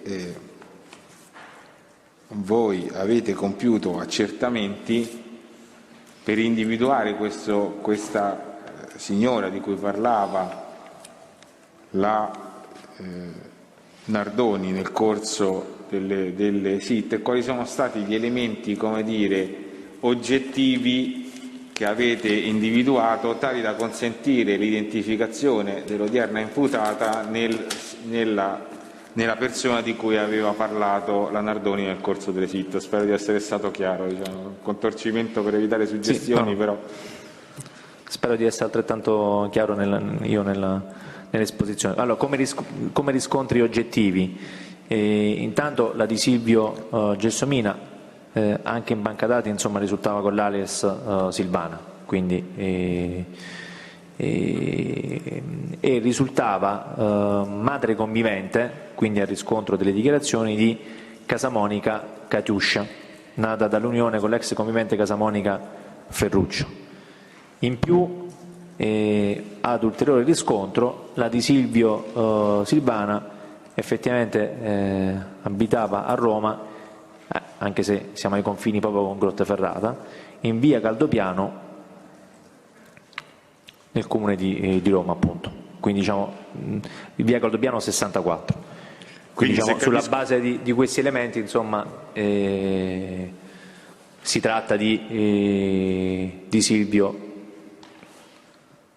Gelsomina detta Silvana. Quindi, se capisco bene, sulla base delle indicazioni del logo di via della figlia della persona che aveva menzionato, l'analisi oggettiva poi di questi dati hanno consentito di individuare con certezza gli accertamenti anagrafici hanno dato riscontro sì, alle dichiarazioni. E del soprannome? E del soprannome, sì, ovviamente. Del soprannome anche per la residenza indicata e per il fatto che avesse una figlia Catiuscia. Okay.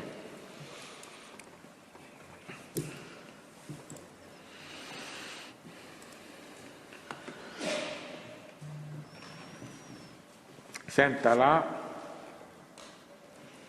altra domanda che le voglio fare su questo è se la Di Silvio Gelsomina detta Silvana, se risultano dagli accertamenti che avete fatto, la Di Silvio risulta avere legami di parentela di qualsiasi tipo si voglia con Casamonica Celeste Paparella.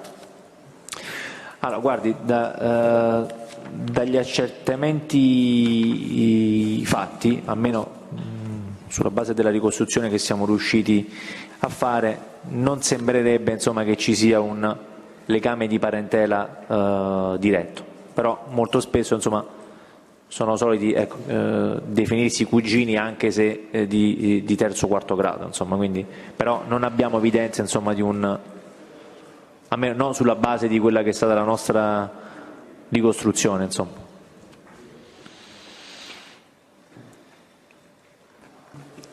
Presidente, io ho terminato questo argomento, le chiederei la cortesia di una sospensione di 10 minuti per coordinarmi col collega Musarò, che mi sostituirà adesso per il prosieguo dell'udienza, dovendo riferire alcune circostanze del colonnello.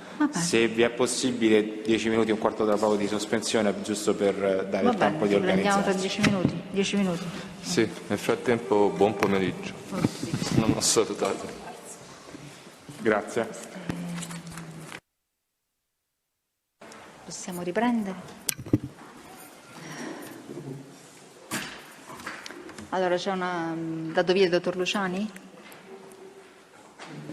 Sì, Presidente. Sì, ok, allora diamo atto. Va bene, che quindi c'è il dottor Musarò adesso. Va bene, prego, possiamo riprendere. Sì, grazie Presidente. Allora, Colonnello, partiamo dall'attività oggetto dell'avviso di deposito, quello recentissimo.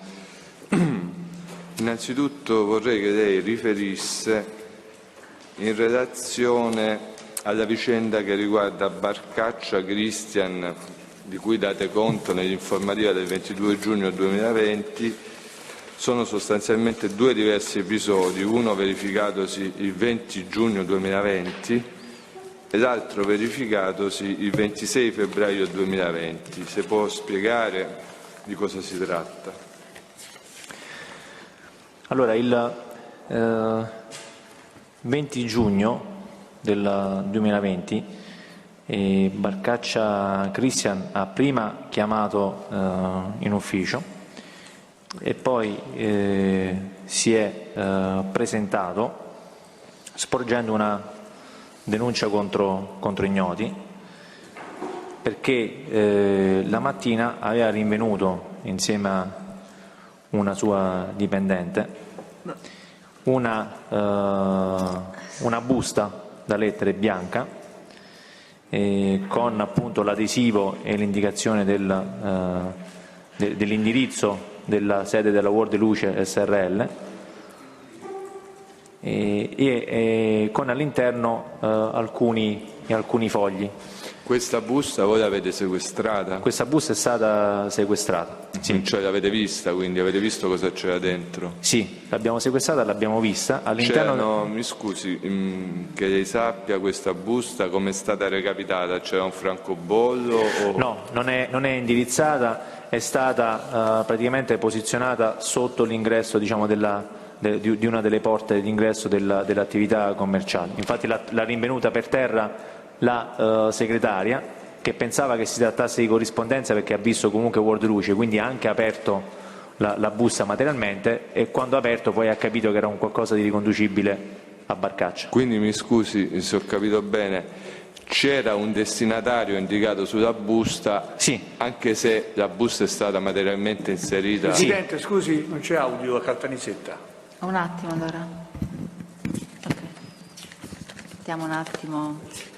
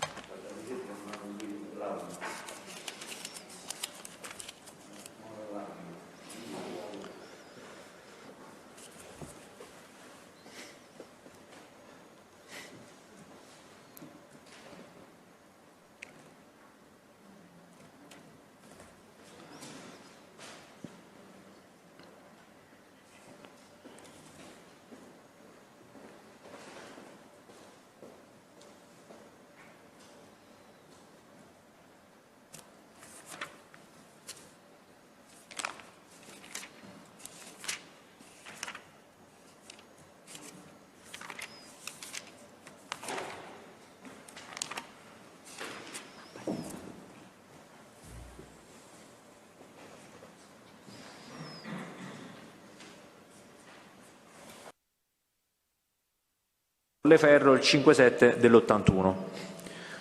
All'epoca era stata autenticata da Alessandra Petitti per conto dell'agenzia Spider di Roma, con sede in via della Zelea 134, società che ha cessato nel gennaio del 2020. Ragione per cui abbiamo fatto ulteriori accertamenti per capire dove potesse trovarsi la Petitti, e è stata rintracciata presso una nuova agenzia che nel frattempo è stata aperta, il largo della Primavera numero 34. Lì ho mandato appunto dei militari dipendenti che hanno provveduto a sentire a verbale la Petitti, appunto per avere chiarimenti da lei su questa situazione e per acquisire eventuale documentazione in suo possesso. Ovviamente sulle dichiarazioni non può riferire, se avete acquisito documentazione sì. Allora, dalla documentazione acquisita, quindi ripeto senza entrare nel merito delle dichiarazioni,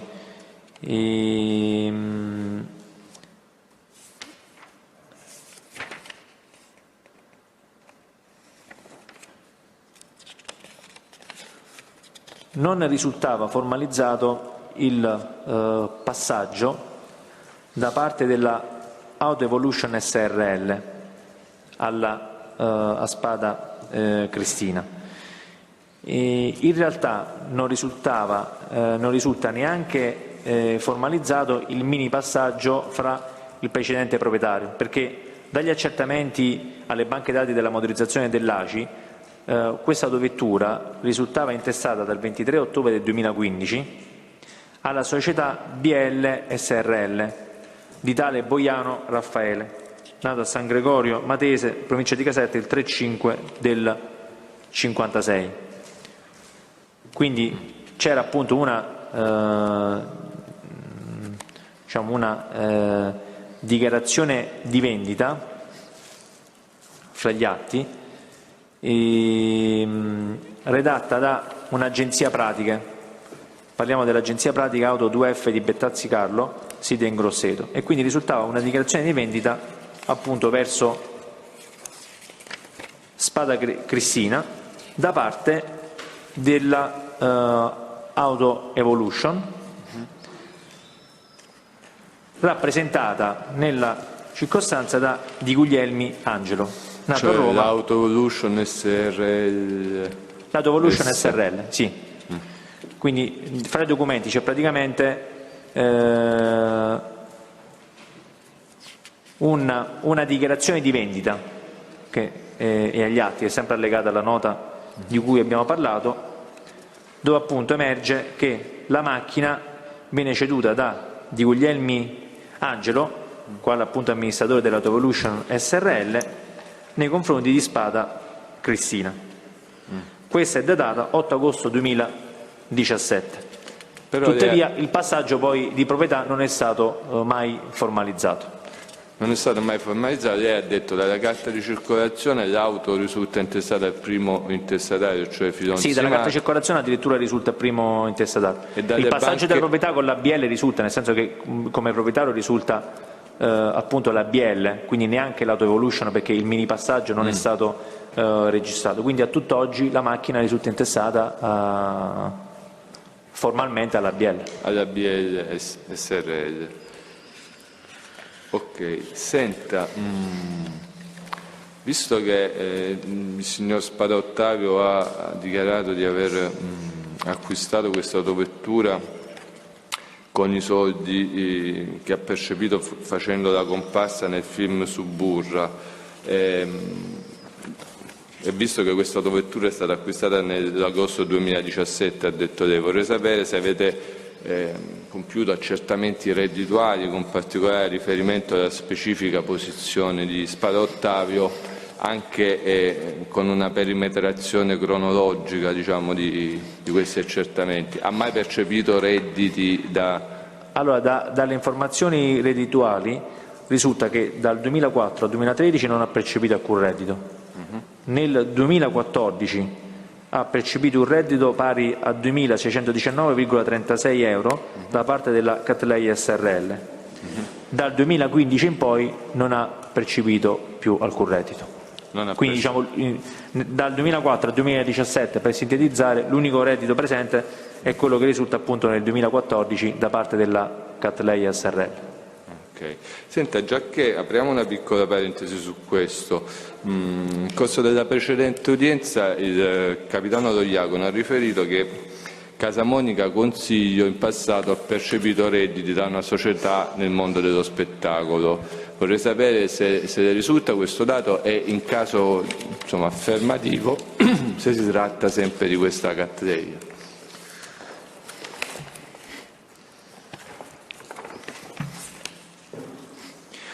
Allora, in relazione a Casamonica Consiglio detto Simone,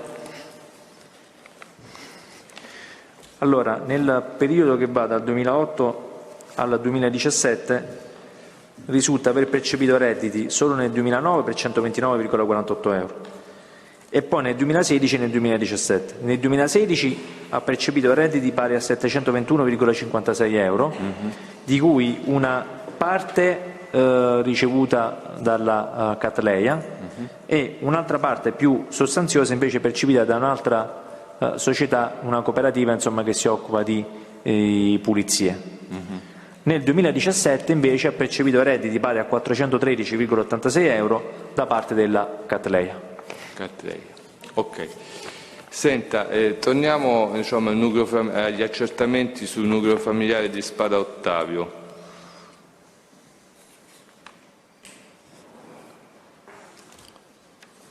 Sì.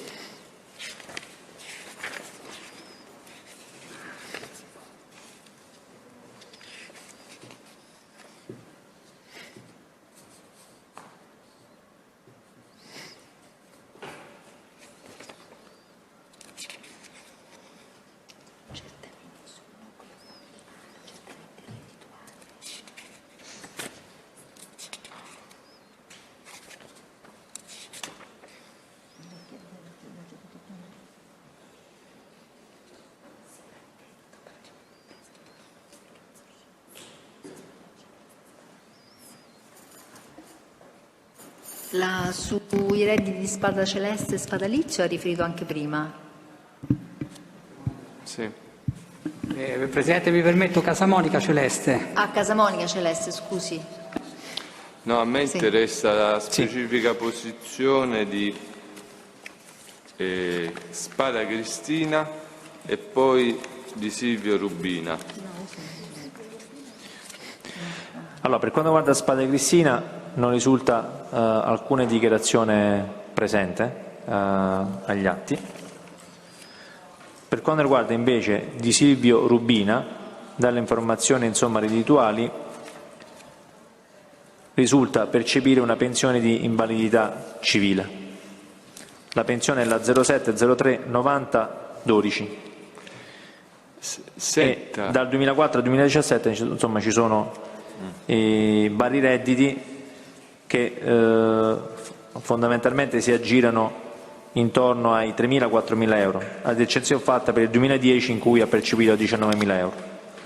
Comunque questa signora di Silvio Rubina, a differenza degli altri, è titolare di redditi, se ho capito. Sì, di Silvio Rubina sì. Ok. Restando su di Silvio Rubina, cosa è emerso dagli accertamenti che avete compiuto presso la motorizzazione civile?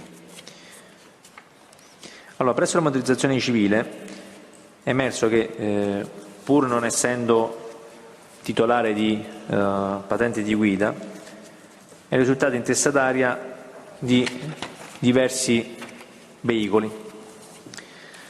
Una Citroen AX,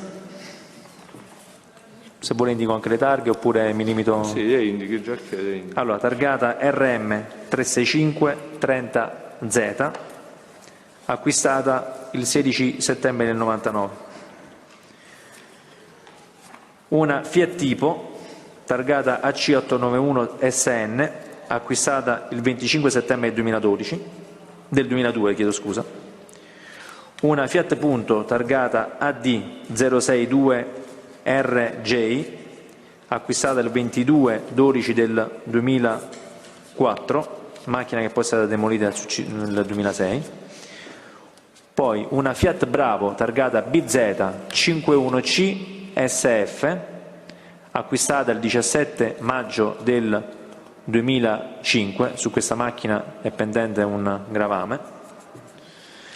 Una Fiat Punto targata AG606JW, acquistata il 6 luglio del 2005, anche su questa macchina è presente un gravame. Una Peugeot 206 targata CZ228BY, acquistata il 20 luglio del 2006, anche su questa vettura è presente un gravame. Una Daewoo Matiz targata CA969PJ, acquistata il 13 maggio del 2011, e una Smart City Coupé targata CK098MY, acquistata il 9/12 del 2015. Macchina questa che poi è risultata in uso a Spada Ottavio. Quindi insomma questa signora dal 99 ad oggi è stata proprietaria di 8 diverse autovetture. Esattamente, 8. Sì. Pur non avendo la patente di guida. No. Però è l'unica che ha un reddito, me lo conferma? Assolutamente sì. Senta, adesso le faccio qualche domanda. Vorrei sapere se lei è in grado di dire nel corso degli anni presso quali case circondariali sono stati detenuti quelli che fra gli odierni imputati insomma, sono stati detenuti, se ha compiuto accertamenti in tal senso, se ce li ha eventualmente col consenso delle parti li acquisiamo, altrimenti se non c'è il consenso li leggiamo.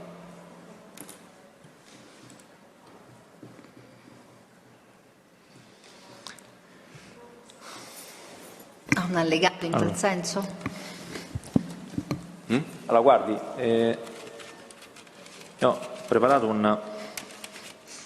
sono dei DVD, un DVD al cui interno sono indicati tutti i periodi di detenzione, quindi con l'indicazione ovviamente anche dei carceri in cui sono stati detenuti i vari soggetti di interesse e anche l'elenco dei colloqui che hanno sostenuto.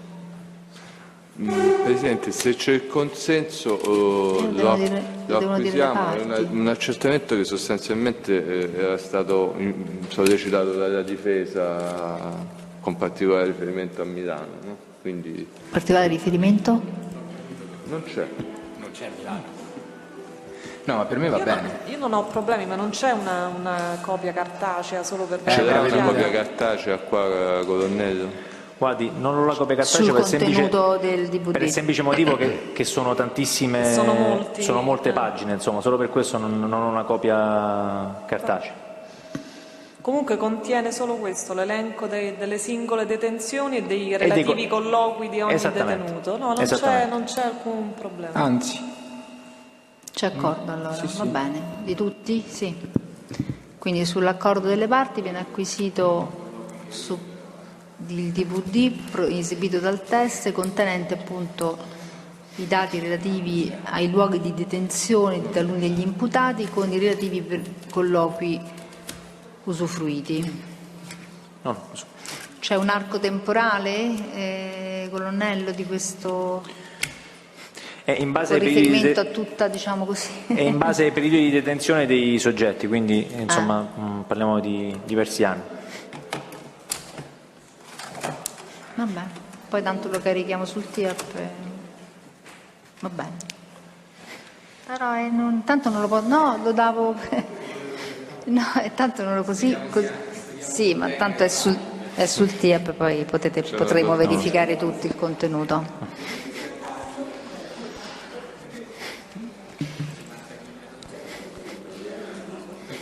Prego. Guardi, lo sto aprendo in questo momento, c'è un file Word con gli elenchi insomma, di vari soggetti e i periodi di detenzione insomma, indicati ovviamente per i periodi e la casa circondariale di riferimento, e poi per i vari detenuti parliamo in caso specifico di Casamonica Antonietta, Casamonica Consiglio, Casamonica Domenico, Casamonica Enrico, Casamonica Giovannina, Casamonica Giuseppe, Casamonica Liliana, Casamonica Luciano, Casamonica Massimiliano, Casamonica Pasquale e Casamonica Salvatore.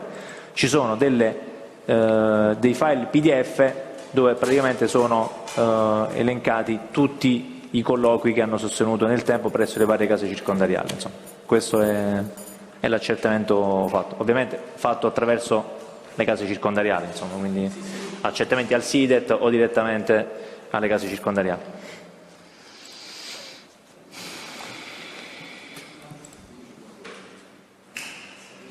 Senta, colonnello, altra domanda. Lei penso lo abbia già riferito su domanda del collega, quando è subentrato, lei quando arriva a Frascati, insomma? Nel settembre del 2016. Proveniente dalla compagnia Carabinieri di Anzio, dove ho comandato la compagnia per 5 anni. Quindi lei non firma la prima informativa? Esattamente. Ma firma tutte quelle successive? Sì, la prima informativa è stata depositata il 5 marzo ed è ancora 5 settembre 2016 ed è ancora a firma del colonnello Marco Aguilio. Ok.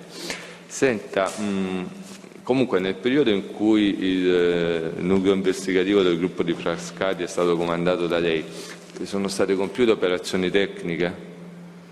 Sì. Intercettazione telefonica, intendo? Sì.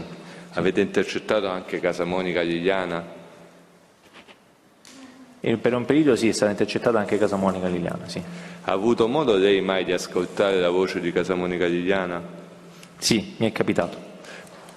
Ha riscontrato qualcosa di particolare o no?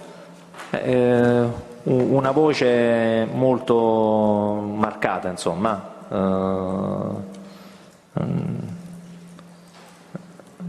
un po', insomma, ecco. Dica, non si offende nessuno. No, una voce marcata, insomma, quindi un po' maschile in questo senso, intendevo. Va bene, altra domanda. Veramente, Presidente, sono valutazioni del testimone, insomma. Il timbro della voce adesso addirittura. Va bene, ritiro la domanda. Ritiro la domanda, quindi la domanda è risolto il problema. Avete accertato se nel corso degli anni qualcuno degli odierni imputati ha avuto la disponibilità di autovetture del tipo Ferrari?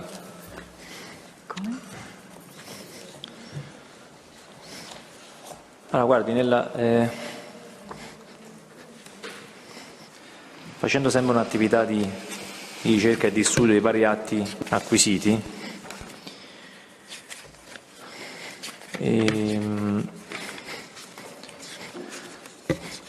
due Ferrari risultano essere oggetto di sequestro e confisca in una misura di prevenzione del Tribunale sempre di Roma, quella che è poi divenuta irrevocabile il 1° luglio del 2014. Nella misura di prevenzione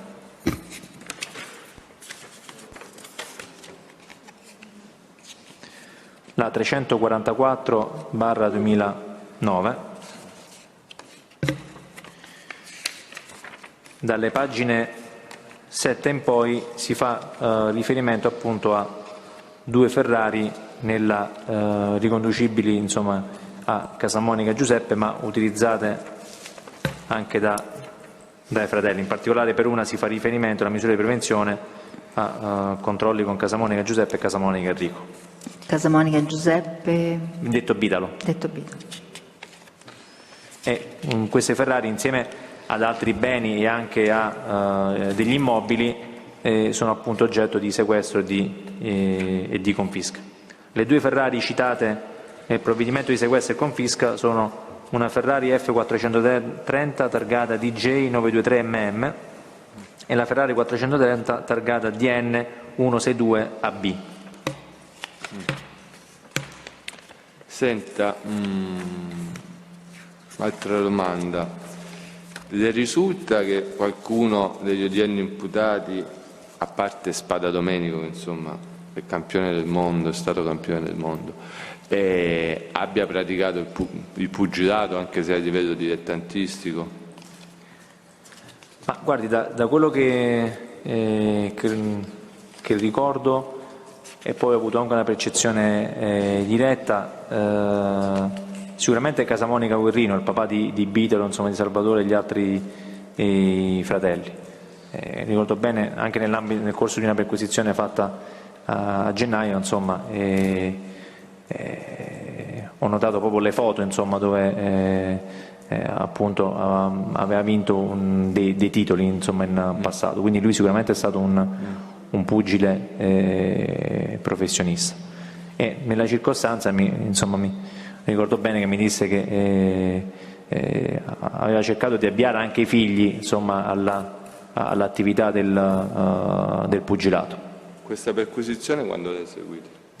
Nel gennaio del 2020. Senta, colonnello, un'altra domanda. Album fotografico esibito a Deborah Cerreoni che porta la data del 25 luglio 2018. Nella foto 24 voi mettete Casamonica Sandra, nata a Roma il 27/9/67. Chi è? Allora, Casamonica Sandra è sorella di Casamonica Luciano e Casamonica Consiglio. Da accertamenti allora, quindi il fascicolo fotografico del 24.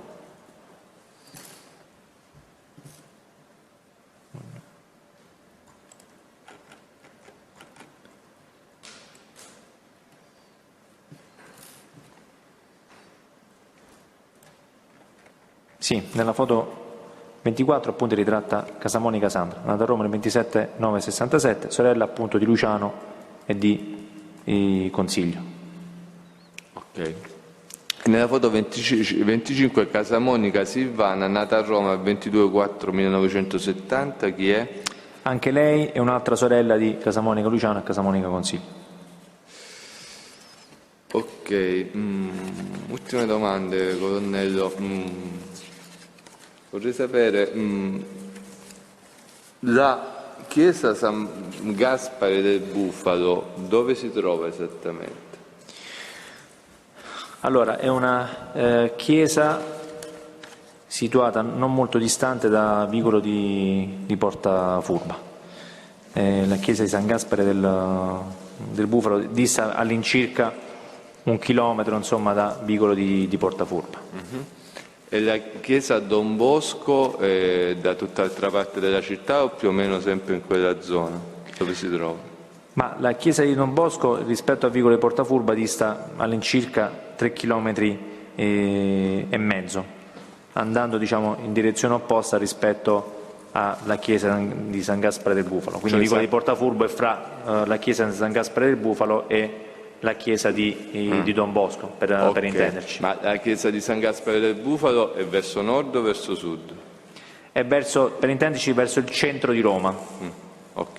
Invece quella di Don Bosco è verso in uscita dal raccordo, per intenderci, verso sud. Verso sud. E a che altezza è, prima o dopo Cinecittà? Andando verso Roma e dopo Cinecittà, andando verso il centro. No, io parto da Portafurba. E prima di... Cioè, quindi partendo da Portafurba, andando verso Cinecittà, la chiesa Don Bosco si trova prima? Sì, è prima rispetto a Cinecittà. Vabbè, Presidente, io non ho altre domande per questo testo, erano domande di chiusura su alcuni argomenti. Visto che c'è tempo, ne approfitto per una produzione documentaria, fra cui ho delle cose che spero il colonnello abbia portato, cioè per file audio, il video. Sì. Okay. Quindi, diciamo, non ha altre domande per il colonnello Flocker? No, per il colonnello Flocker io non ho altre domande. Prosegue alla prossima udienza il collega Luciani, il quale mi ha anticipato che tendenzialmente in una mattinata, cioè entro la pausa pranzo, lui dovrebbe finire l'esame. Può darsi che ci sarà una coda di una mezz'oretta dopo la pausa pranzo, ovviamente come sempre dipende da quando si inizia e dai tempi. E poi l'esame del test Flocker è finito. Quindi diciamo che dalla prossima udienza qualcuno nel pomeriggio potrebbe fare già il controesame? Sì. Chi pensa di candidarsi? Presidente, io per l'udienza del 30 rappresenta al Tribunale di essere impegnata in difesa della imputata Silvia Di Filippo in udienza che si sta svolgendo con il rito abbreviato davanti al dottor Saurino, quindi quell'udienza è dedicata anche alla mia discussione, quindi io non faccio alcuna questione di legittimo impedimento, però non credo di poter essere qui quella giornata perché siamo tante difese che devono ancora discutere, non so neanche che ora farò. Però qualcun altro, perché lui non ha dei posti su molti... Io, Presidente, posso fare il controesame il 30. Devo fare il controesame, magari un altro paio di persone. Sì, anche per la posizione Rosaria e Giuseppe Casamonica lo possiamo fare martedì. Mentre per me, Presidente, giovedì, perché ho un impegno alle 15 di martedì pomeriggio, comunque avrei saltato l'udienza, l'avevo anche... Qualcun altro che può... Quindi l'avvocato Golem, l'avvocato Brizzi... Qualcuno che ha interesse, insomma, perché lui ha parlato di alcune vicende specifiche, quindi diciamo magari non tutti hanno interesse a controesaminarlo. Vorrei sapere chi è interessato al controesame. Sì, infatti sto chiedendo, avvocato Garcea. Avvocato? No, dico avvocato, siccome la deposizione del colonnello Flocker riguarda anche Lauretta, no? Le posizioni che lei assiste, quindi lei penso sia interessata al controesame. Presidente, le devo dare una bella notizia che ho avuto oggi. I colleghi più giovani mi hanno detto che infilando una cosa in questo buco che c'è qua, io posso sentire. Per solo che non c'ho l'apparecchio. Non vi disturberò più. No, volevo sapere se lei per la prossima udienza voleva che si candida per fare il controesame. Dicevo che il colonnello non ha deposto soltanto... Ma sei sempre qui al bunker? Sì, è sempre qui. No, siccome io ho un interrogatorio di garanzia alle 10 dal dottor Balestrieri. Ma nel pomeriggio sarebbe? Nel pomeriggio andrebbe benissimo, grazie. Ok, va bene, quindi almeno 3 avvocati si sono... Scusi, mi ero distratta. Non si preoccupi. Quindi l'avvocato Di Michele no, la volta successiva, e degli altri c'è qualcuno che è interessato perché non riguarda appunto tutte le posizioni? Presidente, per quanto riguarda la mia posizione per Ottavio Spada sarei interessato, però vorrei farlo rileggere le trascrizioni e valutare di farlo giovedì, nella giornata di giovedì, se è possibile. Va bene, giovedì, e quindi poi giovedì ci sarebbero un paio di persone. quindi penso che giovedì si potrebbe fare anche qualche altra cosa, ci sarà qualche magari domanda del Tribunale, ma non credo grandi cose. Non so se il collega Fiorino, per cui oggi tra l'altro sta in sostituzione, vuol fare alcune domande, però mi sembra non è stata richiamata la posizione di Enrico Casamoni, non mi sembra. No. Forse no allora. No, quindi diciamo forse per giovedì possiamo anche chiamare non so chi vuole chiamare il pubblico ministero. Sì, Presidente, noi eravamo orientati, diciamo, poi le daremo conferma martedì. Comunque sicuramente sentiremo uno dei testi della compagnia Casiglina sull'indagine Sagunto e Spugnata, quella del 2017 sugli stupefacenti, quasi certamente il maresciallo Giuliano. Va bene, allora intanto lo possiamo liberare il colonnello e lo diffidiamo a tornare martedì prossimo. Sì, allora così... se mi dà i file. Sì. Va bene, allora si deve trattenere per il pubblico ministero. Allora, per il momento finiamo per oggi l'esame e rinviamo quindi a martedì prossimo per la prosecuzione, quindi contraesame delle difese, eventuali esami del Tribunale. E quindi poi proseguiremo sempre nella stessa giornata. Poi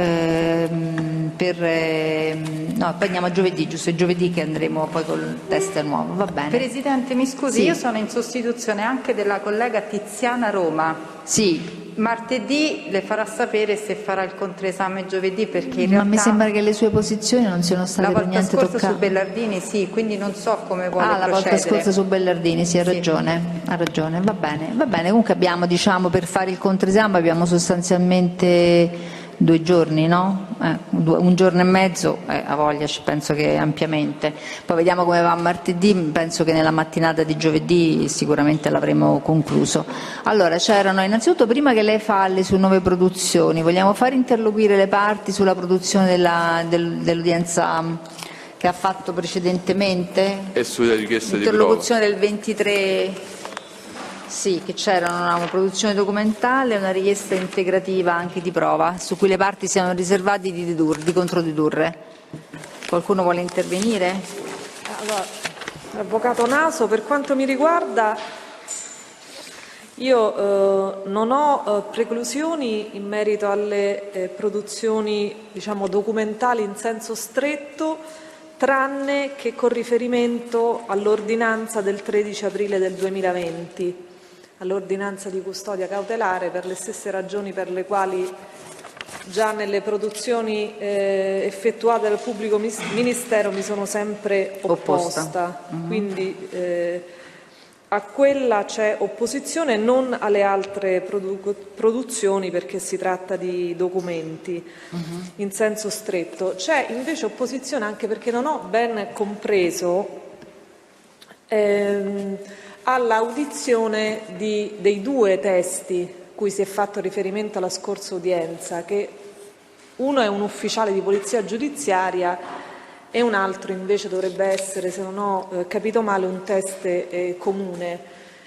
Anche perché non ho capito da quale necessità emerge l'audizione di questi 2 testi, che evidentemente non sono stati inseriti precedentemente nella lista testimoniale del pubblico ministero, quindi non mi pare che li abbia chiesti ai sensi dell'articolo 507, anche perché ancora non abbiamo chiuso l'istruttoria, quindi credo che se si tratta di circostanze già note si potevano inserire nella lista testimoniale. Io, se non ho capito male, leggendo il verbale, l'ufficiale di polizia giudiziaria dovrebbe deporre, tra le altre circostanze, anche sul funerale di cui si è parlato nelle scorse udienze, sulla struttura della famiglia di Casamonica Giuseppe in generale. Mi sembrano tutti temi che potevano essere anticipati precedentemente, quindi, a meno che non abbia compreso male io... Mi sembrava di ricordare che fosse con riferimento all'avviso di deposito dell'attività integrativa di indagine. Forse non sono stato chiaro, Presidente, e la richiesta viene formulata ex 493 secondo comma, perché sono atti che sono entrati a far parte del nostro fascicolo la settimana scorsa. Sono accertamenti precedenti, ma compiuti nell'ambito di altro procedimento sul quale ovviamente prima dell'esecuzione dell'ordinanza non poteva esserci discovery. Questo per quanto riguarda la dottoressa Roges della squadra mobile. L'altro test è un collaboratore di giustizia che era già in lista testi, è Furui Roberto. Su questo allora non c'è opposizione. mentre invece l'ufficiale di PG è vero che gli atti, su quegli atti non c'era stata discovery, ma mi sembra che le circostanze fossero circostanze già emerse dagli atti di indagine di questo procedimento. Quindi a mio avviso andrebbe valutato a fini istruttori ai sensi del 507 e in questo senso le mie determinazioni. Ok, gli altri, c'è qualcuno che vuole intervenire? Prego. Sì, Presidente, posso aggiungere una sola cosa? Io sto vedendo l'altro giorno per caso, perché io la sera lavoro, quindi la televisione non la vedo mai, sono capitata per caso e per l'ennesima volta continuano a trasmettere tutta una trasmissione sui Casamonica che è sempre la stessa, però è diventata veramente una cosa allucinante. Cioè, voglio dire, secondo me stiamo facendo, ci sono questo processo, altri processi sempre con questi Casamonica, ma è possibile che in televisione continuino a trasmettere sempre quella cosa fatta da non so da chi, da un giornalista, uno con la barba così, che ha litigato con i Casamonica e continua a battere. Secondo me non è una cosa normale. Io voglio dire, non so se lei l'ha vista, sul 9 che è entrato a far parte... Avvocato, io non le vedo mai queste cose in generale. No, perché... credo che una volta fosse Sky, adesso si chiama Discovery, è un continuo, praticamente dall'inizio del processo fino ad oggi, credo che sia la terza volta, se non la quarta, che trasmettono proprio, è sempre le stesse cose. Cioè, voglio dire, è una situazione, certamente non siamo in corte d'assise e i giurati non possono essere condizionati, però secondo me anche per l'opinione pubblica, io ritengo che non siamo liberi di poter gestire un processo con questi che continuano a dire sempre le stesse cose, accusando a torto e a ragione le persone. Io volevo fare presente questa cosa, se il Tribunale si può adoperare in questo senso. Certo, la mia voce non ha nessuna importanza, però il Tribunale potrebbe imporsi a questo canale 9 della Disca. Noi possiamo al più ammettere o non ammettere, come abbiamo fatto peraltro entro certi limiti, la eventuale partecipazione per la registrazione fono, video, insomma audio e video. Per il resto non è che il Tribunale può andare a incidere su quello che, anzi le dico per sua tranquillità che il Tribunale non guarda questi programmi, quindi tranquilli. Io la trovo una invece cosa sulla molto produzione scorretta. aveva qualche osservazione su questa produzione invece del Pubblico Ministero? Ci sono osservazioni da parte sua? No, nessuna osservazione, e l'avvocato perché Di Michele il Pubblico voleva Ministero intervenire? continua a produrre e noi ci fa tanto piacere quando c'è la produzione, così la possiamo demolire meglio.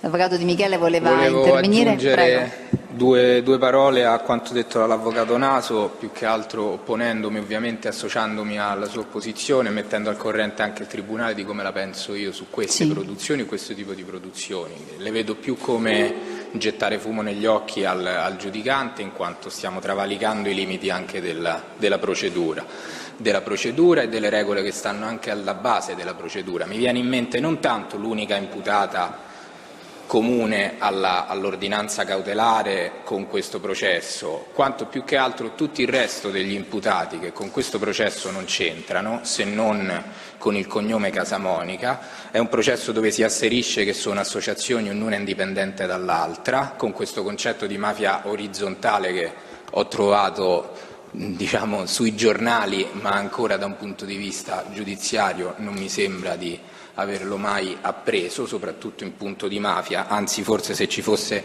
una questione orizzontale tutto avremmo tranne che un'associazione mafiosa, ma sono considerazioni mie. Mi viene in mente tutta una serie di principi a partire dal giudice naturale, dal giusto processo e un'eventuale loro compromissione nei riguardi di soggetti diversi dall'unico soggetto comune a questo processo. Questi signori hanno subito un'ordinanza cautelare 2 settimane fa. Prima ancora di portare all'attenzione del Tribunale della Libertà, ovvero il Tribunale che è deposto immediatamente a vedere la regolarità, la formalità e anche poi una gravità indiziaria che è diverso da un concetto di prova che si forma qua nel dibattimento. Siamo in una fase talmente tanto genetica che ancora non sappiamo se l'ordinanza è regolare o meno, perché ancora dobbiamo aspettare il Tribunale della Libertà, o se c'è stato, probabilmente con un timbro di conformità, come avviene da un po' di anni a questa parte, almeno le motivazioni sulle quali ha posto questo timbro di conformità.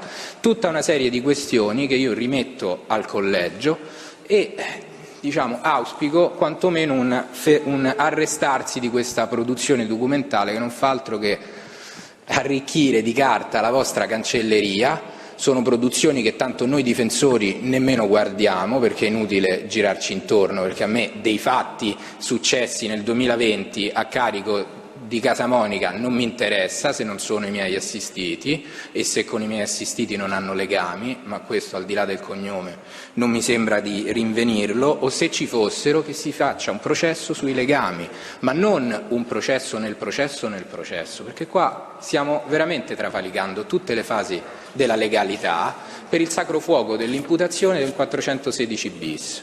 Ma la verità qual è? Che se ci fossero delle prove qua dentro non ci sarebbe la necessità di gettar fumo negli occhi al giudicante con ogni chiusura di indagine che avviene dal 2018 in poi, tutte sulla falsariga di questo processo. Allora io dico, separiamoli i processi, vediamo le sorti di questo e anche di quell'altro, soprattutto alla luce di questa nuova ordinanza, che se sono associazioni autonome, che ognuno si faccia il suo processo, o non costringere noi da difensori, voi da giudicanti, a scendere nel merito, perché tanto si scende nel merito, di carte processuali che voi non avreste nemmeno l'onere di guardare, perché non siete il giudice precostituito per quel tipo di procedimento. Ora come ora, l'unico che ha potere su quel procedimento, a mio modesto parere, è il GIP che ha emesso l'ordinanza cautelare e io credo che debba rimanere all'interno di quella fase. Grazie. Presidente, una cosa solo voglio aggiungere, credo a nome anche degli altri colleghi. Al di là di tutte le produzioni della sommersione, scusi il termine tra virgolette, del Collegio da tutti questi documenti che produce la Procura, volevamo ribadire che noi siamo certi e abbiamo moltissima fiducia nella terzietà del Collegio. Grazie. Grazie. Prego, Avvocato Britti. Grazie mille Presidente. Io faccio veramente qualche brevissima considerazione. Per la registrazione Avvocato Brizzi, posizione Rosaria e Giuseppe Casamonica. Il Pubblico Ministero nella precedente udienza ha fatto diverse richieste, tanto di integrazione probatoria quanto di produzione documentale. Io elenco quelle richieste probatorie e quelle integrazioni documentali, quei documenti che il Pubblico Ministero intende produrre come oggetto dei miei contenuti oppositivi. Ovviamente per tutto il resto vale il principio del tacito consenso. La mia in realtà non vuole essere proprio avere il sapore di opposizione, sono delle considerazioni che lascio a questo Tribunale sul se le richieste formulate dal Pubblico Ministero nella precedente udienza siano o meno ammissibili, e mi riferisco alle richieste concernenti l'audizione di un nuovo testimone, il vicequestore Angela Rogers, alla possibilità di estendere la perizia trascrittiva rispetto a 3 nuove intercettazioni. Non le ripeto, tanto il Pubblico Ministero ha depositato con una nota estremamente precisa e puntuale quali sono i RIT, quali sono i conversanti ed anche le relative date, e mi riferisco poi ai documenti nuovi che il Pubblico Ministero, per i quali il Pubblico Ministero ne chiede l'acquisizione, cioè la misura di prevenzione connessa al nuovo provvedimento coercitivo emesso di recente dal giudice per le indagini preliminari di Roma e la relativa ordinanza di custodia cautelare. Quindi questo è il perimetro, diciamo così, fattuale, cognitivo delle mie considerazioni. Io non mi imbatto sulla qualificazione della richiesta del Pubblico Ministero, 493 secondo comma 507. Io sposo e faccio mia la considerazione fatta dall'Avvocato Naso, anche secondo me si tratta di ipotesi di richieste integrative, mi riferisco a quelle probatorie, cioè al testimone, alla perizia, di un tipico caso di 507 del Codice di procedura penale, e quindi si tratta di eventuali richieste intempestive quantomeno per eccesso, giacché l'istruttoria dibattimentale non si è ancora conclusa e quindi dovremo valutare all'esito dell'attività dibattimentale se si tratti o meno di prove assolutamente, come dice il 507, necessarie per l'accertamento dei fatti di cui è processo. Ripeto, non mi soffermo su questo tema, anche perché è un tema certamente travalicabile tramite i poteri ovviamente che spettano a questo Tribunale.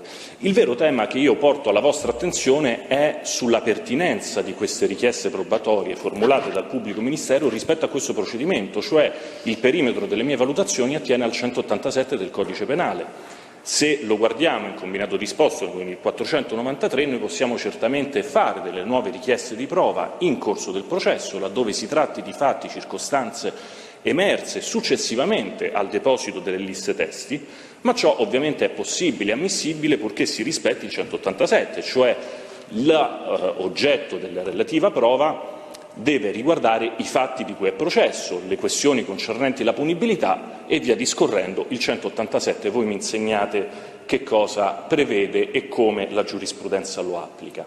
E allora, se questo è il perimetro della valutazione, se le nuove richieste di integrazione probatoria che il pubblico ministero ha formulato all'udienza del 23 debbono essere parametrate ai sensi e per gli effetti del 187, io ritengo anzitutto che la testimonianza del vicequestore Angela Rogers non possa essere ammessa. Io ho sentito, forse e verosimilmente come già capitato, sia pure in un altro processo, ho mal interpretato le parole del pubblico ministero, ma qui il vicequestore ci dovrebbe interloquire su alcune attività documentali dalla stessa redatte, dalla stessa svolte nell'ambito di un altro procedimento.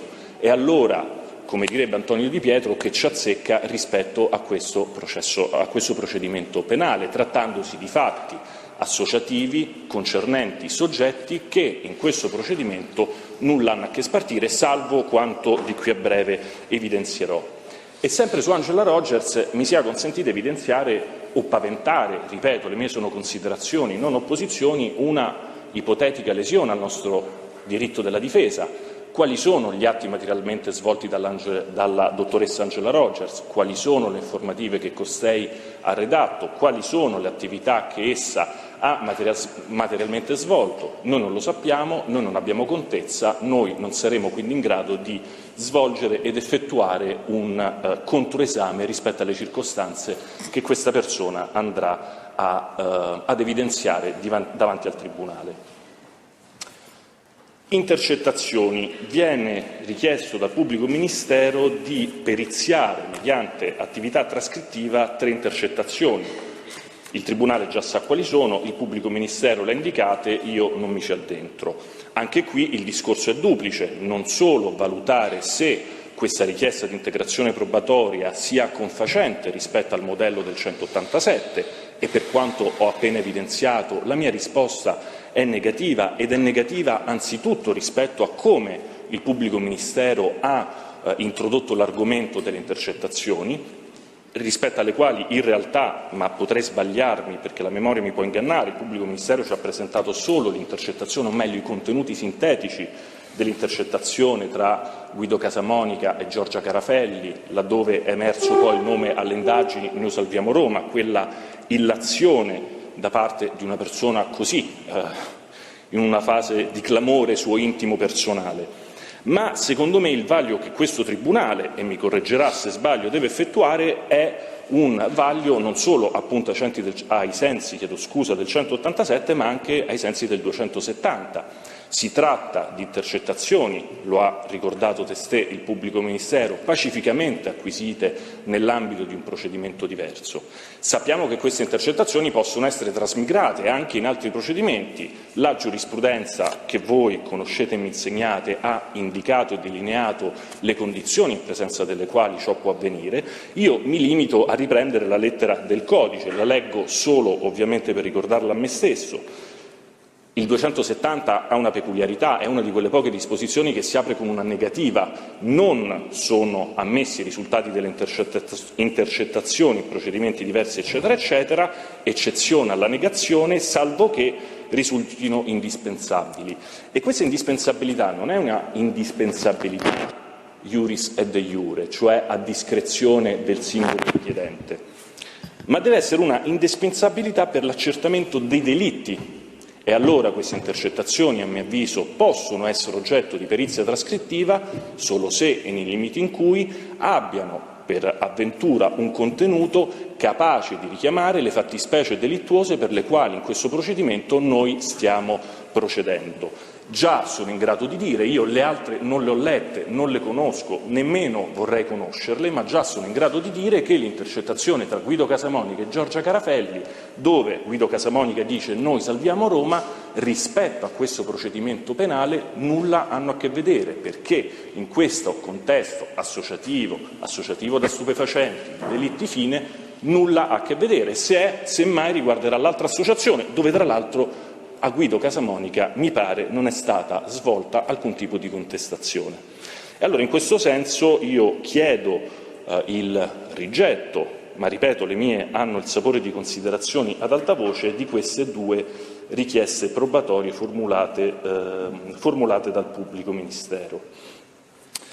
Per quanto riguarda, e poi un altro aspetto, chiedo scusa, sempre sulle intercettazioni. Di queste intercettazioni il pubblico ministero ci dà contezza di quelli che sono i RIT, i progressivi, la data in cui sono state carpite. Io non conosco, perché non so se sono stati prodotti, non li ho trovati, ma ripeto, può essere uno sbaglio mio e quindi le mie sono considerazioni, i decreti autorizzativi di queste attività intercettative. E se un domani nel procedimento nel quale quelle intercettazioni sono state carpite le stesse non dovessero entrare perché i decreti autorizzativi sono non motivati, le richieste non sono state intempestive, noi questo vaglio non lo possiamo svolgere, il Tribunale questo vaglio non lo può svolgere e quindi già solo questo è un'ulteriore condizione, è un ulteriore elemento che preclude, tra le altre considerazioni che ho sviluppato, l'acquisizione, o meglio, il consenso, l'ammissione di questa richiesta di integrazione probatoria formulata dal pubblico ministero. Rapidissimo flash sulle produzioni documentali. Sappiamo che con il 234 si può dare ingresso anche a provvedimenti giurisdizionali di carattere provvisorio, si può dare ingresso a provvedimenti giurisdizionali di carattere precario, qual è un'ordinanza di custodia cautelare. Qui, a mio avviso, leggo una sfumatura nella giurisprudenza, magari la leggo io perché sono un utopico del principio di legalità, ma potrei sicuramente sbagliarmi. Intanto queste produzioni di documenti giurisdizionali precari sono ammissibili in quanto si riferiscono a soggetti per i quali si sta procedendo. E allora, se così è, e ovviamente limitata nella loro valutazione. Ovviamente il Tribunale potrà acquisire questi documenti non già per la prova dei fatti in essi sono contenuti, non lo devo nemmeno dire, chiedo scusa se lo ripeto, ma ai fini dell'esistenza del fatto storico, cioè nei confronti del fatto che nei confronti di un soggetto esiste quel certo tipo di provvedimento giurisdizionale. Però questo soggetto deve esistere nel procedimento rispetto al quale quel provvedimento viene reso ostensibile e allora, se così stanno le cose, io ritengo che sicuramente, sempre a mio avviso verosimilmente erroneo, la misura di prevenzione che è connessa alla nuova OCC non può trovare ingresso perché riguarda soggetti che non figurano in questo procedimento penale. Per quanto riguarda l'OCC, a me è facile dire che Rosario e Giuseppe Casamonica, le persone rispetto alle quali svolgo il mio patrocinio, non risultano parimenti iscritti ed indicati anche in questa nuova ordinanza di custodia cautelare. Solo una persona è in comune tra questo e quel procedimento. E allora questo sicuramente renderà ammissibile in astratto un accoglimento della relativa richiesta. Io faccio mie le considerazioni che ha fatto il collega amico Marco Di Michele rispetto alla possibilità di dare ingresso sempre e comunque a qualsiasi tipo di provvedimento, a prescindere di quando, dove e come nasce. Io faccio un discorso affinché il Tribunale, in sede di ammissione di questa ordinanza, che ripeto in astratto potrebbe essere ammessa, ne sia limitata la sua valutazione solo nei confronti di quel soggetto che partecipa a questo procedimento e che è stato inciso da quella ordinanza di custodia cautelare e ovviamente non per gli altri soggetti, il che mi sembra pacifico. In questo senso mi riporto a quelle considerazioni appunto che ho sviluppato nella mia dissertazione. Grazie. Grazie. Allora, lei voleva fare un'altra produzione documentale? Sì, Presidente, sì, però devo precisare perché poi il Tribunale abbia tutti gli elementi per valutare, perché poi qua con molta prosopopea vengono dette tante cose, ma ho l'impressione che gli atti non vengano detti con un'adeguata attenzione. La dottoressa Rogers deve riferire su circostanze indicate nella richiesta che vi ho fatto, che sono compendiate in un'informativa che ha gli atti e agli atti del fascicolo del pubblico ministero, l'ho acquisita, ho fatto un avviso di deposito. Per semplicità e proprio per evitare questioni di qualsiasi tipo ho indicato le circostanze specifiche su cui la dottoressa Rogers dovrà riferire e che sono compendiate in quell'ordinanza, ma quell'ordinanza degli atti a me sta bene tutto, ma non che mi si dica noi non sappiamo su cosa riferirà, perché io ho anche la correttezza di fare un avviso di deposito su questo, poi però bisognerebbe andare in segreteria e guardare gli atti, questo per la precisione. E sulle intercettazioni, anche qui c'è un provvedimento di acquisizione ex 270 nel quale è scritto expressis verbis che quelle conversazioni sono acquisite per l'accertamento del delitto di cui all'articolo 416 bis di questo procedimento, per cui è previsto l'arresto obbligatorio in flagranza, e come prevede la norma è necessario che nel provvedimento di acquisizione si acquisiscano anche verbali e registrazioni che sono stati regolarmente acquisiti. Se poi la difesa ritiene di dover fare, come suo diritto, un ulteriore accertamento e vuole vedere i decreti, è sufficiente fare una richiesta e i decreti verranno fatti vedere. Così, giusto per tornare nel perimetro del codice di procedura penale, perché qui poi si dicono tante cose, va a finire che ci si confonde. Andando alla produzione documentale, Presidente, noi su supporto informatico produciamo il file audio della conversazione del 20 agosto 2016 tra Vecchio Andrea e Casamonica Domenico, RIT 46416 progressivo 496, e la conversazione di cui ha parlato l'altra volta il testero Iacono, su cui voi avete fatto una domanda, è quella conversazione in cui praticamente in perizia non risulta la parte poi in ambientale. Noi l'abbiamo estrapolata nuovamente, l'abbiamo riascoltata, la parte in ambientale si sente perfettamente, ve la produciamo visto che la perizia poi si chiude, anche il file audio della perizia si chiude quando Vecchio chiude il telefono. E poi produciamo il video, per essere brevi, per dirlo in maniera veloce, relativo all'aggressione ai danni di Vecchio Andrea, perché l'altra volta il Tribunale aveva sottolineato che l'estrapolazione dei frame non consentiva di apprezzare una serie di circostanze, quindi produciamo il video e così potrà essere apprezzato tutto. Questo sul supporto informatico. Su cartaceo noi produciamo il verbale di sequestro della busta di Barcaccia Cristian, di cui ha parlato oggi il colonnello Flocker, l'avviso di conclusione delle indagini, preciso, io lo produco tutto perché l'avviso di conclusione delle indagini sequestrato sono 5 pagine, come ha detto il colonnello, verranno trasmesse al RIS per gli accertamenti papillari, preferiamo evitare di fare copie, quindi io ve lo produco in originale, cioè la copia dell'originale. Il colonnello ha indicato le pagine e i capi di imputazione, come avrete modo di vedere sono tutti i capi di imputazione in cui compare come persona offesa Barcaccia Cristian, tranne uno in cui l'ultimo capo di imputazione è contestato a Spada Ottavio ai danni di Lanzi Marco, ma quello compare solo perché nella stessa pagina c'è un capo di imputazione che riguarda Barcaccia. Poi la documentazione relativa alla Toyota Yaris, di cui ha parlato oggi il colonnello, cioè la documentazione ACI, la ricevuta sostitutiva del documento di circolazione, il contratto di compravendita fra Di Guglielmi Angelo e Spada Cristina.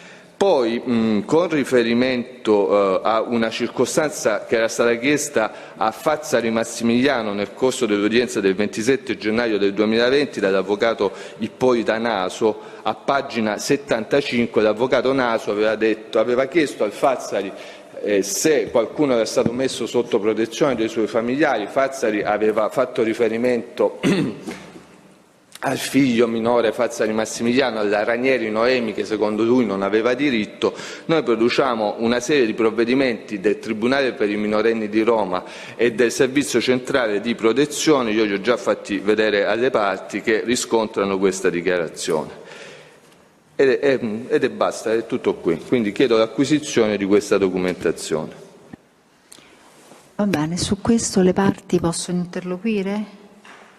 Su questa ulteriore produzione, così sciogliamo una riserva per la prossima volta per tutta quanta la documentazione e tutte quanti le richieste del pubblico ministero. Per quanto mi riguarda non c'è opposizione. Non c'è opposizione, va bene. L'avvocato Naso, su questa produzione non c'è opposizione, neanche delle altre parti.